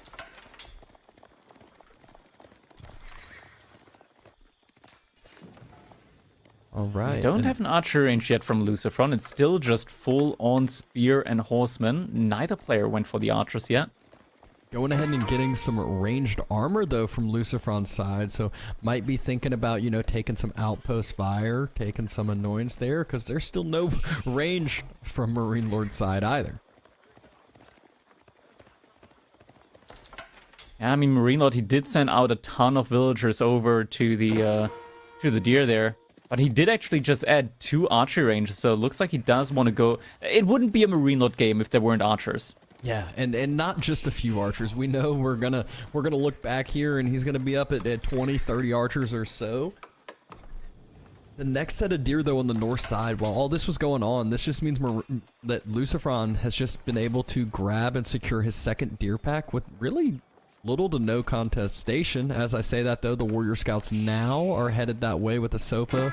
Lucifron will need to drop that one, run on home. Warrior Scouts are a little bit faster than it, but still should be fine. Same thing with the other one. Ooh, that one actually might end up going down. Oh, spears are close enough. Maybe? Oh, looks like he's going to go for it and is able to kill the scout there. Just barely able to connect and kill that scout. Still a few more deer on that northern side. We are getting archers in now from both sides. Lucifron behind us, though. Look at that. He's forcing Marine Lord into military units. And even though Lucifron has more military units on the field, army value-wise, he is much closer to the age up. Marine Lord didn't even invest that much into the cattle yet. This is going to be a great timing here, potentially, for Lucifron. Yeah, this is really, really solid so far. I mean, it just shows, again, what you can do if you're delaying Molly. That second pit mine hasn't been built, which makes it harder to, you know, get that cow boom going on, get that passive gold income that Molly know and love so much. Scouts going back. One of the scouts will end up falling here. Only 2 scouts remaining. Little raid on the deer. Does get spotted out in time, though. Horseman going down. More idle time, more delay, though, on Marine Lord's side. And with this next drop-off of gold, Luciferon, he's aging up. Regnitz Cathedral on the way. Looks like some spears might have gotten a nice split there on the scouts. Not sure if they picked it up. But, ooh, villagers on the gold need to fall back. One will die. There's an archer Just there. Getting out alive. Oh, yeah, he is able to make it out. Nice. Really, nice really good body there. block there. Yeah, and looks like Marine Lord is not going to be able to really contest this age up now at all. Lucifron, he can upgrade his units and then just start collecting relics off the map. Yeah, and I mean... And Marine Lord, he's going to have to age up without like a lot of cattle here. There's going to be an empty Lani here soon. Yeah, that always feels so bad. And not only that, I mean, even if he does go for the age up, that means that that's allowing Lucifron to kind of retake this map control and actually move out and about and grab a few of those relics. If he's able to get 3 relics even, Lucifron will be feeling in a really, really good position. He's got 1,000 food banked up, immediately ready to probably pump out some Lancers if I had to guess, some Knights if I had to guess. It's definitely an option here for him. We do have, most likely, I want to say, veterancy on the archers first. Oh. Actually, no veterancy on the archers. And there it is, empty Lani coming up here. 6 cattle to boost up. He's got 1 villager eating some beef there next to the TC. Two dead cattle over there, so felt the need to eat some of that instead of building up another ranch. He's definitely feeling the pressure here a little bit. Lucifron. Tons of villagers over to that gold to allow him those upgrades you were talking about. Veterancy now coming on through. First relic secure. What? Oh, no. No way. Relic? What happened there? He noticed. Nothing's worse than when you do that and they go all the way back home and you're like, where's the relic? Like no one Marine Lord didn't grab that relic. That's a villager, not a prelate. Oh my god. He tried to pick it up. All right. 2 relics secured, though, at least. 1 already in Regnitz. And it's so nice when you get that first initial one already in, because that gold income just starts flowing so fast. Should be able to move out and, like, look at where his army's postured. He should be able to grab at least 2 more, and these are the ones from Marine Lord's side. Exactly. Marine Lord, though, he's getting all the veterancy up. That's a problem. I thought it was a villager at first. Yeah. He's getting all the veterancy upgrades, and Lucifron isn't quite able to afford all the veterancy upgrades immediately. So it's a little bit dangerous. He still has the, I want to say, higher value army out there, though. But this battle could be a difficult one. Granted, though, there aren't that many sofas. Yeah, look at the archers just sniping out the Donzo. If the Donzo number runs thin, there are some Knights here that are not too easy to deal with. Knights already on the backside, archers as well. And where are the Donzo? They're just getting absolutely slaughtered. Donzo's now gone. Archers firing on the archers here. But looks like Lucifron is getting sent all the way back home with them. They do, of course, have that nice additional movement speed. There's the reinforcements. 2 different sets of reinforcements, it looks like, on the way. Spears and more Knights. There's the spears. Oh, and able to connect on the sofa mass. Really, really good connection there. Right in front of the relic, too, that I'm sure he's going to go for. Without imported armor, these sofas take a lot more damage than you would think they would. And also, we're only just now getting the first blacksmith upgrade. These sofas only had 3 armor against 8 damage from the archers.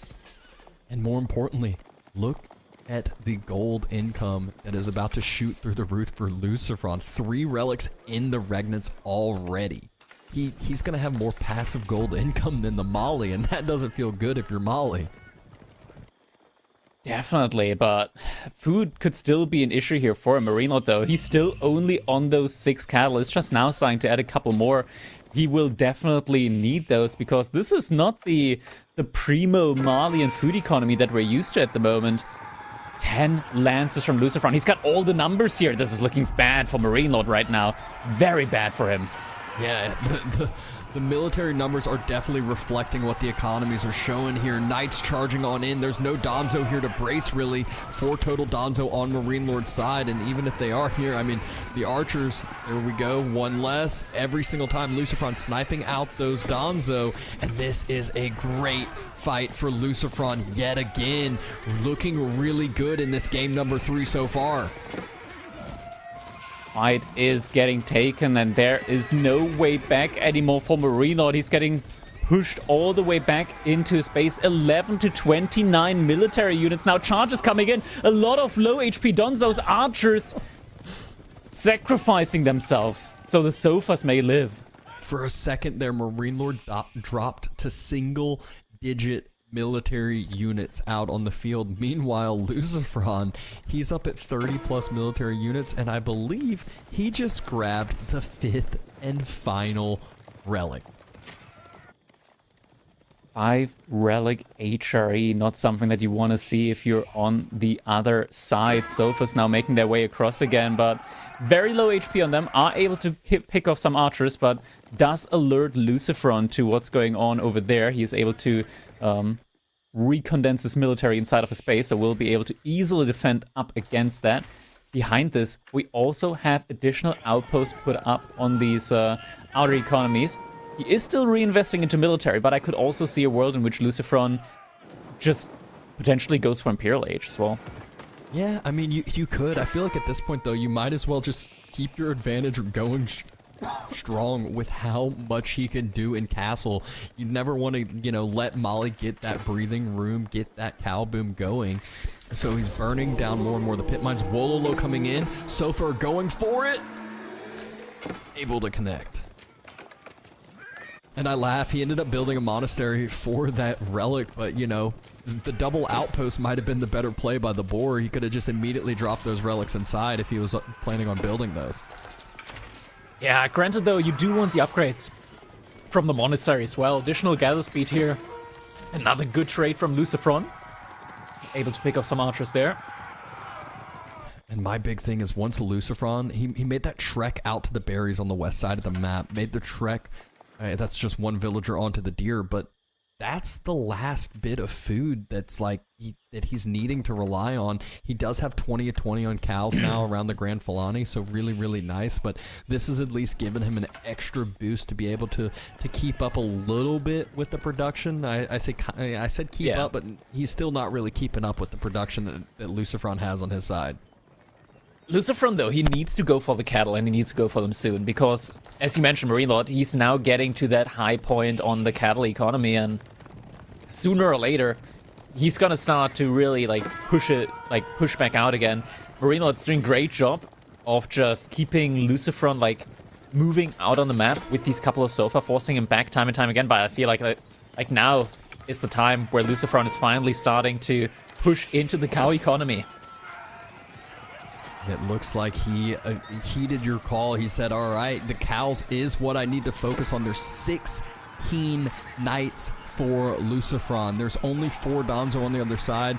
There are quite a few Sofa with the imported armor. But the Sofa that were there have almost all been sniped out at this point. Only 2 left Donzo's over vanishing. here now. Lucifron taking the fight, just going ahead and letting the knights do their thing. Archers still always sniping out the infantry units on the other side. It's just been constant great micro here by Lucifron. And the knights just doing an excellent job here up against the Sofas. More archers moving forward from Lucifron, still having the knight lead here at the moment. Sofas trying their best, but they're just no match for the knights here. Even underneath the TC, it's just not fully garrisoned as well. So not that much damage coming out here. Now is the point where Lucifron can just keep sitting underneath the TC and can start really killing all of these cattle. And with that, Marine Lord, he's going to lose his passive food income. Yeah, 38 military to 10 More cows being slaughtered. Those have to be gathered from before they can get put back into the cattle ranches. 3 more cows that should get slaughtered as well. Archers cleaning those up. TC trying to snipe down the archers, but takes a couple of volleys for every single one of them. Still more knights being pumped here by Lucifron. Cattle count now reduced to 12, and not all of them are in the ranches as well. I believe it's only just...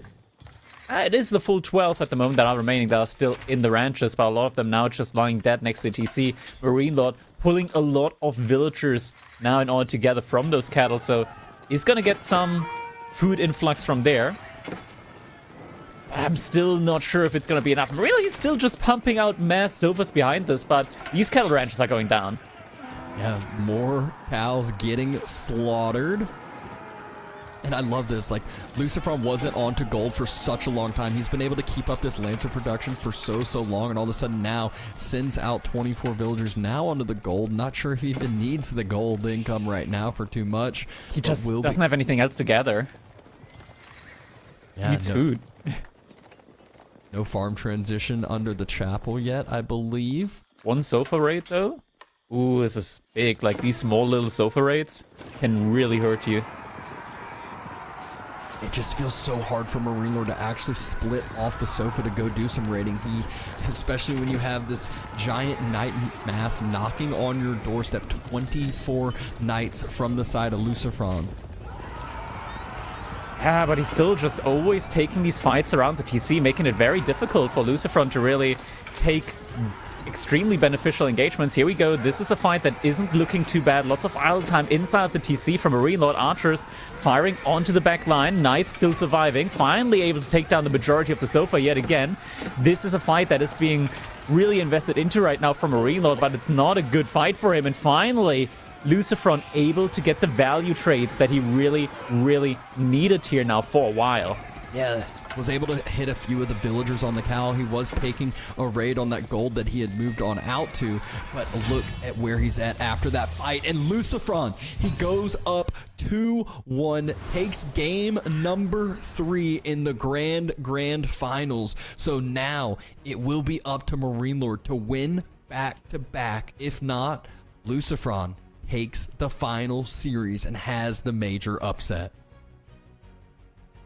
What a crazy back and forth at the moment between these two. We're actually getting to the point now where Lucifron is on match point. And honestly, Dabson, it is quite difficult, right? Like, in a best of 9 against Marine Lord, it is so difficult to win against like these long drawn out series. But in a best of 5, it is much more possible. And there is, of course, the potential like that Lucifron, with the last couple of games in the previous set, was like, okay, it is just much more realistic for me to win in this best of 5. And yeah, right now he is very much looking on point for it. And next up, we are going to be moving over to Frisian Marshes, where we're going to be seeing Ottomans up against the House of Lancaster from Marine Lord.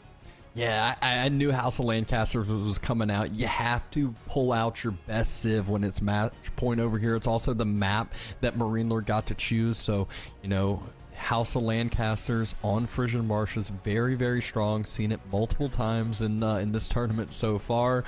Ottomans, though, is what is under Lucifron's belt to try to counteract, you know, what I think Marine Lord said. China and House of Lancasters on land maps are just the 2 best civilizations by far.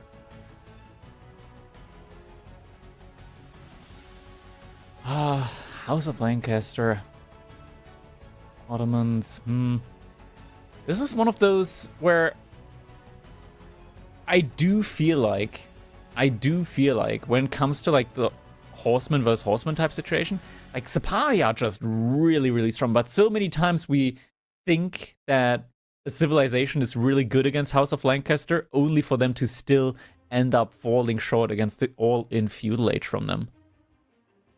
Yep, absolutely the case. And this one, we're watching the replay, I feel like Lucifron sat under the base, sat onto the cow economy for like the last 5 minutes to end up closing it out. But yeah, for Ottomans, You know, they do have their own extra military, you know, bonuses with the military schools and whatnot, but I really feel like one of those deciding factors on Frisian Marshes is if you're able to consistently deny the shoreline fish / secure it for yourself. It, you know, civs aside, if you're able to end up doing that for yourself, that really can get you a huge leg up, as that is the fastest food gathering in the game. We see how strong Pro Scouts is with bringing it back and having survival techniques. Well, you know, imagine just being able to walk over to the shoreline consistent.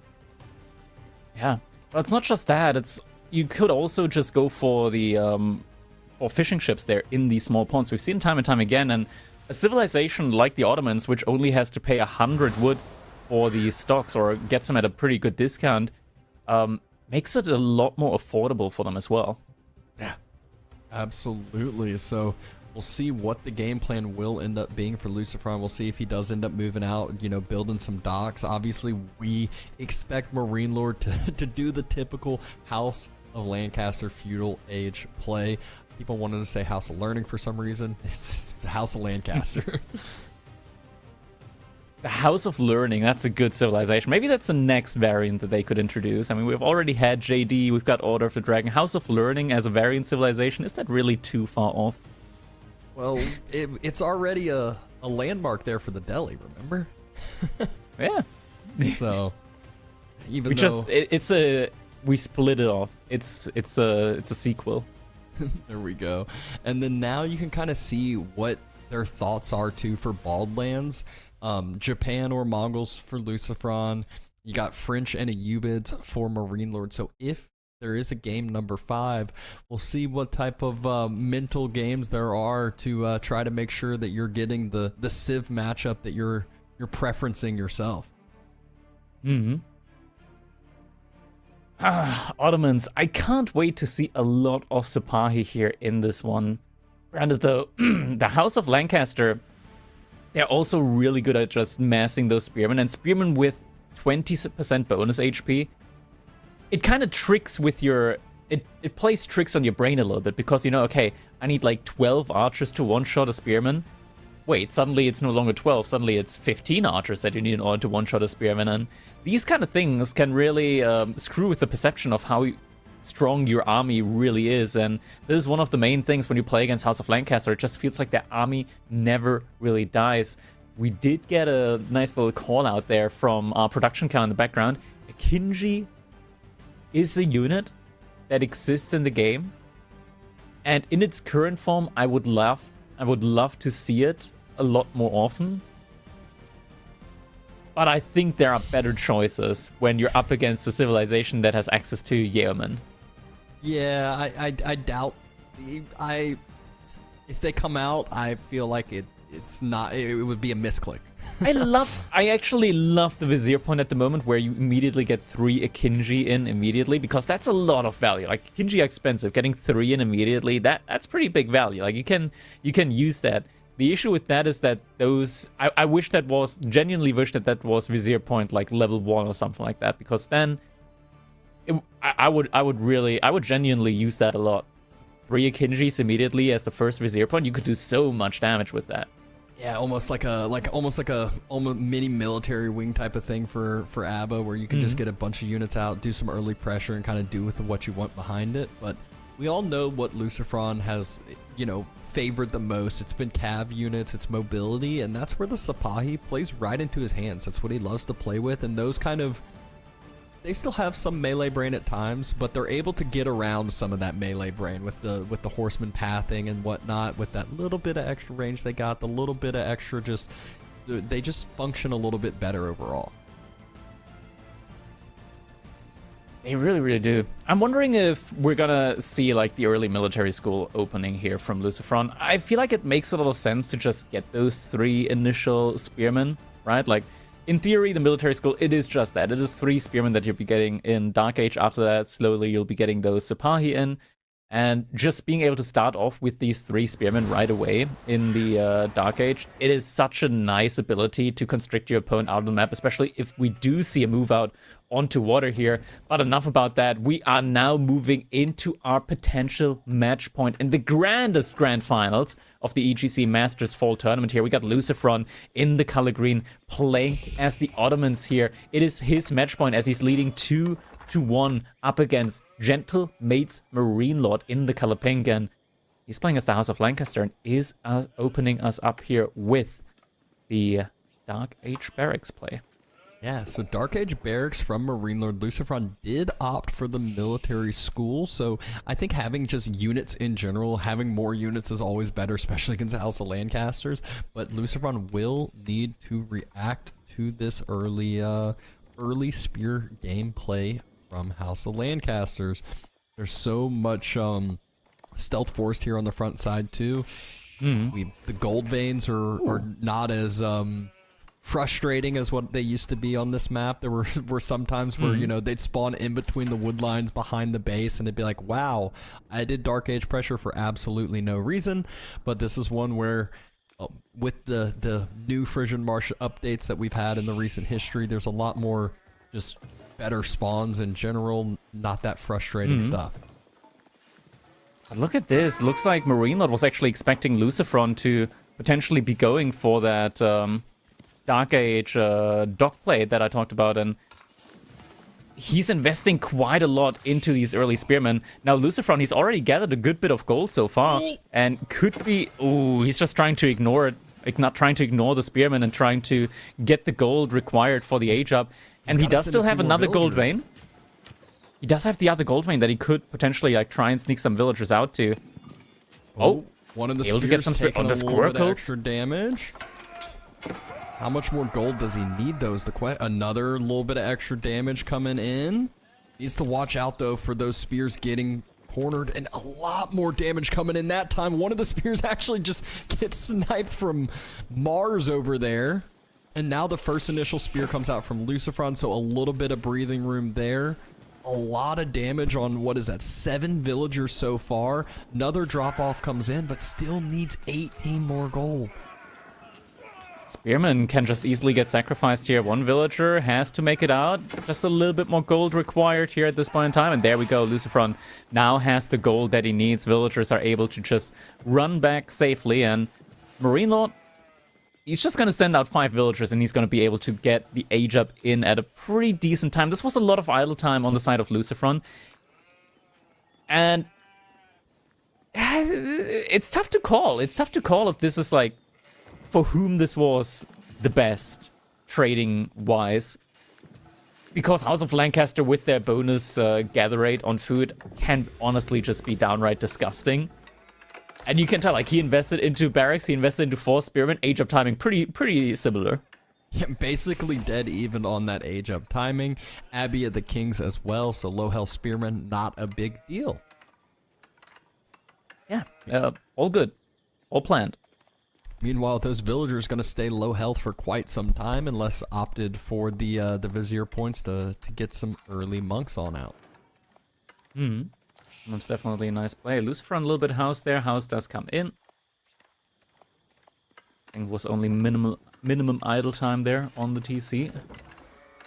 So overall, no big problem there. Villagers now moving out to wood. But yeah, it's a lot of low HP villagers now. Yes, indeed. But we'll see if Marine Lord's going to be able to punish that throughout this game. The biggest thing, no dock in the Dark Age, like you had mentioned, might have been the idea. Marine Lord prepping for the manors already. Yeah, mana play should definitely be up here on the menu, right? Like there's just never a situation where you wouldn't want to make manors as the House of Lancaster. Unless, of course, you're on water. On water, you kind of don't want to do that. And now we have the villager making the trek to those far side ponds. Marine Lord Scout, though, he is circling and trying to spot out if there is any docks, if there is any Dark Age play, or water play, not Dark Age play. Ooh, great timing. Surely enough, he is going to see this dock right as it's being built. Yeah, that's some great timing here. Does actually hit the dock, so is going to send that message over to Lucifron. Hey, I know what you're doing. I see that dock, and yeah, that message does, of course, like portray to Lucifron. Okay, my opponent most likely will be going aggressive now, and we do see those spearmen. Actually, never mind. They're just chasing the scout, but they will now go for that dock. It's gonna take a while for Marine Lord to really start massing up his military count here, as he is first of all going for those manors. That's his priority at the moment. Sipahi getting built from Lucifron's stables, and actually an archer coming out from the military schools, what it was looking like it was queued up, which seems somewhat surprising. Doc, though, has finished on up. Next drop-off, we'll probably see a fishing boat queued up. I think he might want to go for an archer ship first, actually. Right, like that would give him so much agency there on that pond. And there hasn't been anything else yet. Just needs one more drop off. Surely should be that archer ship, right? Yeah, there we go. Timing's gotta be kind of close, though. And we do actually have the imam, so the imams did get picked here as the vizier point. Yeah, so imams were able to heal the rest of those low health villagers on up. And the archer ship is going to be able to secure this dock. Spearmen are also going to be able to take... Well, they are going to take a good bit of damage. But if they're able to make it all the way back to the Abbey of Kings, they're going to be able to just heal up. Yeah, that's a good amount of damage. Oh, man. If Lucifron would be able to, like, get a jump on them now, it would be great. But I feel like they're just going to be able to heal back up in the Abbey of Kings.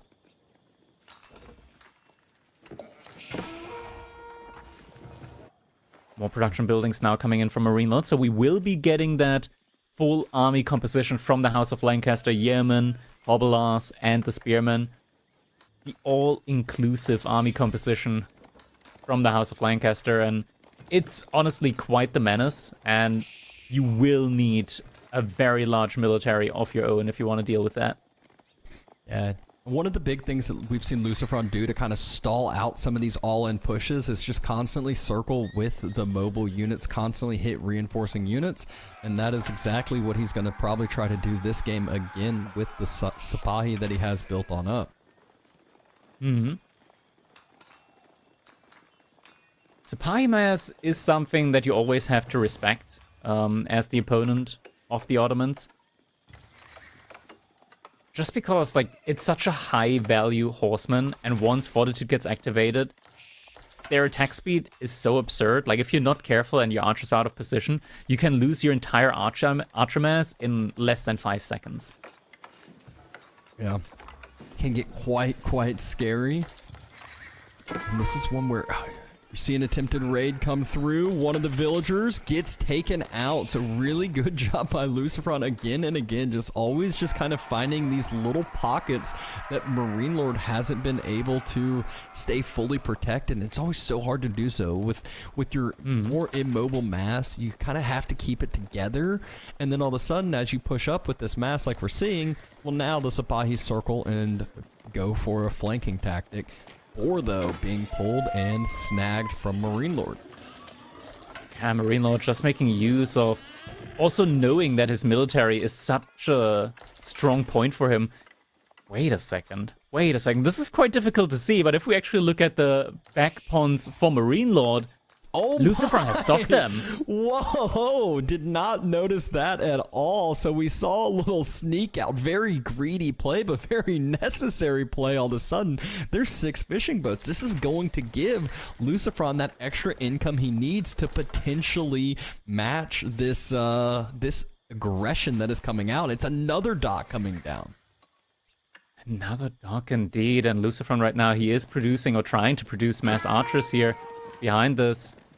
Sipahi is still trying to keep the army back from Marine Lord, but it's getting kind of scary, right? Like, Marine Lord does already have like this very large army mass. No blacksmith upgrades yet in for him, but I feel like that's just a matter of time here. And Marine Lord, he is just pushing further forward, while the Sipahi from Lucifron are still all the way in the back. And there we see the torches coming out, and he's gonna really start pressuring the base now from Lucifron. Yeah. Lucifron, though, he can, as long as he can kind of be tucked up in that corner, can still continue to pump out those archers, can still rely on these fishing boats for the food, can still get a few more Sipahi with that extra food he has to hit more reinforcing units, not allow Marine Lord to really get the rest of that mass that he's trying to build forward. Marine Lord, he's just macroing up to Castle Age behind this. Looking at the resources here, he's already 2 quarters up there and actually starts to reinvest again a little bit. This is dangerous because I feel like both ways it is looking quite good for Marine Lord. Just military-wise, there isn't that much there yet for Lucifron. He's adding a market in the corner. Not sure if he wants to trade or if he wants to just even out some resource that he's got. Either way, at the moment, like I'm quite fearful for Lucifron at the moment. Like this is a very strong and nasty army that Marine Lord already has prepared for him. And Marine Lord definitely looks like he is macroing up to that castle, like you mentioned. There's still bits of pieces of investment, but it's one that he's got a huge military lead. He's got resources in the bank. And Lucifron, while he does have 10 fishing boats out and about, he really needs that to turn into more military. Yeah, there's still a lot of villagers on the gold there, but Marine Lord, like, the thing is, of course, like, Hobelas do cost a good amount of gold as well. And yeah, this isn't a Castle Age play from him. He does want to reinvest into units. Villagers just jumping inside the outpost there on the board, at least causing a little bit of idle time and also forcing the army a little bit back here from Marine Lord. And Marine Lord doesn't know yet about this dock play from Lucifron on the other side of the map. And this is what's so great about this at the moment, because Marine Lord thinks that, oh yeah, this is just 1 pond that my opponent has. That's not bad. I still have 3 manors. But it's not just that. There's a lot more than just that. You're right. Outpost starting to get burnt down. Rest of the reinforcements now moving forward again for Marine Lord. Outpost at half health. Lucifron forced to push on away. He's still down significant numbers. Marine Lord still sitting kind of at halfway to castle. But Lucifron, he's still getting time. And time is what he needs. Good job in the stealth forest here. Able to at least get a little bit of damage, although damage doesn't... Oh, the Yeoman! There's a but big it's still the entire rest of the army is here. Yeah, this is so much. So many units here. And the issue is you can't really run away from this. The Hobelas are just way quicker than your units, and pathing can be your biggest enemy here. Scout runs the opposite direction. Matter gets taken down, now has to be remade. But looks like Lucifron was able to get away with the majority of the spy here. That is such a dangerous situation there, but you can't get too close to the shoreline there because you don't want to show your opponent that you're fishing inside of their pond. Inside of their pond. They're 5 ponds so far. I think now is the moment in time where Marine Lord really wants to go to the next age. He just put 19 villagers on gold. Wait, is this a Castle Age move now? Because he doesn't have any more food. What's going on? Is he just trying to... Does he have a market? Is he just trying... Never mind. He's moving out to food there. Okay. I was like, maybe he's just like trying to buy units now. Like he ran out of food. But that was just a lot of villagers moving out now. He does still have a lot of villagers on food, but he is going to hit Castle Age very, very soon. And he's not allowing Lucifron any access to the gold inside of his base. So Lucifron right now, he's going to be slow to react to an age up time. And he needs to take a fight before the upgrades come in for Marine Lord. Yeah, it definitely will end up being stuck in castle or in feudal for quite a little bit. Hard to get to Castle Age up. Okay. This is at least gonna tell Lucifron what's going on here. Oh, quickly, but it's also gonna tell Marine Lord what's going on. I don't think it's going to be in time, but this now tells Lucifron, hey, my opponent's aging up, and he's immediately sending 13 villagers out to gold. 13 villagers out So to message gold received indeed. loud and clear. Military 2 has started to stabilize, starting to push forward a little bit. Numbers aren't You know, why quite make as it 13? bad. Why make it 13? Why not, like, 20 villagers? Oh, we got the Matter Vizier point. 25 villagers on gold. There we go. He knows how fast he needs that. I mean, he doesn't need them on food. He's got all the fishing boats on food. He's good to go. Boar finally denied, but that boar has more than paid off at this point. But he does force the army from Marine Lord back, so value definitely still gained. And if those villagers go for the shoreline fish, it's one demo. One demo is all that it takes. 80 oh my god. Okay, MIA starting to be queued up. 16 villagers. And he's got the resources for it. MIA. Okay, Marine Lord realizes. Marine Lord realizes, okay, maybe I don't want to be here. He sends other villagers are moving up. Oh. Yeah. They're going. Okay, they're going for it. They are actually going for it. Okay, never mind. They're not. Okay, yeah. So dangerous. This is actually so dangerous. Huge detriment to Marine Lord, though. He pulled off all of those deer, just about all of those villagers. It showed how much food he wanted to end up getting, and now he's not getting that food. The knowledge behind and this information. Hobbler mass trying to start burning down those stocks. That could be pretty big for Marine Lord, but the Sipahi mass is still out and about. Veterancy upgrades are coming in behind all of this as well. Yeah. And starting to feel like Marine Lord just slipped up a little bit here on the timing. We're also seeing Springles coming in here from Lucifron, from the MIA. And now all of these docks will get burnt down. So all of that investment now going away, but he has gotten more than enough food and denied quite a bit of food from Marine Lord's side as well. It's so much. Can we check, like, sporadically these fishing shoreline fishing spots? Yeah. Yeah. Just how much food is remaining in them? 80. That was the middle one. Oh my god! Nice demo ship. Make it another. Make it another. And there is one in queue. You can see Marine Lord has to be patient about this one now. And a fight being taken. Army now does not. There's so many units that we're trying to Hobbler's deal out with of the docks position now. There's a great engagement here for Lucifron as long as he doesn't step up too far into the outpost, into the White Tower range. Yeah. And look at Marine Lord just ran out of his initial gold too, moving out to that front side gold with no protection over there. Sipahi could turn. They could just fall back away and go deal damage over there. But numbers are now dead even. And as far as the military goes. There's still these 4 Lords of Lancaster in there. And Lucifron, he looks hesitant when it comes to taking this engagement. Last matter on the map remaining. And yeah, Lucifron, he's losing his armies way too quickly. Yeah, the numbers were even, but then all of a sudden you blink and Marine Lord's up 12, 15, continuing to snipe down units as they run away, even with the meta movement speed bonus. And this is crazy, even though Lucifron still has such a big value lead, he can't make it work because of these Lords of Lancaster. Just so much HP gained there for the military. It is so crazy. It's just too strong. House of Lancaster, even with the sneaky dock play, even with all of the huge benefit. A Springle now stuck in the middle of nowhere. Attempted Wololo coming in. Trying to save the Springled as well. And he does. But the last matter is getting taken down. No more Imam. No more matter. And Lucifron forced all the way back into his base. But nothing really there. Another Wololo comes in. Another Wololo. Another Springle falls. Archers diving TC. It's just too much.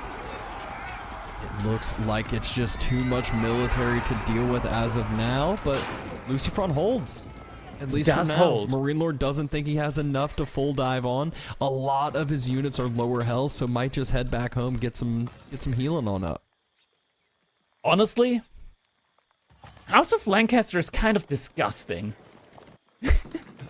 The army value difference there, but still just being able to hold up against that. Just 20% bonus HP on all of your units. It's so strong. And with so many units there, it is incredibly difficult to target out the Lords of Lancaster. Maybe a balance point could be to make the Lord of Lancaster bigger, so it's easier to click it Because honestly, I would not have been able to click the Lords of Lancaster in there.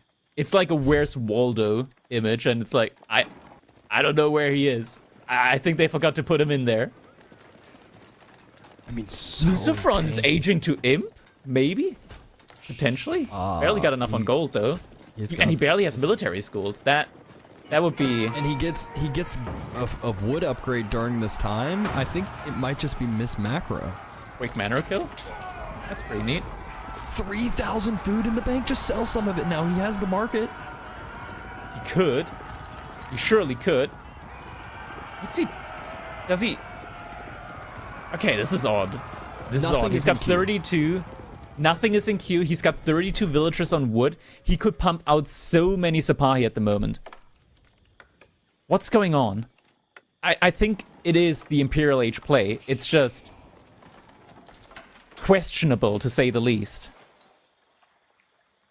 Very questionable. To say the least, for sure. He is still keeping Marine Lord's army somewhat at bay with the Sipahi. But this is so greedy. This is so unbelievably greedy that I'm at a loss for words.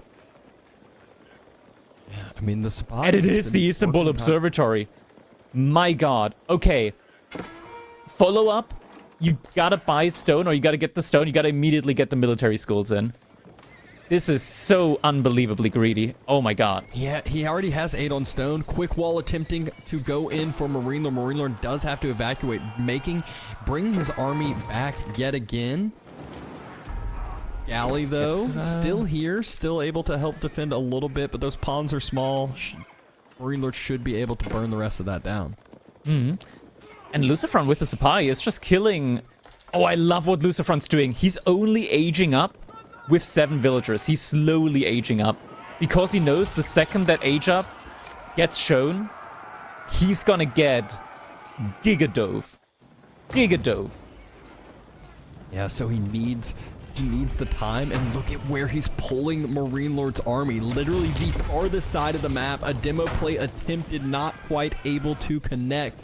But the army, it's so far away from Lucifron's base that it actually gives him time. Sipahi going back in again, causing a little bit more idle time. So many villagers of Marine Lord are on that shoreline fish. I think Marine Lord might be in a...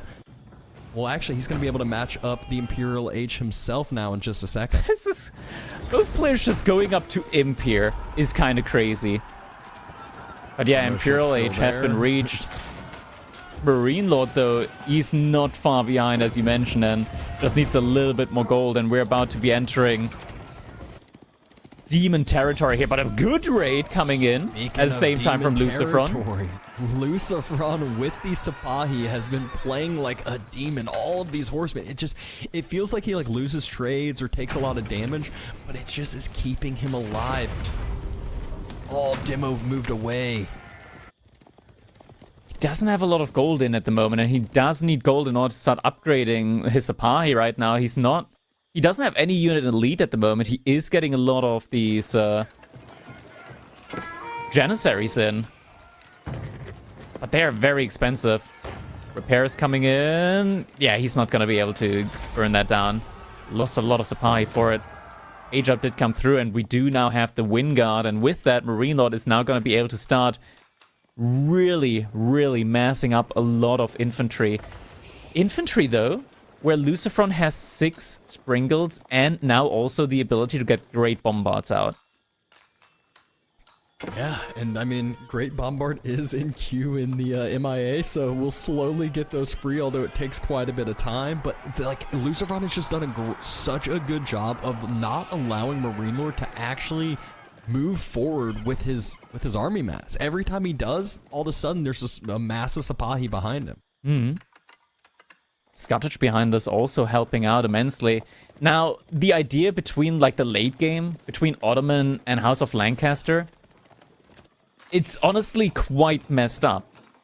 Because in theory, right, like, what does House of Lancaster get a lot of in Imperial Age? It's Yeoman and Spearmen from the Wind Guard. You just mass these trash units. In theory, Lucifron in this late game wants to make Janissaries and Sipahi. Both of these units get countered out quite hard by Mass Spearmen and Mass Yeomen. And with the volley ability, the Yeomen should be able to do incredibly well up against the Janissaries. But what happens when there's siege on the other side to come in too? Is that's enough the to wild bridge the card gap and make the difference?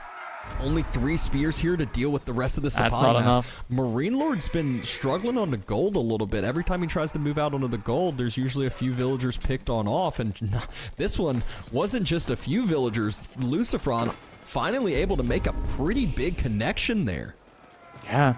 Marine Lord was able to get back up to the 9, or rather did just manage to reach the 9 manor count, so is now kind of like fully boomed up as a House of Lancaster player at this point in time. But even more villagers, I think, I think Lucifron just killed even more villagers.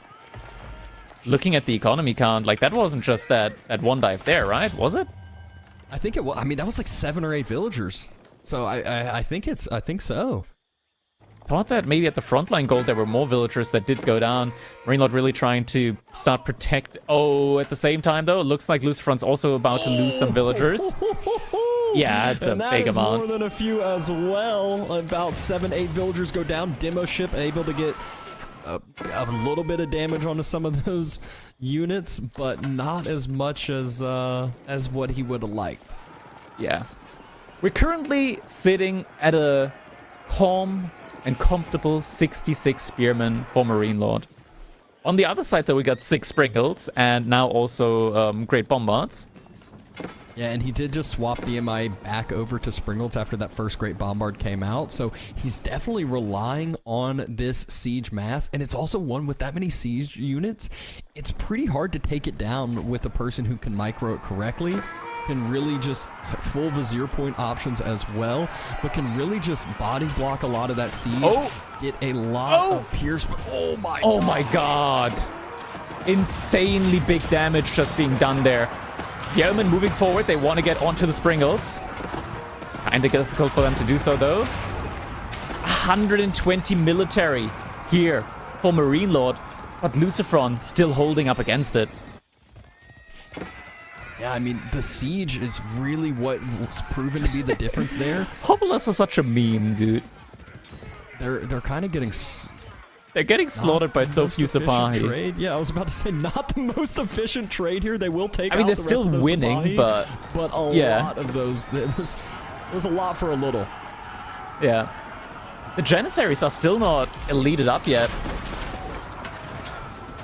They're still Castle 8 Janissaries. Springles, though, still just able to continue to fire without many units on that front side. Great Bombard, too. Marine Lord needs to be careful about grouping his unit, really needs to use that spread formation, and instead he just splits up a couple different groups, spreads on around. Close fight, but it's just so many units from the House of Lancaster. Springles evaporated. More Springles coming in, though. The mass is still there. Matter does get taken down, but most importantly, the Lords of Lancaster have been taken out of the equation. And that's such a huge pickup. The Lucifron, he's dead even as far as the military numbers go for the first time in such a long time. He's doing it. Dabson, he might be doing it here. He might just be doing it. This is match point. If he wins this, then he wins the tournament, the EGC Masters Fall, and he's in a prime position to do so. Yeah, farm transition has already come through for him quite a bit ago. He might need a few more, but even still, he doesn't need just food to produce units. He has free units coming. Sacred sites as well, forcing House of Lancasters to move out in a 10-minute period of time. Great Bombard should set up, hopefully here soon. And there we go. Still a lot of spearmen in again now. Yeah, Springle's taken down again. I feel like this time around the Sipahi don't want to stand there. No. Doesn't have as much of a military mass there anymore. It's Archers again. Just isn't able to remass up back as fast enough with the Wind Guard. He's still making Janissaries, but these are still Castle 8 Janissaries. Oh no. Oh no, this could all just flip on its head so quickly here. He's trying to go for raids again. Look at the wood line, though. All of the units for Marine Lord are pushing forward now. Is there a keep at home? Anything to protect himself? I don't think so. I don't think so, Dapson. This could be disaster. It looked so good for a second. Now it looks so bad. But oh my economy! Marine Lord spots my it God. out. He needs to run, but I mean, these are Sipahi. These are elite Sipahi. There's going to be so many villagers killed, but Marine Lord, he doesn't care. He's moving forward with his mass. He could have enough to end it himself. Lucifron dropped a second TC behind this dude we didn't see. Villager formation shuffling should just be removed right now. Like, what is that? How are the villagers able to outrun cavalry like that? I can't believe it, man. I cannot believe it. Lucifron. Second TC. Unable to get like the big villager kills that he was looking for there. It looked like he was about to just slaughter all of Marine Lord's economy, but like you said, villager formation shuffle was able to give them enough time for the Wingard to pop out the next set of units. There's 62 spears out for the side of Marine Lord, and Lucifron just now, he's trying to make the transition into men-at-arms, it looks like.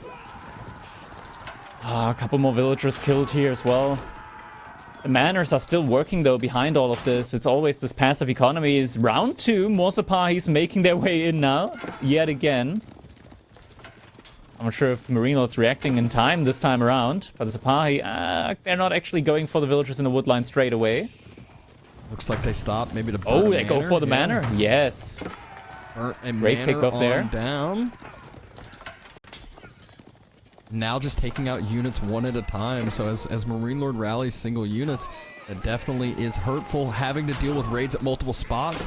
The Sipahi did decide to move along to that wood line. I believe they did manage to find some more villagers up there. Indeed. They found a good amount of villagers there. 64 economy to 80, but Marine Lord's army mass is nothing to joke around about. If there is not static defenses at home, Lucifron will have trouble holding, although he is up to 18 men-at-arms rather quickly. He's trying to pump those out as fast as possible. Please tell me these are elite. Against 75 spears. Please tell me that the men-at-arms are elite. Great volley here! Oh my god, and the men-at-arms, they're not elite. These are still Castle Age men-at-arms, as Castle Age as the Janissaries here. Springle's in there as well.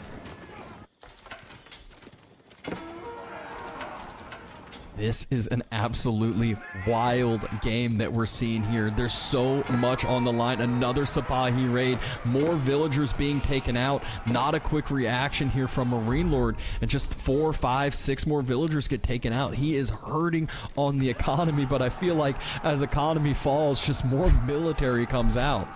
It's just 17 yeomen, but almost 100 spearmen, and it might be 100 soon, Dabson, as we still see more and more being made from the Wingard behind the Stow Lucifron. 8 Springles, but 17 yeomen might just be enough to take them down. I'm sure that we also got Silk Bowstrings here behind this for Marine Lord, so should be having a lot of additional range on these yeomen as well.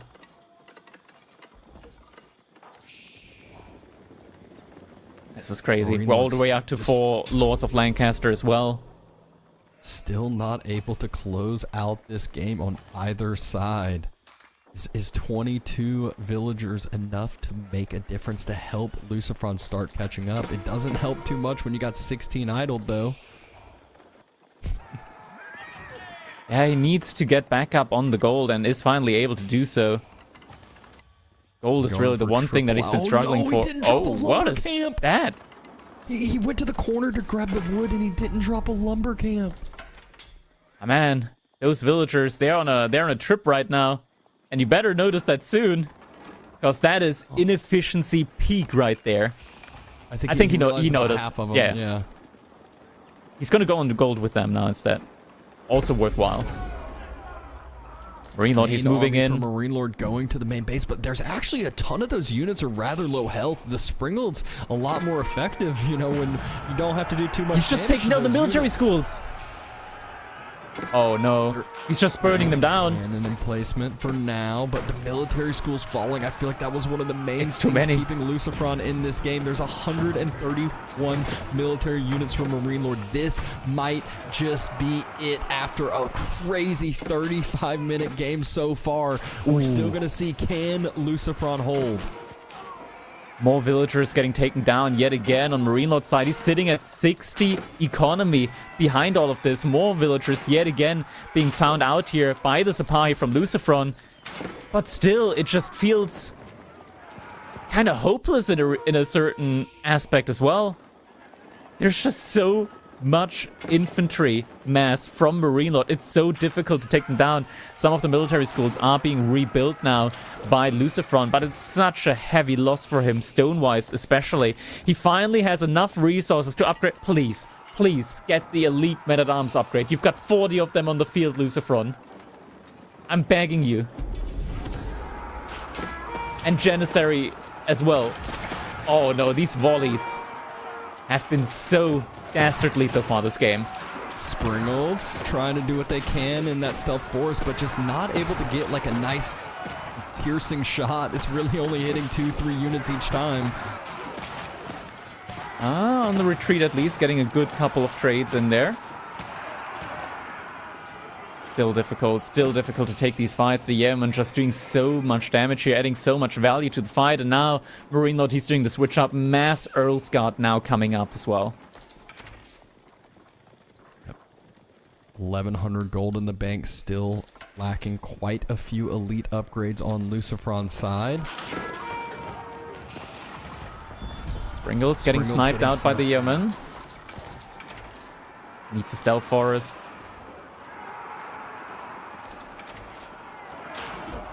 Men-at-arms going for it again. Trying to tank this up, trying to be that front line that they need to be. Sipahi going for another dive onto the farms.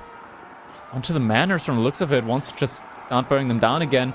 We're getting the siege HP upgrade now. Still no elite on the men-at-arms.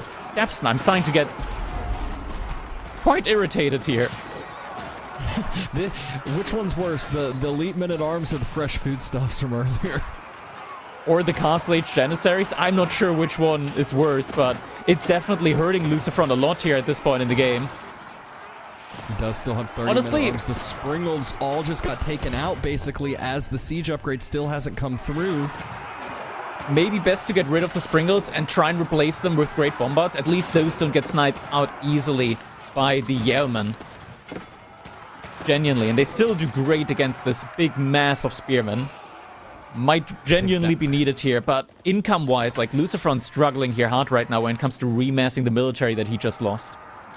Yeah, I feel like this is the point. Like, look at Marine Lord's bank right now. He's fine with all of these trades. This is one of the benefits of massing all these trash units when he had 80+ spears.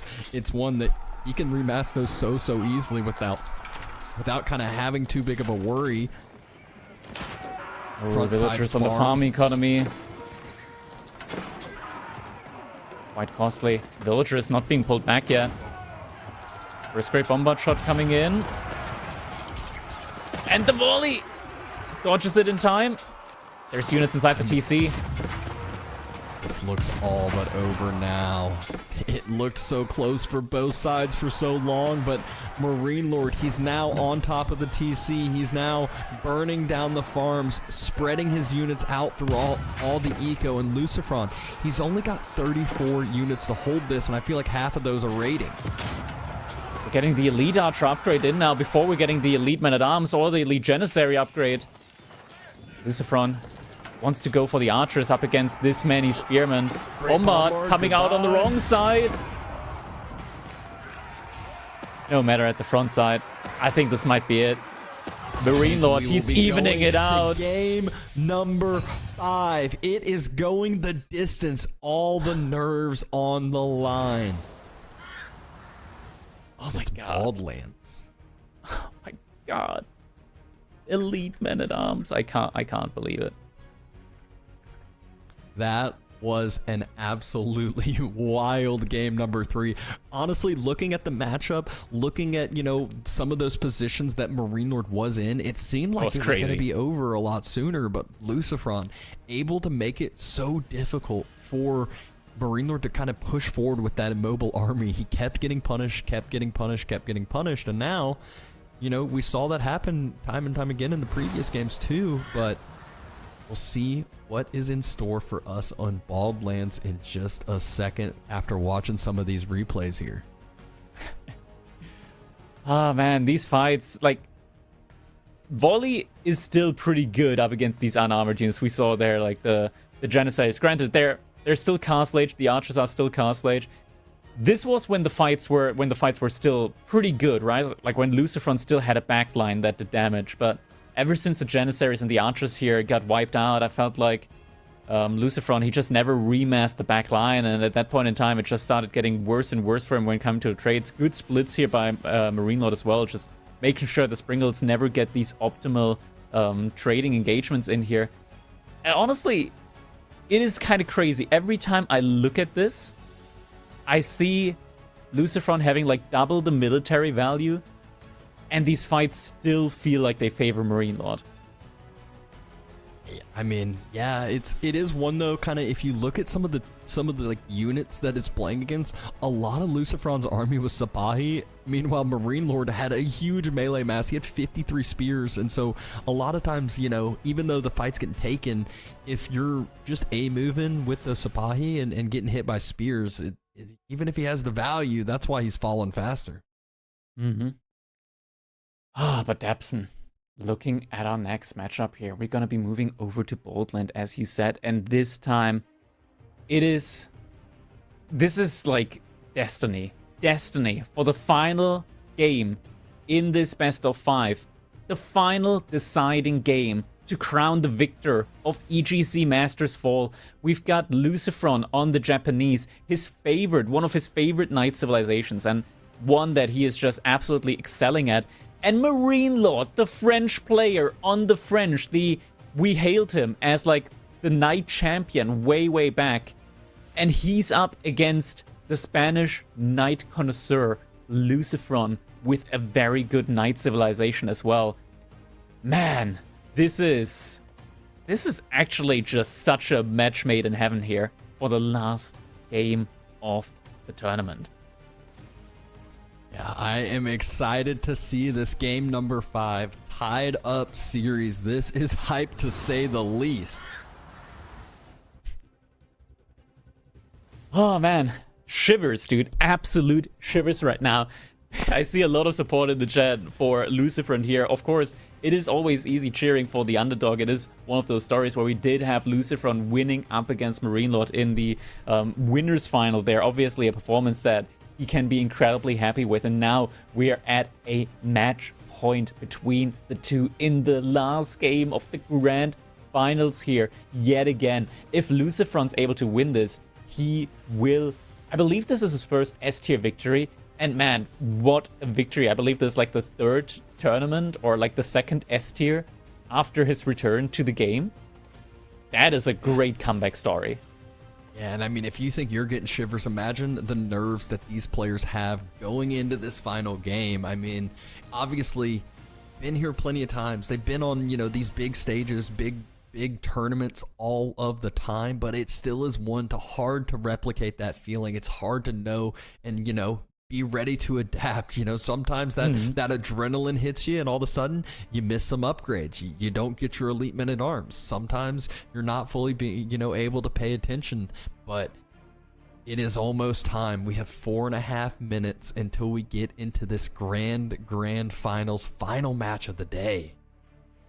Yeah, and behind this, I mean, this is the moment in time now for players, or not players, but for the viewers to be able to use their EGC channel points as well, get the bets in, and it is so even right now in the betting section between the two, Lucifron and Marine Lord. It's almost 50-50 between the two. Just now tides shifted, just the scales shift a little bit, ever so slightly, but oh man, this is a very even set right now between the two, and what an exciting one to be watching. Like, all of these games so far have been very action-packed, and honestly, I'm all here for it. These water games as well, like, typically water can be quite boring. These players have made these water games anything but boring.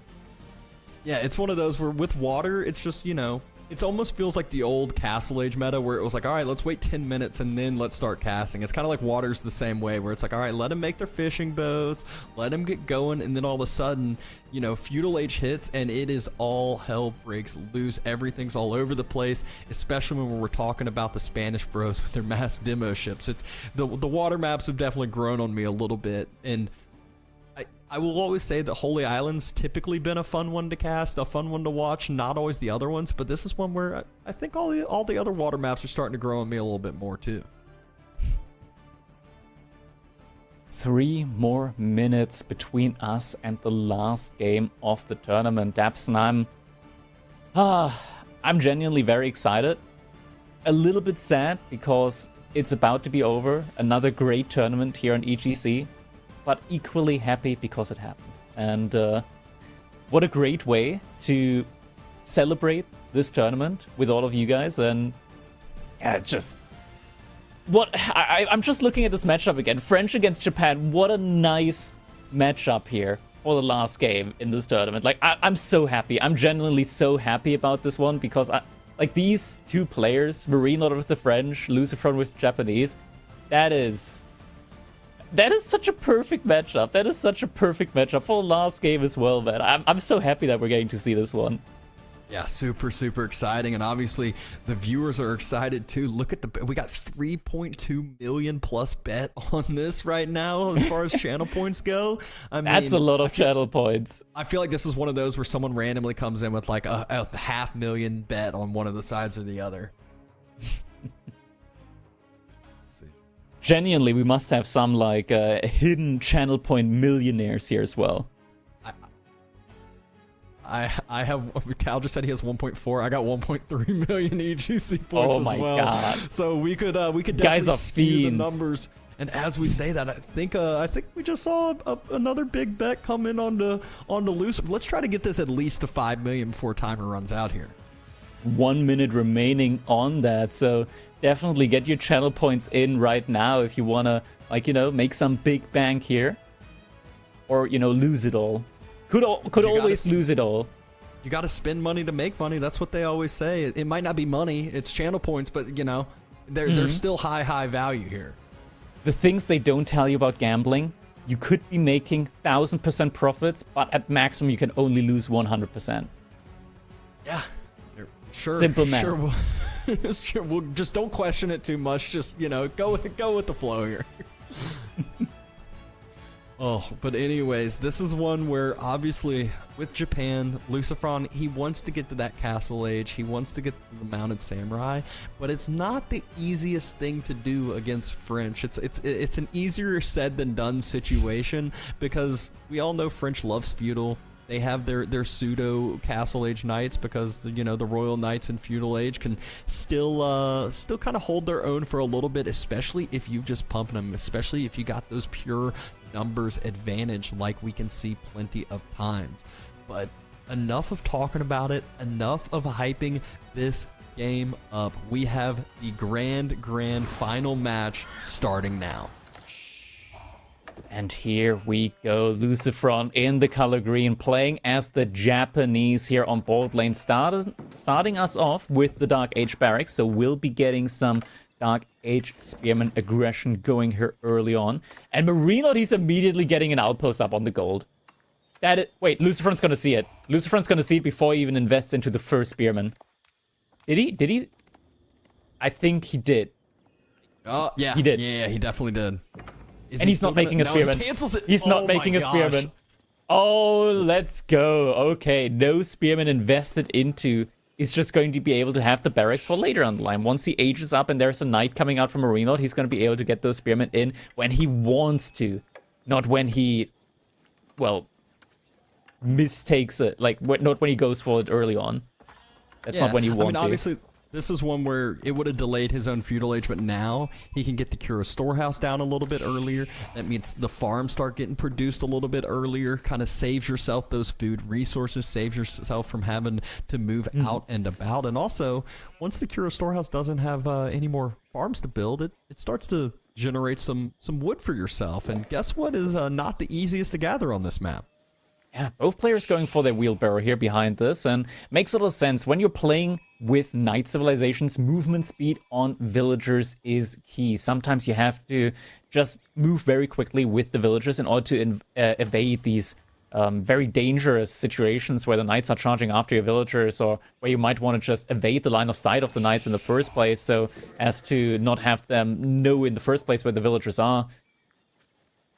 I like the outpost here down the line from Marine Lord anyways, though. Like, even if there aren't any spearmen coming out from Lucifron, you're gonna want this anyways against opponent, like the knights from your opponent, just to be able to very quickly garrison your villagers.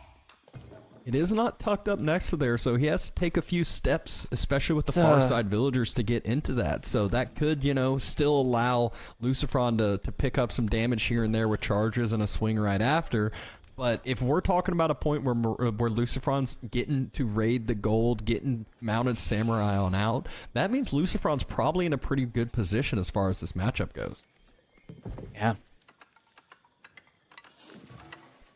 Sure enough, Cura storehouse is being built, 4 villagers on it already.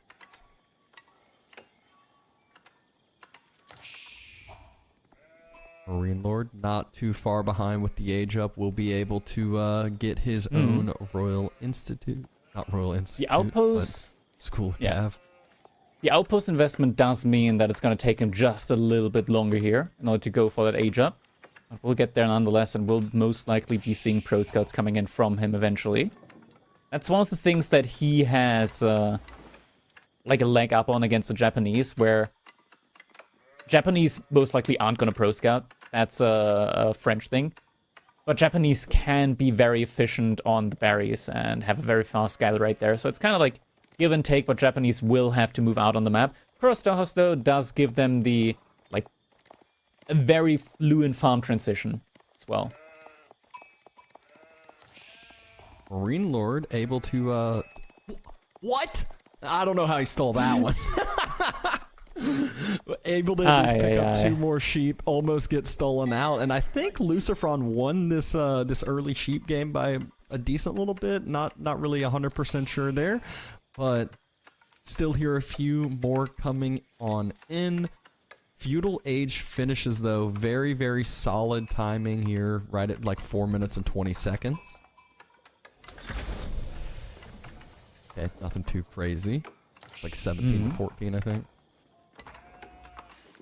Second Age wheelbarrow coming in.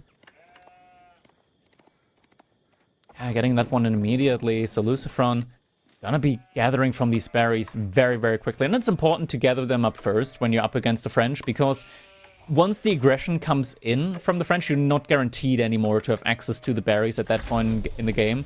So better to be able to be on sheep then, rather than the berries. Or rather, like, not have access to the berries in the first place.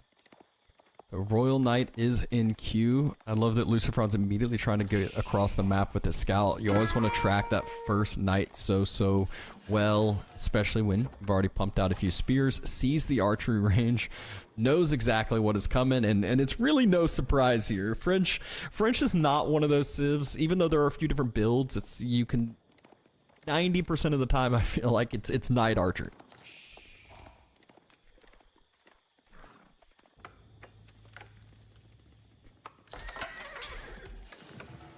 Here we go, horsemen coming out as well. So spears and horsemen here from Lucifron in this feudal age. Still has plenty of gold in the bank. No outposts on the gold though, so like could be a potential point where that's where Marine Lord's going to try to put some focus in, but I think a few spears have been rallied over that way.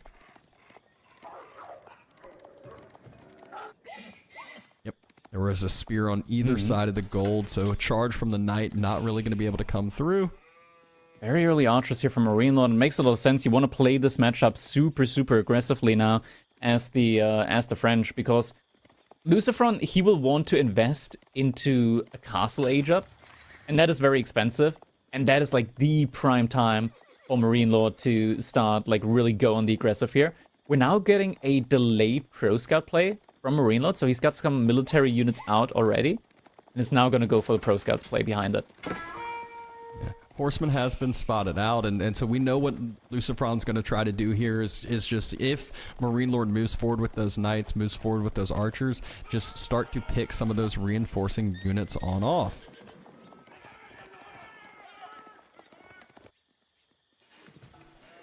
Spear number, though, building up pretty quick, looking pretty healthy so far.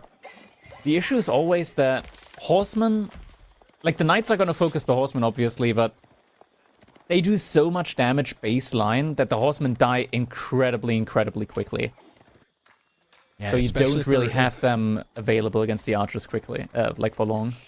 Yeah, especially if the knights are able to get charges on into the horsemen without a spear brace at any point, it gets very scary. But we saw when Lucifron played French as well, if a few knights go down, it really just, the tempo turns completely to the opposite side. So you have to be so careful, especially when, you know, there's a decent bit of spearman mass. Lucifron already got 500 gold stacked up into the bank, though, was building an outpost on that gold. So this has given him the breathing room, it feels like, to, you know, yeah, Marine Lord's just now starting to get some of that deer in, starting to get some of that, you know, better food economy. But soon enough, Marine Lord has to worry about Lucifron aging up the castle. Yeah, outpost now coming up from Lucifron.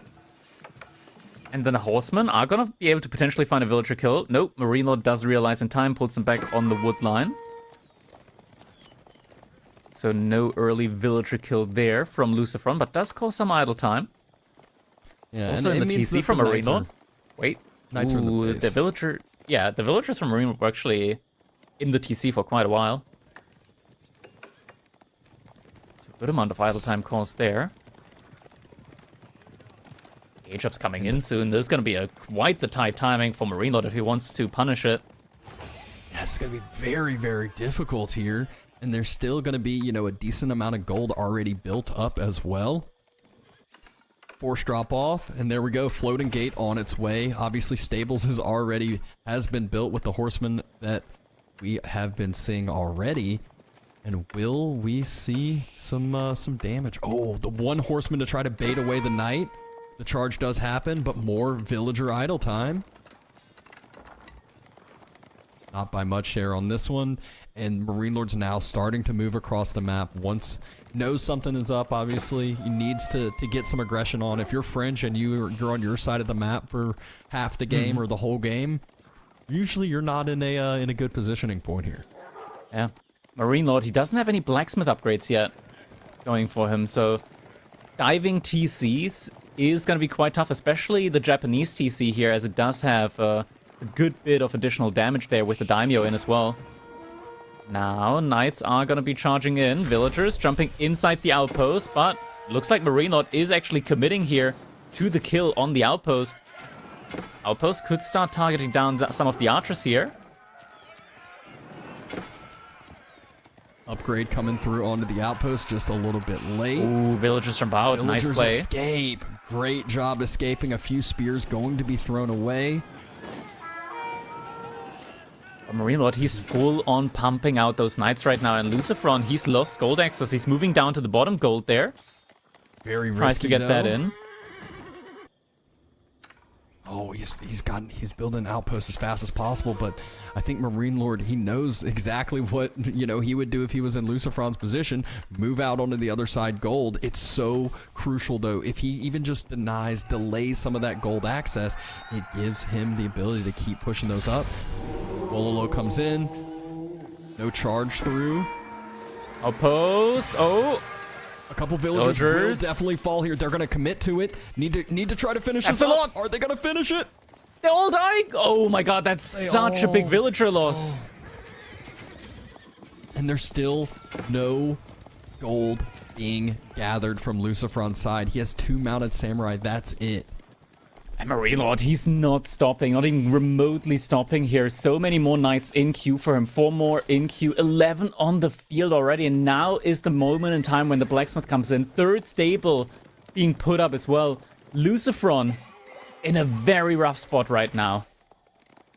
Yeah, I really feel like if that first initial outpost had been able to get upgraded early, or even, you know, had some range damage in, it would have been so much different. But that's where there's so little resources. You have to prioritize, and just wasn't a big enough priority. Villagers have to run again. There's going to be more villager kills, and at this point, even if any villagers go down, this is looking bad for Lucifron, chasing down the rest of those villagers. They go into the South Forest. There is a scout there still. That is 4 more villagers down.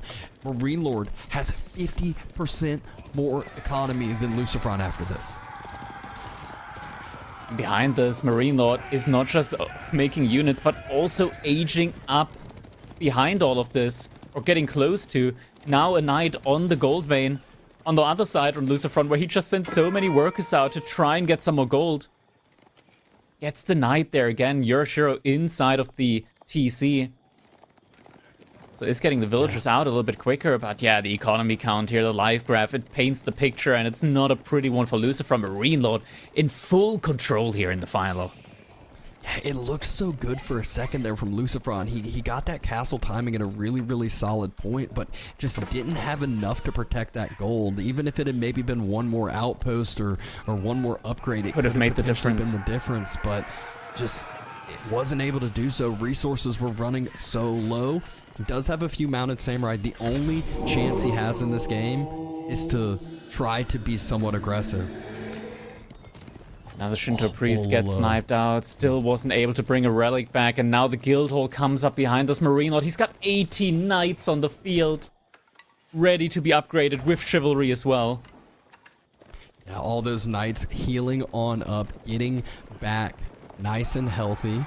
Lucifron does a good job baiting those away, allowing his mounted samurai mass to get across the field. Like I said, he needs to have some sort of aggression, needs to try to do some sort of damage here. But it's going to be hard to do so.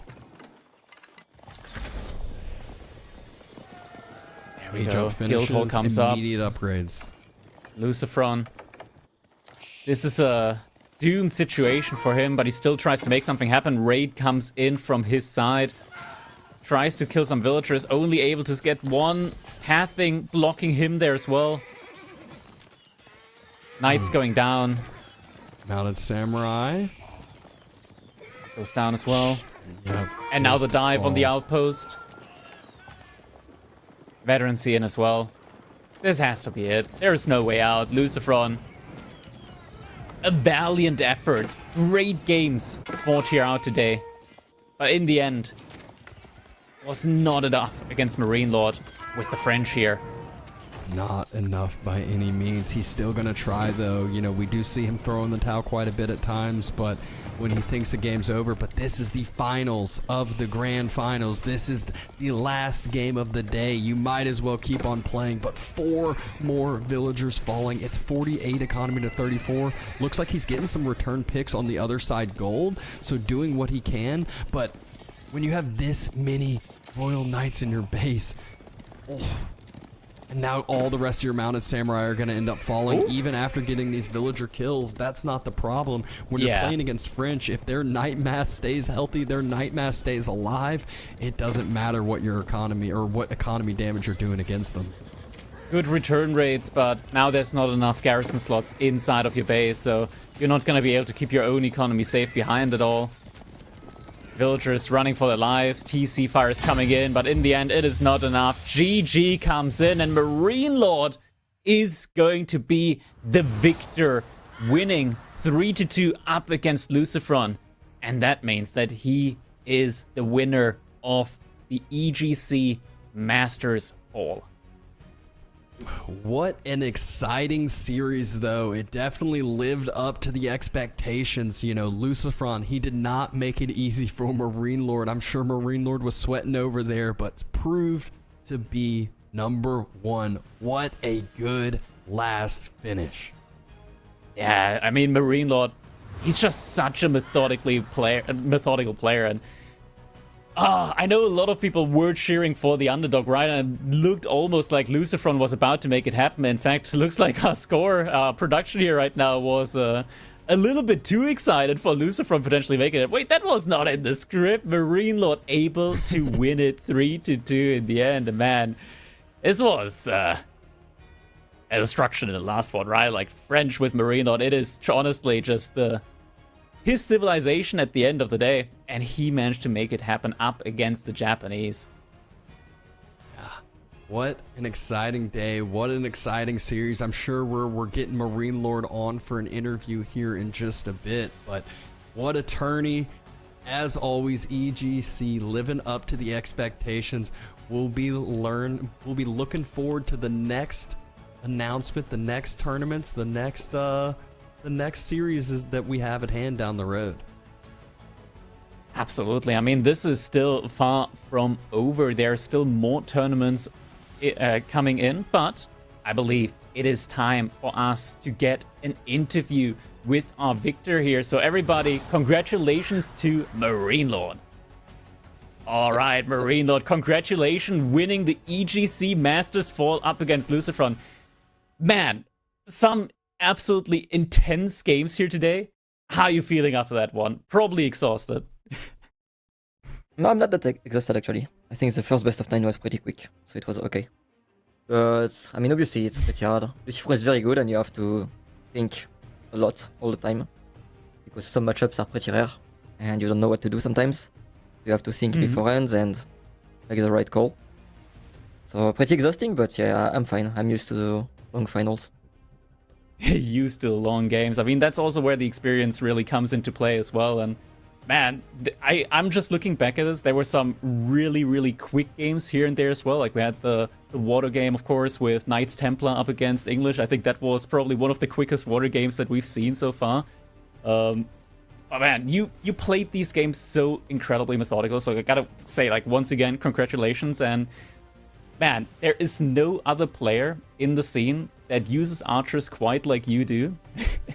Just massing so many of them. It really feels like the go-to unit. We've had so many games today. I'm kind of struggling, like, looking at, like, the individual games and, like, trying to think of questions here to ask you of this. So I'm gonna just want to, like, play general, some general questions. Okay. Obviously, Lucifron, he had a good amount of a break from the game overall, like your opponent there. He came back, and this time he really performed. Was that something that you overall just expected from him? Like, that great of a performance? Did you maybe even practice with him? What was your take on, like, Lucifron's performance there?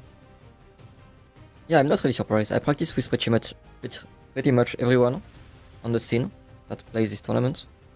So Lucifron was one of them, and for sure in practice it was very close all the time. So, I mean, to be fair, like, most of the time when I start a tournament, when I play group stage, most of the time my win rate in practice is pretty bad. And then I play more and I scale up pretty much. But Lucifron was very good, I think, the whole time in practice. So obviously we didn't practice this week because we were playing. But before that he was giving me a very hard time. And he was destroying me so many times with the House of Lancaster. So at the end of the day I decided to become the main House of Lancaster and leave China for them. That is very interesting, man. That's a very nice tidbit. Like, your House of Lancaster here, like, we've seen you get it in, like, pretty much every single set. And it's so dominating whenever you play it. So hearing you say that Lucifron used it against you and had, like, really good success with it, that's honestly kind of hilarious to hear as well. Oh, man. Honestly, like, this is just, once again, like, amazingly played. Every time we watch you play, it is...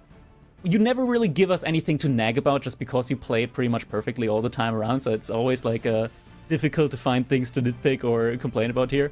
But I want to talk with you a little bit about, okay, game number 10, the Achery versus Mali game.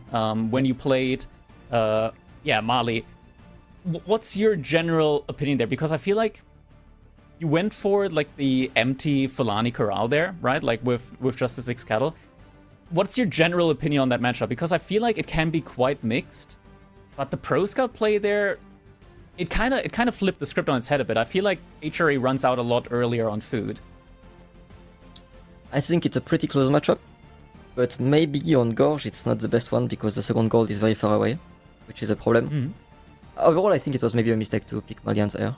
I think Malians against Japanese on Boldland will be so much easier than French, and French HRE will match better too.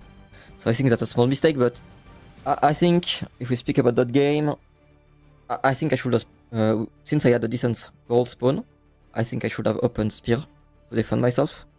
Because every time you go tower, you just feel like you're always behind, and like no matter what, you're gonna need some spears at some point. So if you have a bad gold spawn, you can't really do that. But in this game, I was not sure if I should do it or not, and for sure, I think it was a mistake to not do it.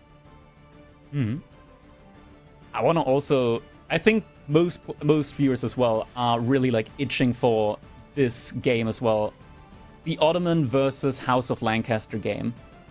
That was such a wild ride from start to finish. Yeah. When you saw that Lucifron had your entire pond line docked the entire time, what were you thinking then? Were you like, oh my god, I'm dead? Or like, what was going through your head in that moment? I felt like I was winning easily, and when I saw that, I was like, okay, maybe I'm not winning anymore. I wasn't sure. He got me twice with this shit. It's so fucking dumb, but I don't know when he got out with a villager. I was scouting pretty well. I made sure the villager that made its first dock went back home, or at least it looked like he was going home. And then 10 minutes later, that's how he got you. There are docks. Yeah. And it's hard to scout because like normally the Ottoman is gonna stay under his TC because he cannot really do anything normally against King push. So I can't really have a full vision of his army. So I was not sure, but in this game I was like, yeah, it's fine. There is no way he's docking. So I'm good and I'm gonna win. But then there are 4 docks and I'm close to dying, I guess. It was quite the intense game from start to finish. We got a little bit heated in the casting booth as well when it felt like Lucifron forgot to upgrade Elite like on the Janissaries and the Men-at-Arms from start to finish throughout the entire game. But Really? it was, yeah, he did not have a lead on any of those units. To be fair, he was very like, his gold was running out it was everywhere and he starving didn't for have much gold. So I was like, maybe he's gonna focus on Sipahi and biology for the university upgrade. And maybe siege upgrade, which is the best part of his army. So I was not surprised to not see him making those upgrades. Maybe Janissaries he should have made it, but because he had 20 at some point. But they die so easily to Yeoman, so I think he made them because he was scared of Massa Oblars. But actually it was not the best thing to do, I guess. Maybe he should just have made Archer and Sipahi. But obviously like both armies are so strong. So it's really not easy to win as Ottoman against House of Lancaster. The chat also desperately wants me to ask you about your thoughts on demo ships after this one, because we had quite a few of these today. Yeah, I mean, I think yesterday I think I didn't play very well in water, but it was still enough.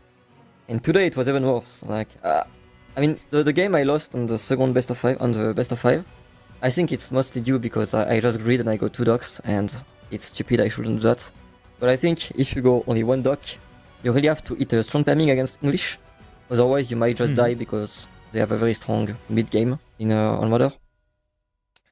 So I just felt like, yeah, my opening was so bad. I have so much idle because of the king. And then it just, he played very well, so I can't really ever come back into the game.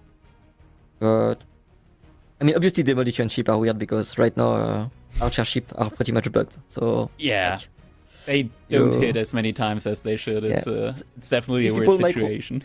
If people micro very well their demo ship, they're pretty underwhelming, but I still think like if you have a lot of Hulk and you micro very well, I think this style is worse, but it's so hard to do, and I get it. Like sometimes you just want to play the things that are very strong and very easy to do, like House of Lancaster for example, and it makes a lot of sense, so maybe I should have played the same style. I think I should just have made a few more demolition ship on every game, just like 2 or 3, to deny the big go in when he goes in with Hulk and demolition ship, and I can target properly. I think that was a key mistake. But obviously the start was pretty bad, so not easy. Yeah, it is a very big snowball unit. All right, Marine Lord, once again, congratulations. I don't want to keep you here for too long. You've had a lot of games here today after all. Congratulations once again. And also, after all of your performances so far in the EGC Masters Series, you're going to be, of course, one of the players qualified immediately for the EGC Masters Finals, also coming the end of this year. So once again, congratulations, man. I'm going to let you rest and... yeah, see ya in the next tournament. See ya, bye-bye. All right, that was our winner, Marine Lord there. And as Crackety just mentioned, the EGC Masters Finals coming up later this year, so we got a ton to look forward to. And with this day we had today concluding the EGC Fall tourney, we see the next 4 seats that qualified here. So overall, we got Marine Lord Louis, Beastie, Anatand, Vortex, Puppy Paw, Wham, and Lucifrond. There still will be, I believe, 4 more seats via open qualifiers. So there's, you know, obviously another qualifying round to look forward to down the line, and a ton of exciting games, a ton of exciting tournaments. Exactly. Marine Lord Louis, Beastie, Anatan, Vortex, Puppy Paw, Wham, Lucifron. Non-stop action to look forward to, and not just that, but so much more going on in Age of Empires 4 in general. Also, big shout out to the other tournaments that are going on this year, as well as we're going to be having the King of the Rockies as well in October. And just after that, come November, beginning of November, we're going to have a new DLC as well hitting. And honestly, just so many cool new things at the moment happening in the Age of Empires series in general. So just a ton of stuff to look forward to. It's only just beginning. More and more stuff coming all the way throughout. Yeah, very, very exciting indeed. But I think with that, we conclude the day. As always, it is a great time casting with you, and looking forward to the next tournaments, the next times we cast together, and the next set of great games we get to watch. Exactly. So once again, thank all of you viewers here as well for watching us on EGC. Thank you guys so much for watching, and we hope, of course, that you'll be back with us again during the next tournaments. Until then, thank you so much for watching. See you then. Have a good one.